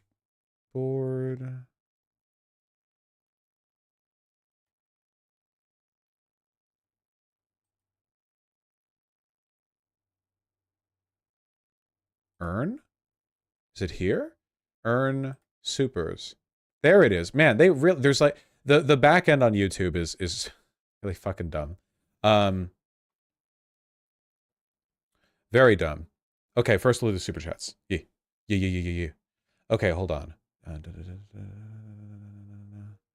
Kaya Shoop, thank you for the $20. I really appreciate that. Working new job at a crematory. Turns out it's pretty plush, so I'm sharing the love. Any thoughts on looking into East Washington politics? You mean Naziville, USA. Spokane is quickly becoming a bit of a sanctuary city for folks trying to get away from Idaho and Montana. Oh, I'll look into it. Yisusha116, thank you for the $10. People were complaining about the females being covered up, but some of the other skins showed skin in Mortal Kombat 1, but the anti-woke wanted it to be like MK9 where they're all almost naked. I've said it before, conservatives don't actually like fan service. They like fan service that helps them feel like exploitative. A good example is this. You can get women completely nude, like pussy out, in Cyberpunk and in Baldur's Gate 3, but conservatives haven't been crowing over this being a victory for, like, you know, female beauty in games. Why? Well, because the nudity in the character customization of those games is depicted completely non-sexually. It's done in a matter-of-fact way. And mind you, the women in those games, you can make the women gorgeous. I mean, like, you know, certainly no issues there. They just don't care because to them it's about expressing power over women. If they could actually appreciate how women look and how women feel, then they would be out having sex with them. Morgan Drury, thank you for the $2. Chuck Whiskey, thank you likewise. Ginger B. Sweetums, thank you for the $10. Really appreciate that. Came back from watching Poor Things, written and directed by men, had extremely explicit sexual content featuring women, but did not feel exploitative at all. Nice. Was very joyous and life-affirming. I haven't seen Poor Things, but I've heard some stuff about it. Nice. 1,000 Dumplings, thank you for the $5. Appreciate that. Ginger B. Sweetums, thank you for the additional 5. Really appreciate that as well. The Diamond Age by Stevenson is a good example of adding complexity through violently traumatizing a woman for no reason. I haven't seen it, but I'll take your word for it. It's a common feature. Benjamin, thank you for the $10. Do I think that Israel versus Palestine is just like Arcane, the League of Legends Netflix original special? Yes, I do. Tom Duncan, thank you for the $10. The Lara Croft remake deaths make a lot more sense if you view it as being revenge taken against the original character.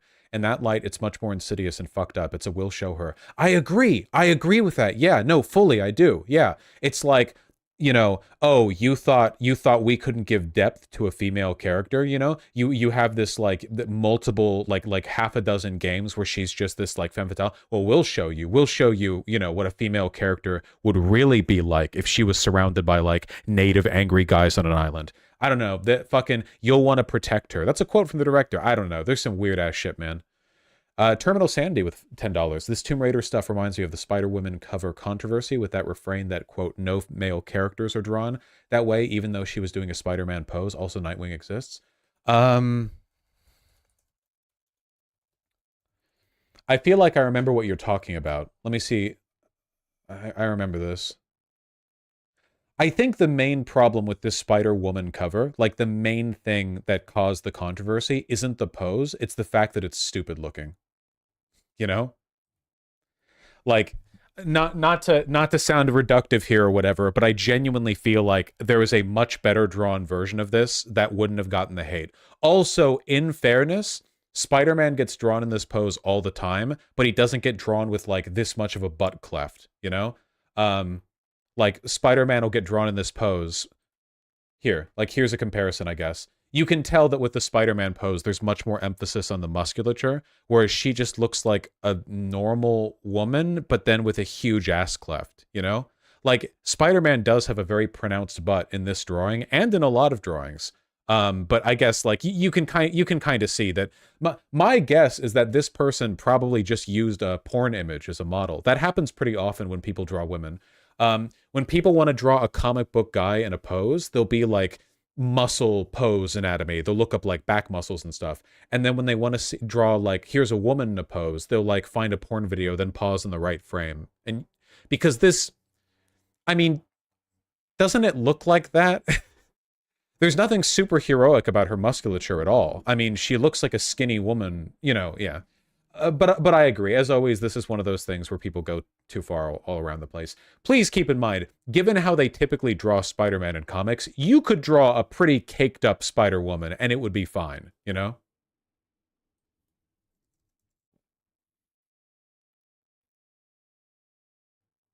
This is what I mean too.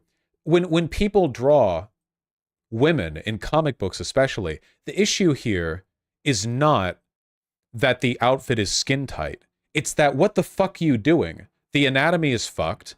You like what is this? You know what I mean? You've just drawn like you've just drawn like concept female.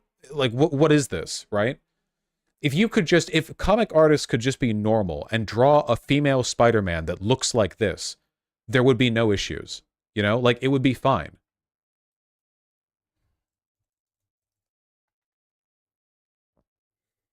A part of this is also the fact that people are fucking allergic to drawing women muscular in comics, you know? The most they can do to draw muscular women is just draw them having, like, a toned, like, silhouette. I guess this isn't a high contrast style, so it's not quite the same. Here we go. This is fine. That's fine. There's something comparable. That's fine. The tits aren't drawn properly. That's not how it would look. They wouldn't cave in like this. Like but the boob sock aside, that's okay. Like I guess that's better, you know. That's another thing people always fuck up with. Stop with the boob sock shit. Like what the fuck? That's not how any clothing works at all. And no clothing works like this. It doesn't cup the tit. It would just like there'd just be a straight line going down. You can still give her giant milkers while having it drawn like that. It's fine. It doesn't. It's the boob sock shit. Men love drawing boob socks. They love it more than anything. It's their favorite thing in the world. If you ask the average man, would you rather draw one boob sock and kill yourself or not and not, they would kill themselves for the boob sock, you know? They love it. They love that shit. I have Flavier, yeah, and it's great. Art in general and that, it's pretty great.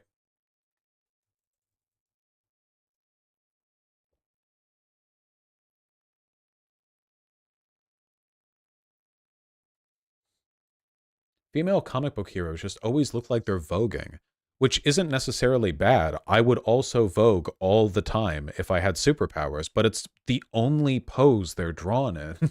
And the guys don't. You know? Like, there's nothing wrong with serving. It's just, yeah, you be proportional. Fuck. Okay, that's enough. Moving on.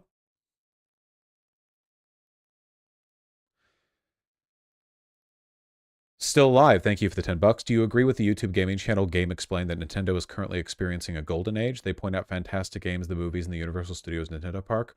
Right now, probably, yeah. Yeah, Nintendo sweep. Very true. I agree. Benjamin, thank you for the $100. Your channel is dying and sucks now. Hear it from one of the Oilers, you know? Carrot, thanks for the $2. How do you defeat a woke scold?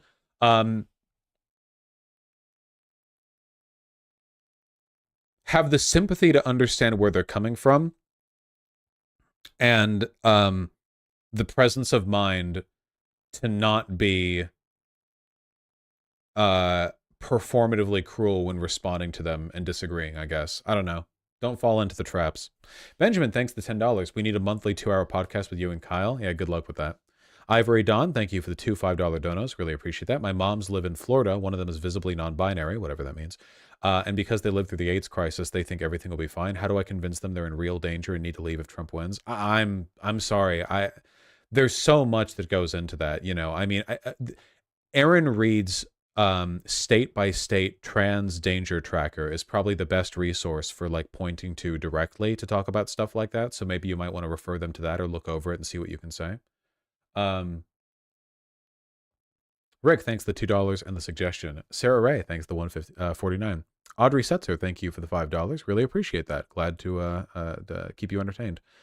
Fact Junior Roll and Shadow Angel 09, thank you for the $5 both. Really appreciate that. The real issue is games making male designs inoffensive and kind of bland/generic while making female characters attractive. Need better male designs. Yeah, I generally agree. My issue is not with Anita Sarkeesian saying that there is a inconsistency or distinction. My issue is that she often makes the wrong prescriptions when looking at that distinction, you know? Like, the problem with scantily clad, like, caked up babes in games or whatever, it's not that they exist or are those things, it's the inequality with which they're represented. But she disagrees with that. She thinks there's something like directly wrong with it, which I just don't agree with. Knotted Alpaca, thank you for the $2. Troika, thank you for the $5, much appreciated. Charles and Marina Kruger, thank you likewise. Your style is great. I think you might like some pieces by late Japanese fashion designer Issei Miyake and Japan's workwear scene. Oh, well, I'll take a look at this when I get the chance to. I won't. Oh, I've been here before. Yeah, they've got some great stuff. Unfortunately, I don't know if I can justify these prices, though. You know you're here to take out a mortgage for fashion when you see like all black outfits that are over $1,000, and this is what the promo image looks like. That's crazy. When you see the cube in the triangle.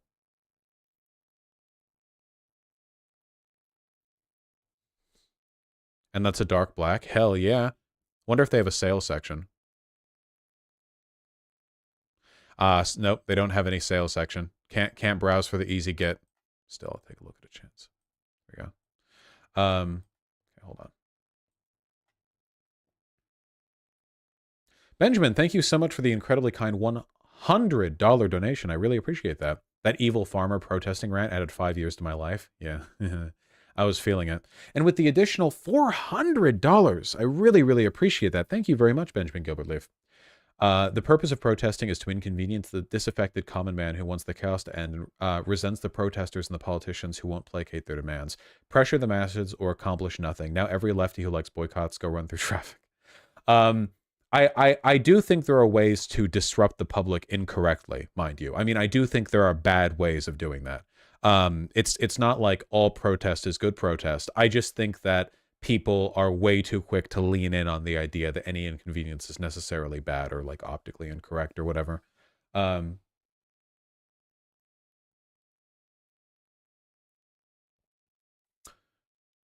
thank you for the $2. Broody B with the $5. What do you think of Tifa's design in the Final Fantasy VII Remake? I never really cared about Final Fantasy.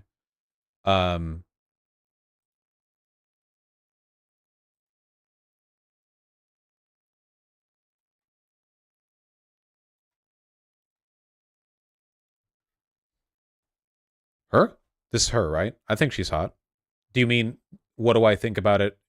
With the question being, do I think she's hot? She was taking back shots in the Italian parliament, wasn't she? Or like, do I think it's sexist or whatever? $730 twerking Tifa statue. Wow, the person who wrote this article has no idea what they're talking about. This isn't twerking, this is closer to the Jacko pose. Good statue, though. Or figurine? Whatever. I think she's got a good design.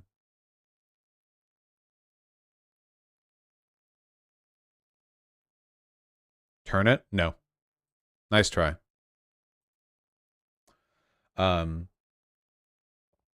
Seth Bryan with the $5. I also have the Heroes Feast cookbook. How do you know? What?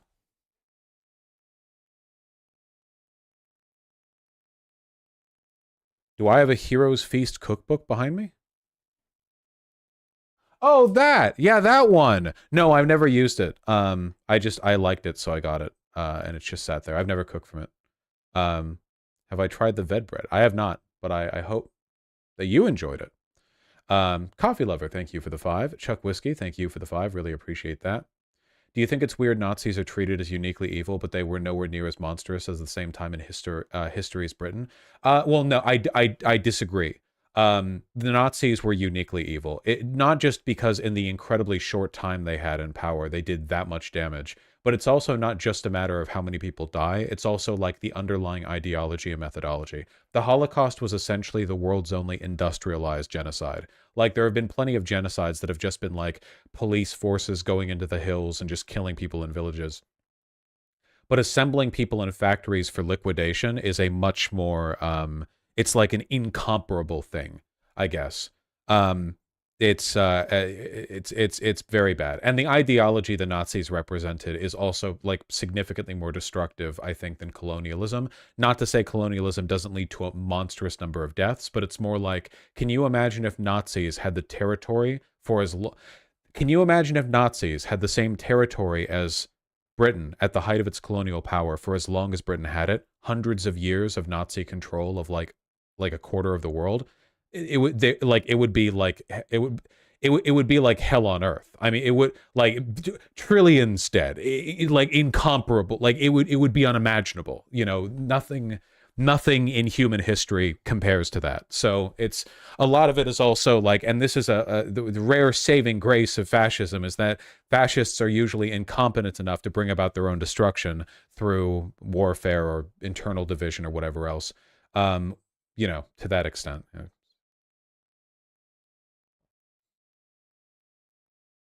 It would cross the billions. It's very, very possible that, yeah, the direct death toll of the Nazis would cross into the billions at that point. Yeah.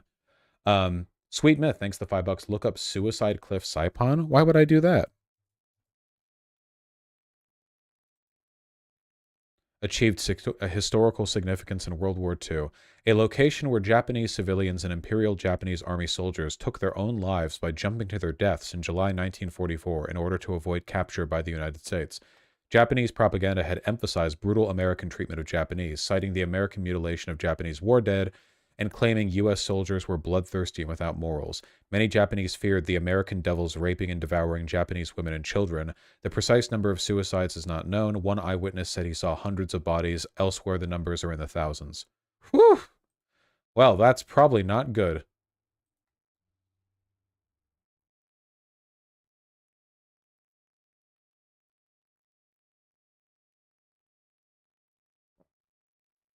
Probably not good. Turbo Virgin, thanks the $2. Likewise, Chuck Whiskey. Lurker 9000, thank you for the $20. Will I ever do video essays? Probably not. Who is your favorite video essayist? Probably H-Bomb. Also, Shu gave you a shout out yesterday as her favorite lefty channel on Insta.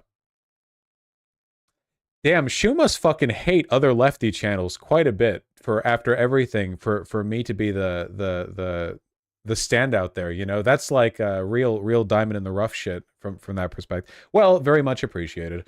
I still do wish that things had worked out differently with Shu. Unlike a lot of other people that I've had disagreements with, you know, Shu is not, and I certainly don't think I'll ever have any good reason to refer to her as like a demon, you know. It's not like a fundamental moral divide thing. I still think that in Shu's heart of hearts, in spite of all the differences and disagreements, that she wants equality and, you know, democracy and so on and so forth. It's just there are such significant barriers in perceived application. I do wish things had worked out better. I probably could have done a lot better there, I guess, to sort of like proactively make a case on behalf of my side of things, but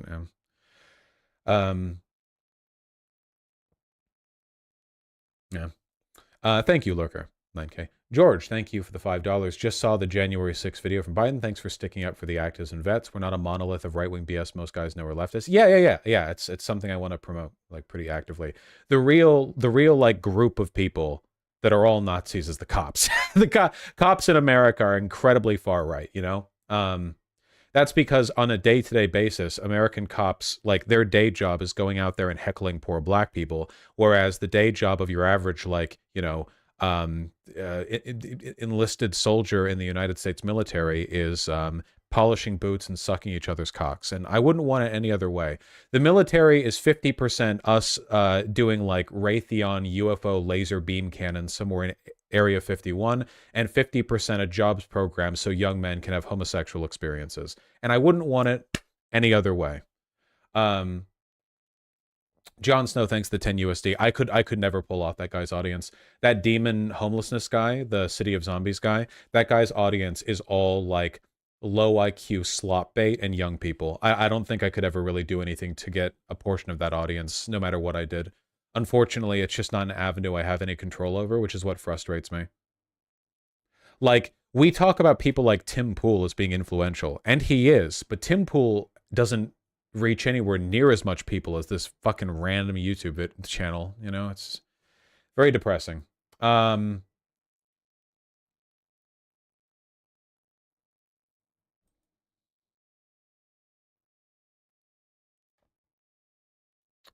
my hands are cold.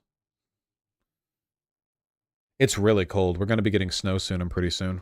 Actually, snow soon, I'm pretty sure. Sorry. Hold on.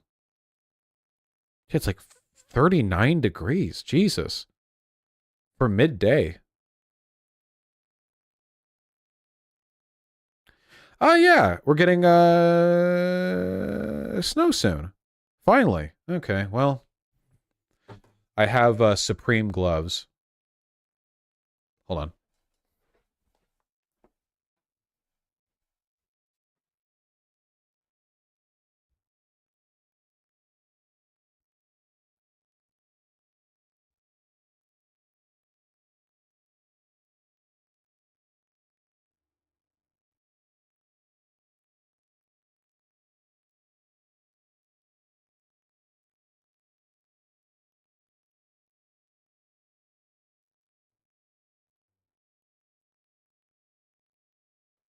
Okay.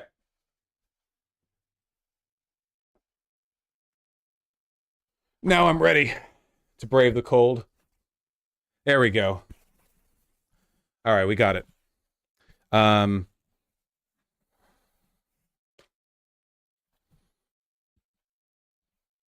You paid $300 for Supreme logo gloves. They were $15. I didn't buy them secondhand. I saw them at a store, at a streetwear or a sneakerhead store, and I thought it was funny. He's gonna Smash Bros us, lol. Yeah. Okay, what was I doing?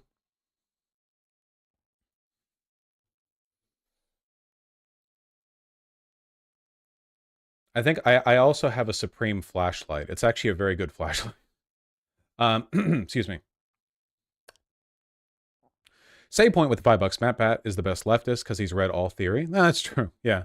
Benjamin Gilbert Leaf, thank you for the $10. Do you plan to cover New Hampshire canceling its primary entirely because Marianne was going to win? I'm just not that invested in the primary race this election cycle because it's so like foregone, I guess.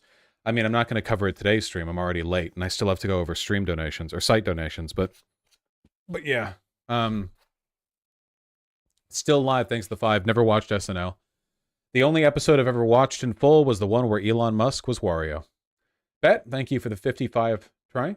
Look more into the Operation Gladio in Turkey. Emailed you about that a while back and sent a video about it. Yeah, I'm happy to look into it more in the future. There's just so much stuff I want to research. There's so much stuff. There's always so much stuff. Oh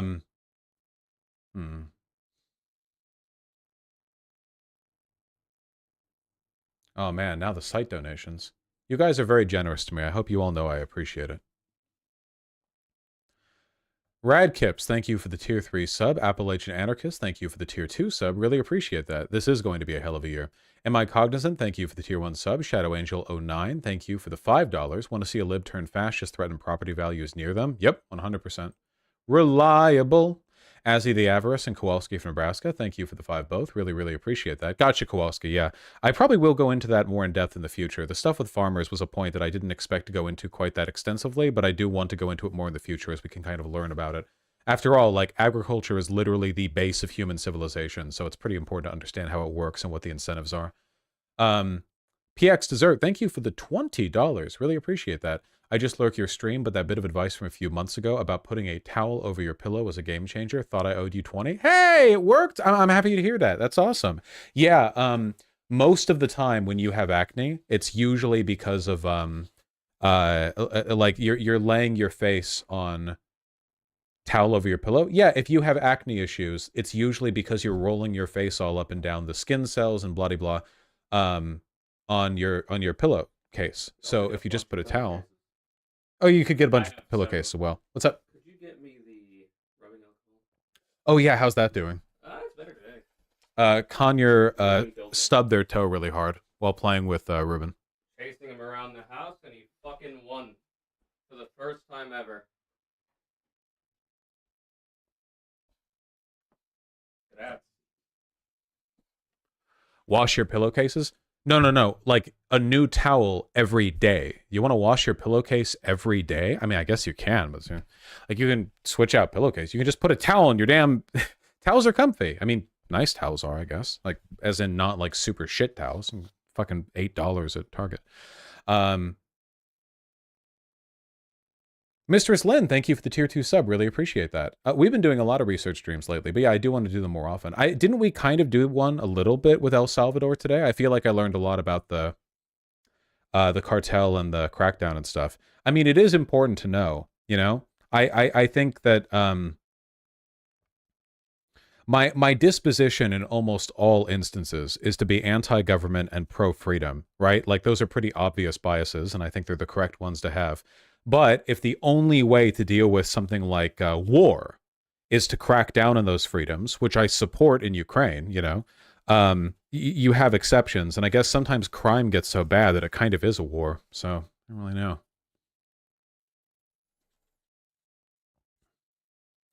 Lily the Gaylord, thank you for the $10. Really appreciate that. Gotcha. Oh my goodness, Benjamin. Hold on. And likewise, with the $5, I should have clarified talking to Israel. Yeah, it's just evil, keeping them dependent on the far right, a cult with zero money or education. Oh, the B'nai Brak. I see. Yeah, it's stuff like that gets complicated. Fucking religious issues, I suppose. 2D Siggy, thank you for the $5. Remember to broaden your horizon. Pyrocynical used to be racist and say the N-word. Then he discovered fat, farting, furry fetish porn and became better. Yeah, I guess so. Wasn't it gay too? It was also gay porn, right? I really enjoyed Pyrocynical's video on Cruelty Squad, so much so that I watched it back when it came out, and I'm rewatching it now. I watched his Lethal Company video. I can't do Maxor videos. I'm really sorry. I know this is like a symptom of my age. I'm nearly 30. Maxor videos feel like somebody is trying to give me an epileptic fit despite not being epileptic. You know, I like it. It's too much. Crab Navy General, thank you for the $5. Bayonetta 2 is way better than the first game. Maybe I'll play it one day. Red Cascadian, thank you for the $5. I notice a lot of selective sex negativity in feminist spaces. Lots of inverted slut-stud dynamics. When I fuck around, it's liberating. When he does it, it's toxic. Yeah. I mean, in feminist spaces, there are a lot of people who just kind of don't like men that much, unfortunately. You know, that's not like an imposition on all feminist talking points, of course. I consider myself a feminist. Every once in a while, a clip of me saying something unambiguously feminist gets some attention on Twitter, and people are like, whoa, why doesn't he say this more often? And like, I do. I just don't, I don't think there's much value in couching, you know, I don't know, like delivering that like point first, I guess.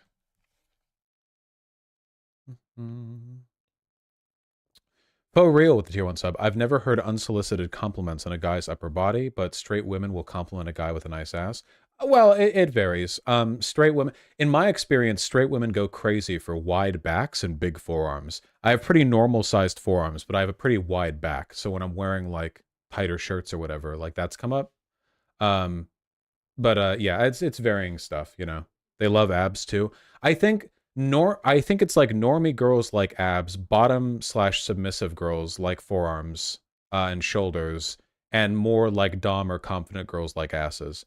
This is like this is my horoscopes, okay? If there's even like a 1% correlation here, I'm sticking to it. That's my vibe though.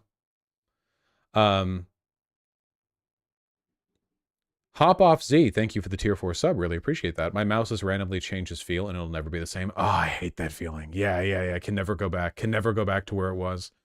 Thank you. The Amazing GLP, I have looked into Rojava quite a bit before, just not a formal research stream, but I do want to. There's so much stuff I want to know about, you know? I'll try to be better about it this year. Billy Bull and 490, thank you for the tier 1 subs. Really appreciate that. Congrats on your new job, friend. Big they, them energy. Midnight Kitty Boy, thank you for the tier 2 sub. Really appreciate that. Fantasy George, thank you for the 20 bucks. On Lara Croft, I don't think there is anything wrong with sexualized designs, but I get frustrated when those designs show a lack of imagination designing women. Yes, agreed. Yes, fully. Again, the goal is to make a design that is sexually appealing, but also like empowering, or you could imagine or enjoy being that person, you know? I think that is a fully a desirable outcome. And I think it should go like both ways or all ways or whatever, you know?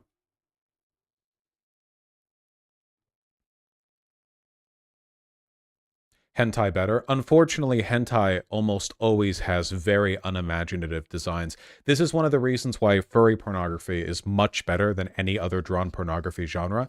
It's because when you're creating a furry OC, there's almost always going to be some level of creative design because you're making a furry OC. Whereas if you look at most hentai, all the girls just look like girl, you know? The only hentai doujins you'll see that tend to have good character designs are ones that are, using characters from a pre-existing property, you know?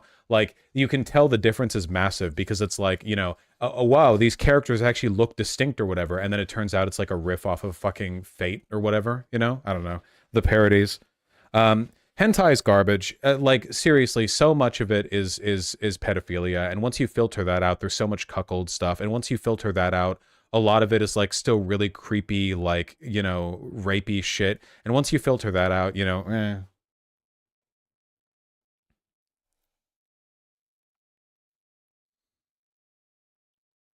A lot of insane race fetishization too. Yeah. Oh God, and all the incest too. Yeah. Holy shit. There's so much incest. Rank porn. Rank every doujin. Rank every doujin. The good shit is so good though. Yeah, it's better. Western is just better in this. You know. Western drawn pornography, because most of it, because a lot of the good stuff's furry, and even for the non-furry stuff, there's good stuff though. Admittedly, a lot of the Western porn drawers who don't do furry art are like wannabe comic artists, you know, so there's like that stiffness. To be fair, incest porn is rampant in a ton of different porn. Yeah. Oh, dude, man, I'm so fucking sick of this shit, man. I was watching JJK, the last episode of JJK. I'm not spoiling, okay? So I'm gonna code this language, okay? A character who I liked visually, design-wise, was Sussy. In chat, you know what I'm referring to? No spoilers. We know what I'm referring to, right? You know what I mean by sussy. I don't mean sussy like just bad. I mean we know some we know. Yeah, okay. That right? Okay. Where the fuck did that come from? Jujutsu Kaisen was so free of creepy shit. Like, it was so free of weird. The French incident. Oh, the fucking French. It was so free of that shit, man. And then it was like, you know, what, like, let's slip some in at the end. Fucking, it's the Japanese and the French, the two most incestuous cultures known to man, you know?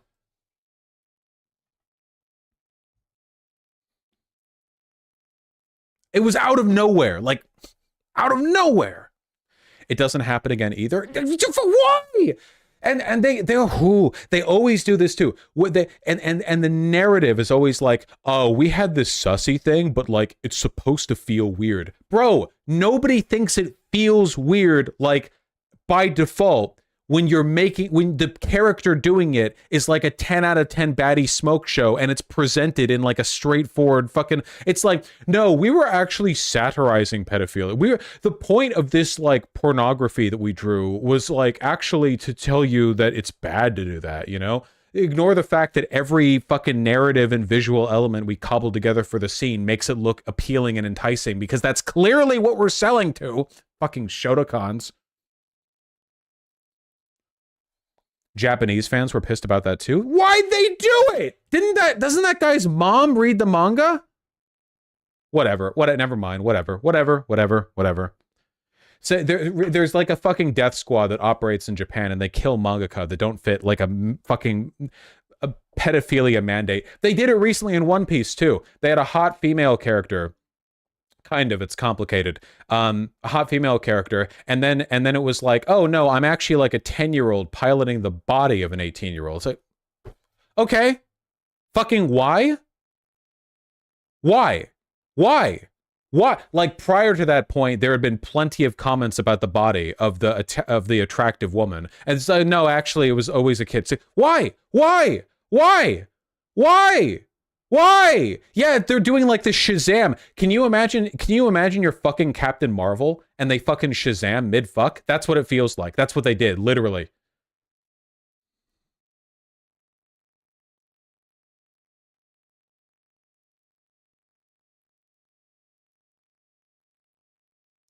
Shinzo Abe mandates, yeah, from beyond the grave.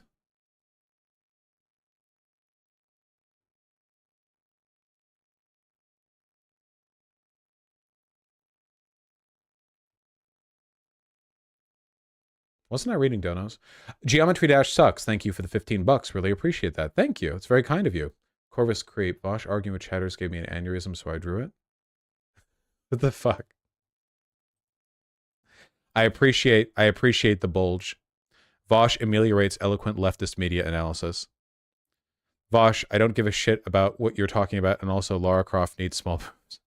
I want to talk about real politics. By real politics, I mean the videos I watch without you in the corner. Thank you for your sympathetic depiction of me and my proportions. Canonically true. Canonically true.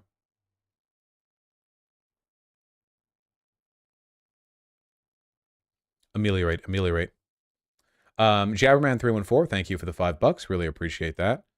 Sake Tanuki, thank you for the 5 tier 1 subs. Amazing.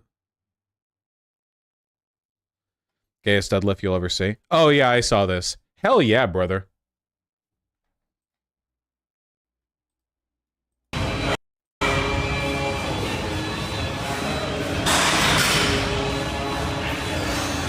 Let's go. Let's go.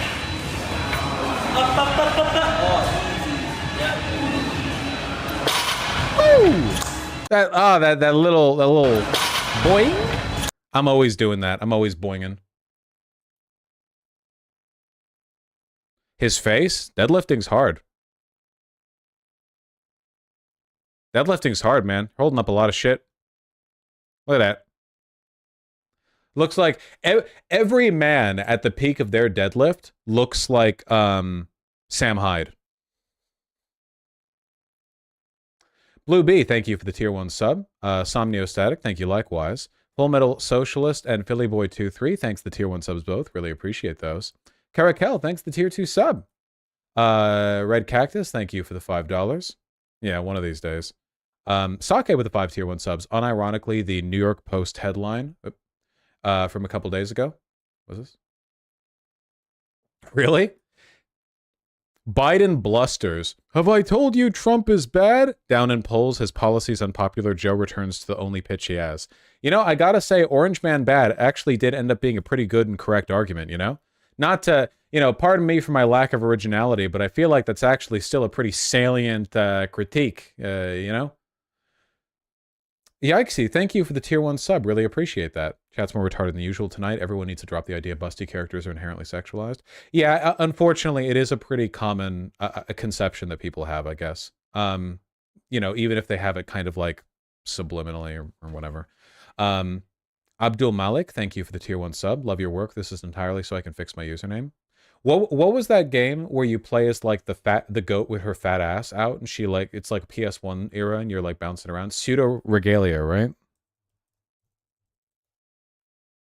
Yeah, I got it right.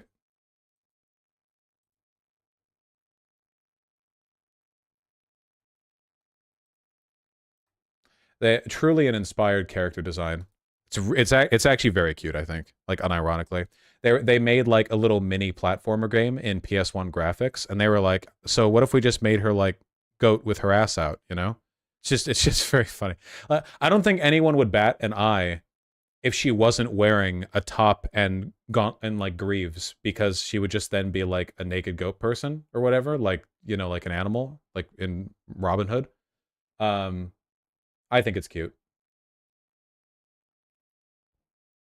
Yeah, it was a game jam game at first. I played it. It's a good game. Good game. Inspired character design.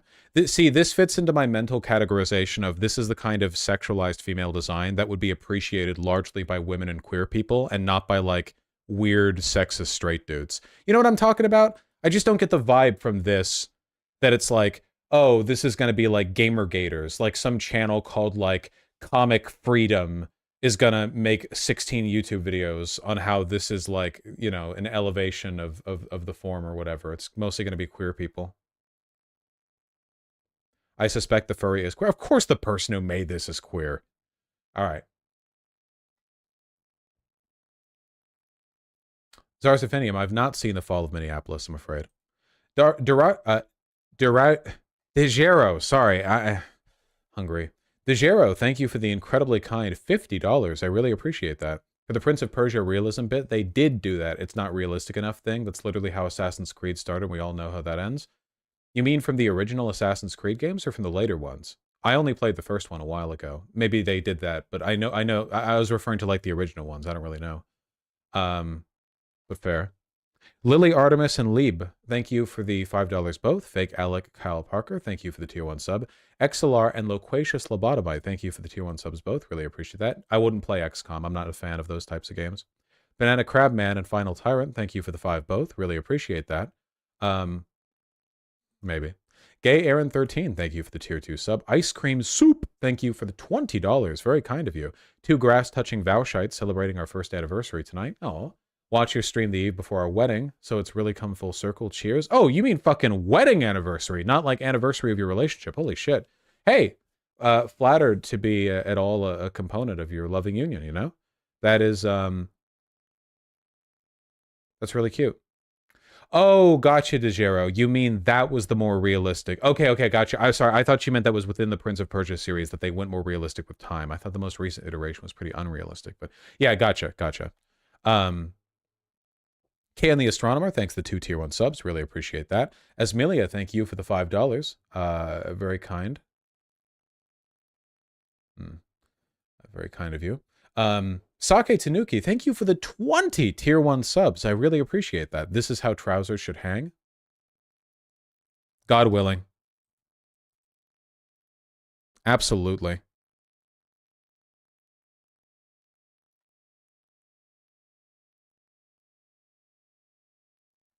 You know, I mean, I did post this, but hold on. Let me see if I can find it super quick. I found it in the different thing, right? Voutism Speaks. That's it. I feel like the anthology Red Raw Chambray shirt that I posted, the fit on this guy is pretty much ideal, like aspirational, you know? Holy shit, that looks good. Oh my fucking god. In terms of like trouser rise, you know? That's so good. I saw Carmack started Fresh Papusa, yeah. Buy it, buy it, buy it. I'd buy the shirt, but the suit's what I'm talking about here. And the shirt's very expensive. Thank you, Sake. Esmelia, thank you for the $5. Really appreciate that. Tron Panda TKS, thank you for the tier 1 sub. Really appreciate that. Yesterday, Ryan Grimm mentioned Hamas's approval drops when peace deals look possible. I'm looking for a source on this, but Google isn't providing one. I don't think it was a approval rating thing, because we don't really get like reliable approval rating data from the Gaza Strip. It's more of like, from what we've seen, there seems to be like an increased support for insurgency when people in the Gaza Strip feel hopeless about peace talks. But I think that's a more tenuous set of connections, because we're working from pretty bad data there. That could just be my guess, though. I'd have to look into his claim specifically. What was the name of that goat character? Oh, I don't know, but the game's Pseudo Regalia. Garbagool, thank you for the $5. You should check out this site. They have incredible Cabana shirts. Oh, shit. Those are some really wide collars. That's the shit that I like to see. Wow. Oh, wait, that's for women. Hold on. My gigantic shoulders can't accommodate. Let me see. Materials. Oh, are these all unisex? I'll take a look. In a bit. Not inexpensive either. Okay, close that. We're almost done. We're doing good. We're almost done. We're doing good. I'm a good boy. We're doing good. Oh, Patty Komoalne, thank you for the $10. Hey Vosh, political crisis in Poland. Polish police arrest MPs as Tusk versus Dada rule of law battle heats up. Oh shit. Okay, I'm gonna have to cover that in the future then. I'm sorry. That's a lot actually. That's not a quick coverage. Sake Tanuki, thank you for the 5 tier 1 subs. A true Vatist? True Vatist.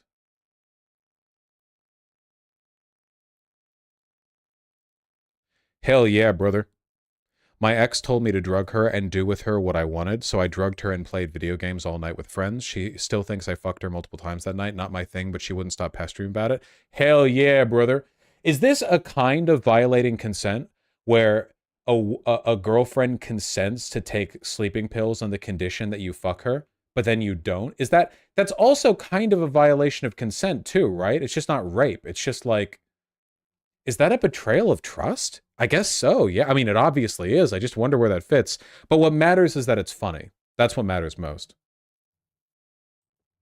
Have you looked into Japanese Americana brands like Engineered Garments and Capital? Yes. In terms of like, I don't know if I want to call it high fashion, but in terms of getting like dope ass cool shit, you can get, there's so much good stuff that comes out of Japan and China. Japan is like the fucking center of so much like bespoke high quality fabric garment manufacturing, and China just has an incredible streetwear culture. And like there's so much cool stuff going on there. Yeah.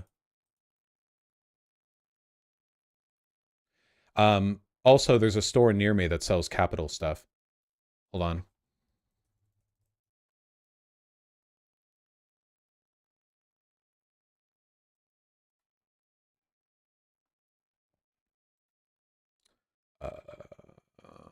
There it is, Capital.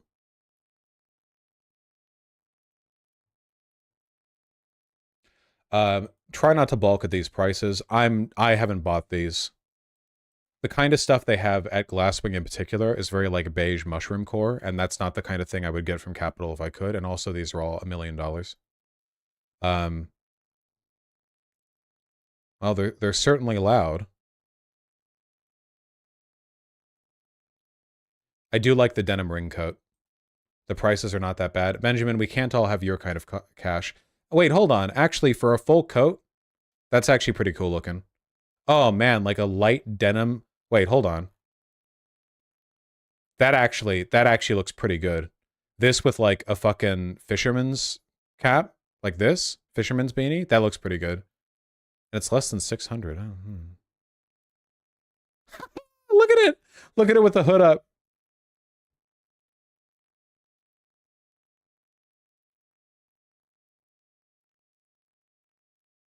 Oh, and it's belted too. It's got a cinch waist. Hell yeah. Wait, fuck. Oh, fuck, dude. God damn it.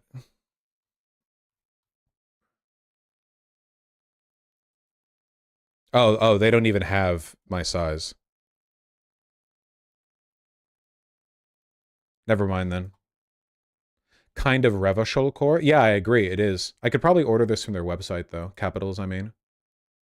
What do I think of this? I think it's cool. I think crop jackets in general are really cool. I mean, I wouldn't wear this, but it might be because it's on a female mannequin, so I just don't see myself in it.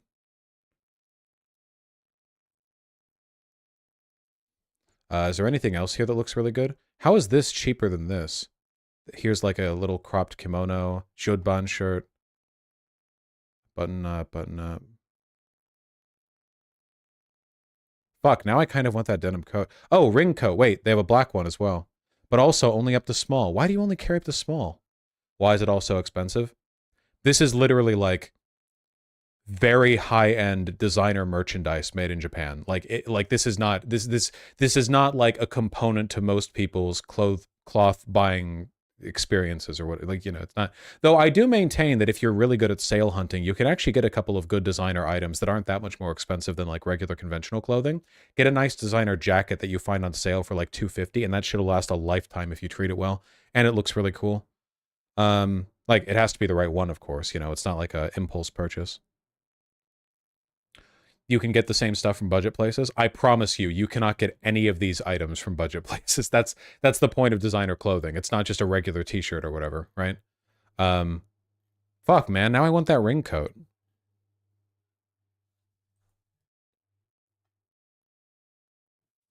Ring coat capital.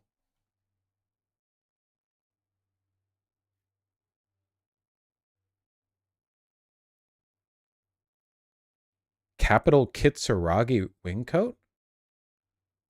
Kitsuragi? They only go up to medium. Why do you torment me? My shoulders will bust through a medium. Why?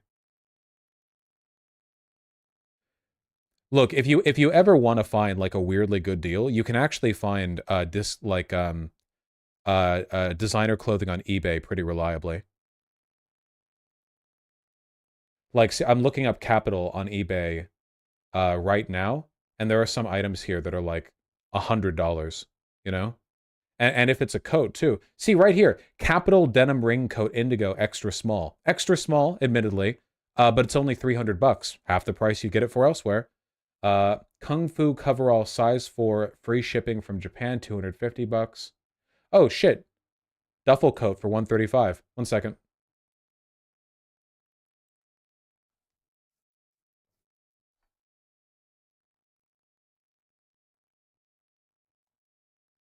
Not bad.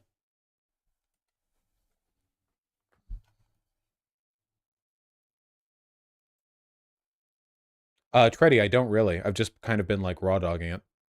Now that's a good coat. If you're ever going to overspend for a designer item, a coat's a good place to do it, you know? Because you'll have it forever. Like, it, you know, coats don't like disappear. I kind of like these because I'm stupid, because I'm a fucking idiot. I'm a moron. I'm an idiot. Kind of like those. Real denim jeans.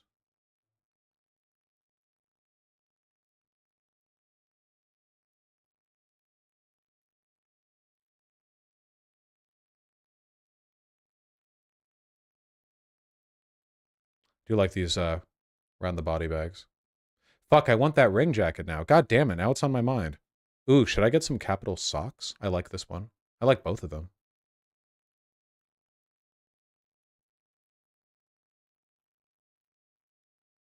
Oh, whatever. Okay, hold on. Fuck, we're never gonna finish these donos. Crooked, thank you for the tier 3 sub. Really appreciate that. I've never seen Zack Snyder's Batman v Superman, but every bit that I've seen of it made it look really fucking bad, is my impression. Sake, thank you for the 10 tier 1 subs. Really appreciate that. Can we have a moment of silence for the 100 white names that shall remain white because of poor donation thought? That's true. Benjamin Gilbert Leaf has a lot to answer for. That's very, very true. Derek IT Pro, thank you for the tier 4 sub. Really appreciate that. Thank you. Godwings101, thank you for the $10. Just learned of this upcoming game called Pacific Drive. That's a survival crafting game where you drive around in a wood panel station wagon. It looks cute. Oh, that does sound cute. Also, station wagons are cute.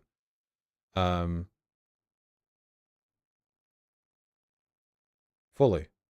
Alex Ingen, congratulations on finishing the last exam of your master's program, assuming you passed. I hope you did.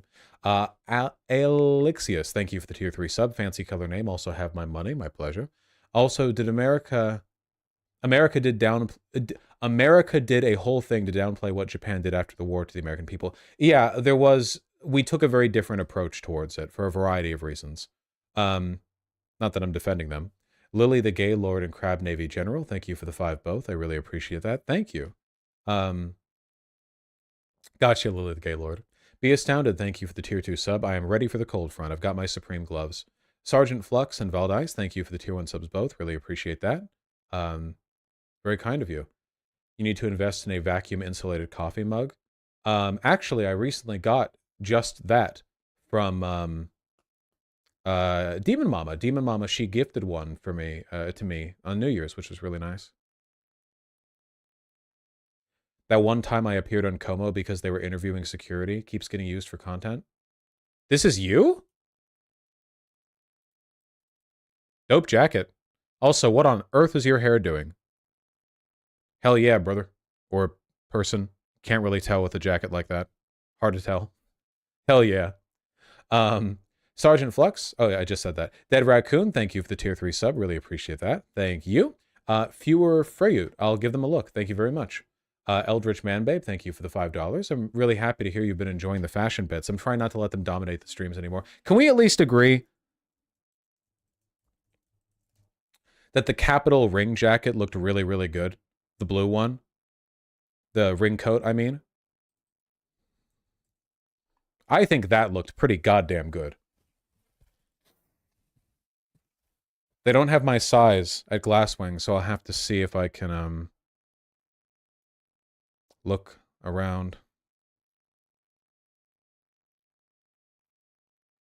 Oh wait, hold on one second. This is a r/raw denim thread where somebody's talking about how they got it. Dude, it looks so good. What the fuck? Oh my god, even without like a model taking pictures of it. Look, look, look. It looks really good. It's like such good, like grungy streetwear, like fucking, look at that. Where do you look for clothing inspo? I've said I don't really. I kind of like that. Yeah, it's okay. This looks really good. Fuck. Ah, god damn it. I bet they don't even produce it anymore. They probably stopped selling it like 8 years ago, and I'm gonna have to.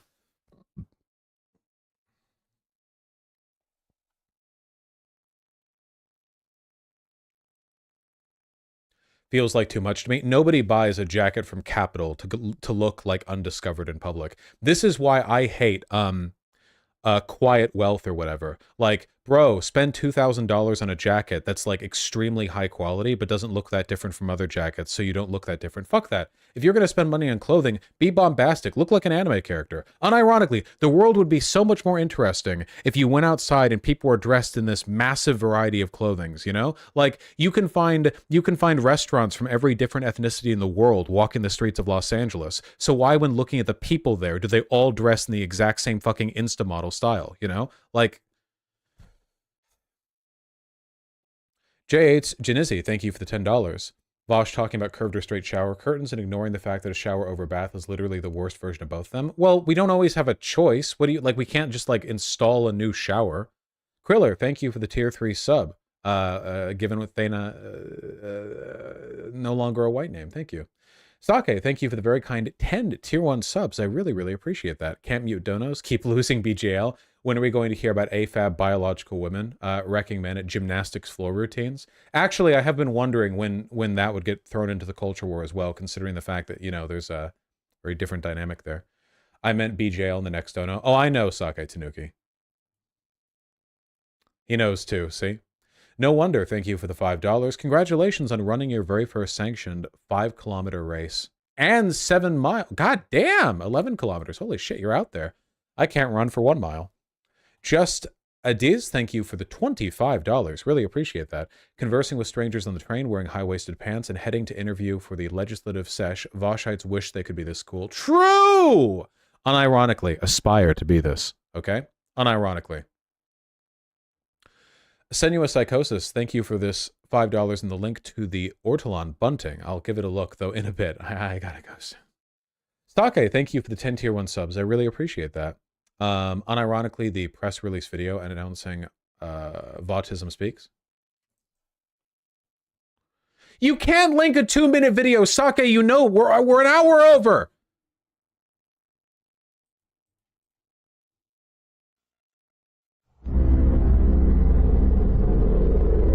I am V. No! Have we done this before? Have we not? I'm going over this next time. I gotta go. I'm so hungry. I'm putting it in the tab. Fuck you. Let me out. Let me out. I'm so hungry. I didn't have breakfast. I didn't have breakfast. I'm hungry. I'm a growing boy. I'm a big boy. I'm hungry. It's on the list. Oh my god. Hold on. For the final donation, I know this will irk Sake Tanuki since this is the last one. Benjamin Gilbert Leaf, thank you so much for the incredibly kind $400 donation. I really appreciate that. Jesus. Do a research stream. You misspelled research in 16 different ways. On the history of Judaism and its development, the most interesting topic in human history. This is not a subjective statement. Also, need to reach my annoying Sake tally. Oh, there you go. See, the battle continues. First of all, we have looked into the history of Judaism to some extent, though not in a full research stream. For 2, I don't know if I would do a research stream on that because it doesn't interest me that much. I'm mostly interested in contemporary politics. The extent to which religion and its development influences modern political situations are, I mean, it's not non-existent. There is something to go into there. But it's also like, I don't think I could do that in a single research stream, right? Like what, Wikipedia posting? I don't know. That's a pretty fucking big topic.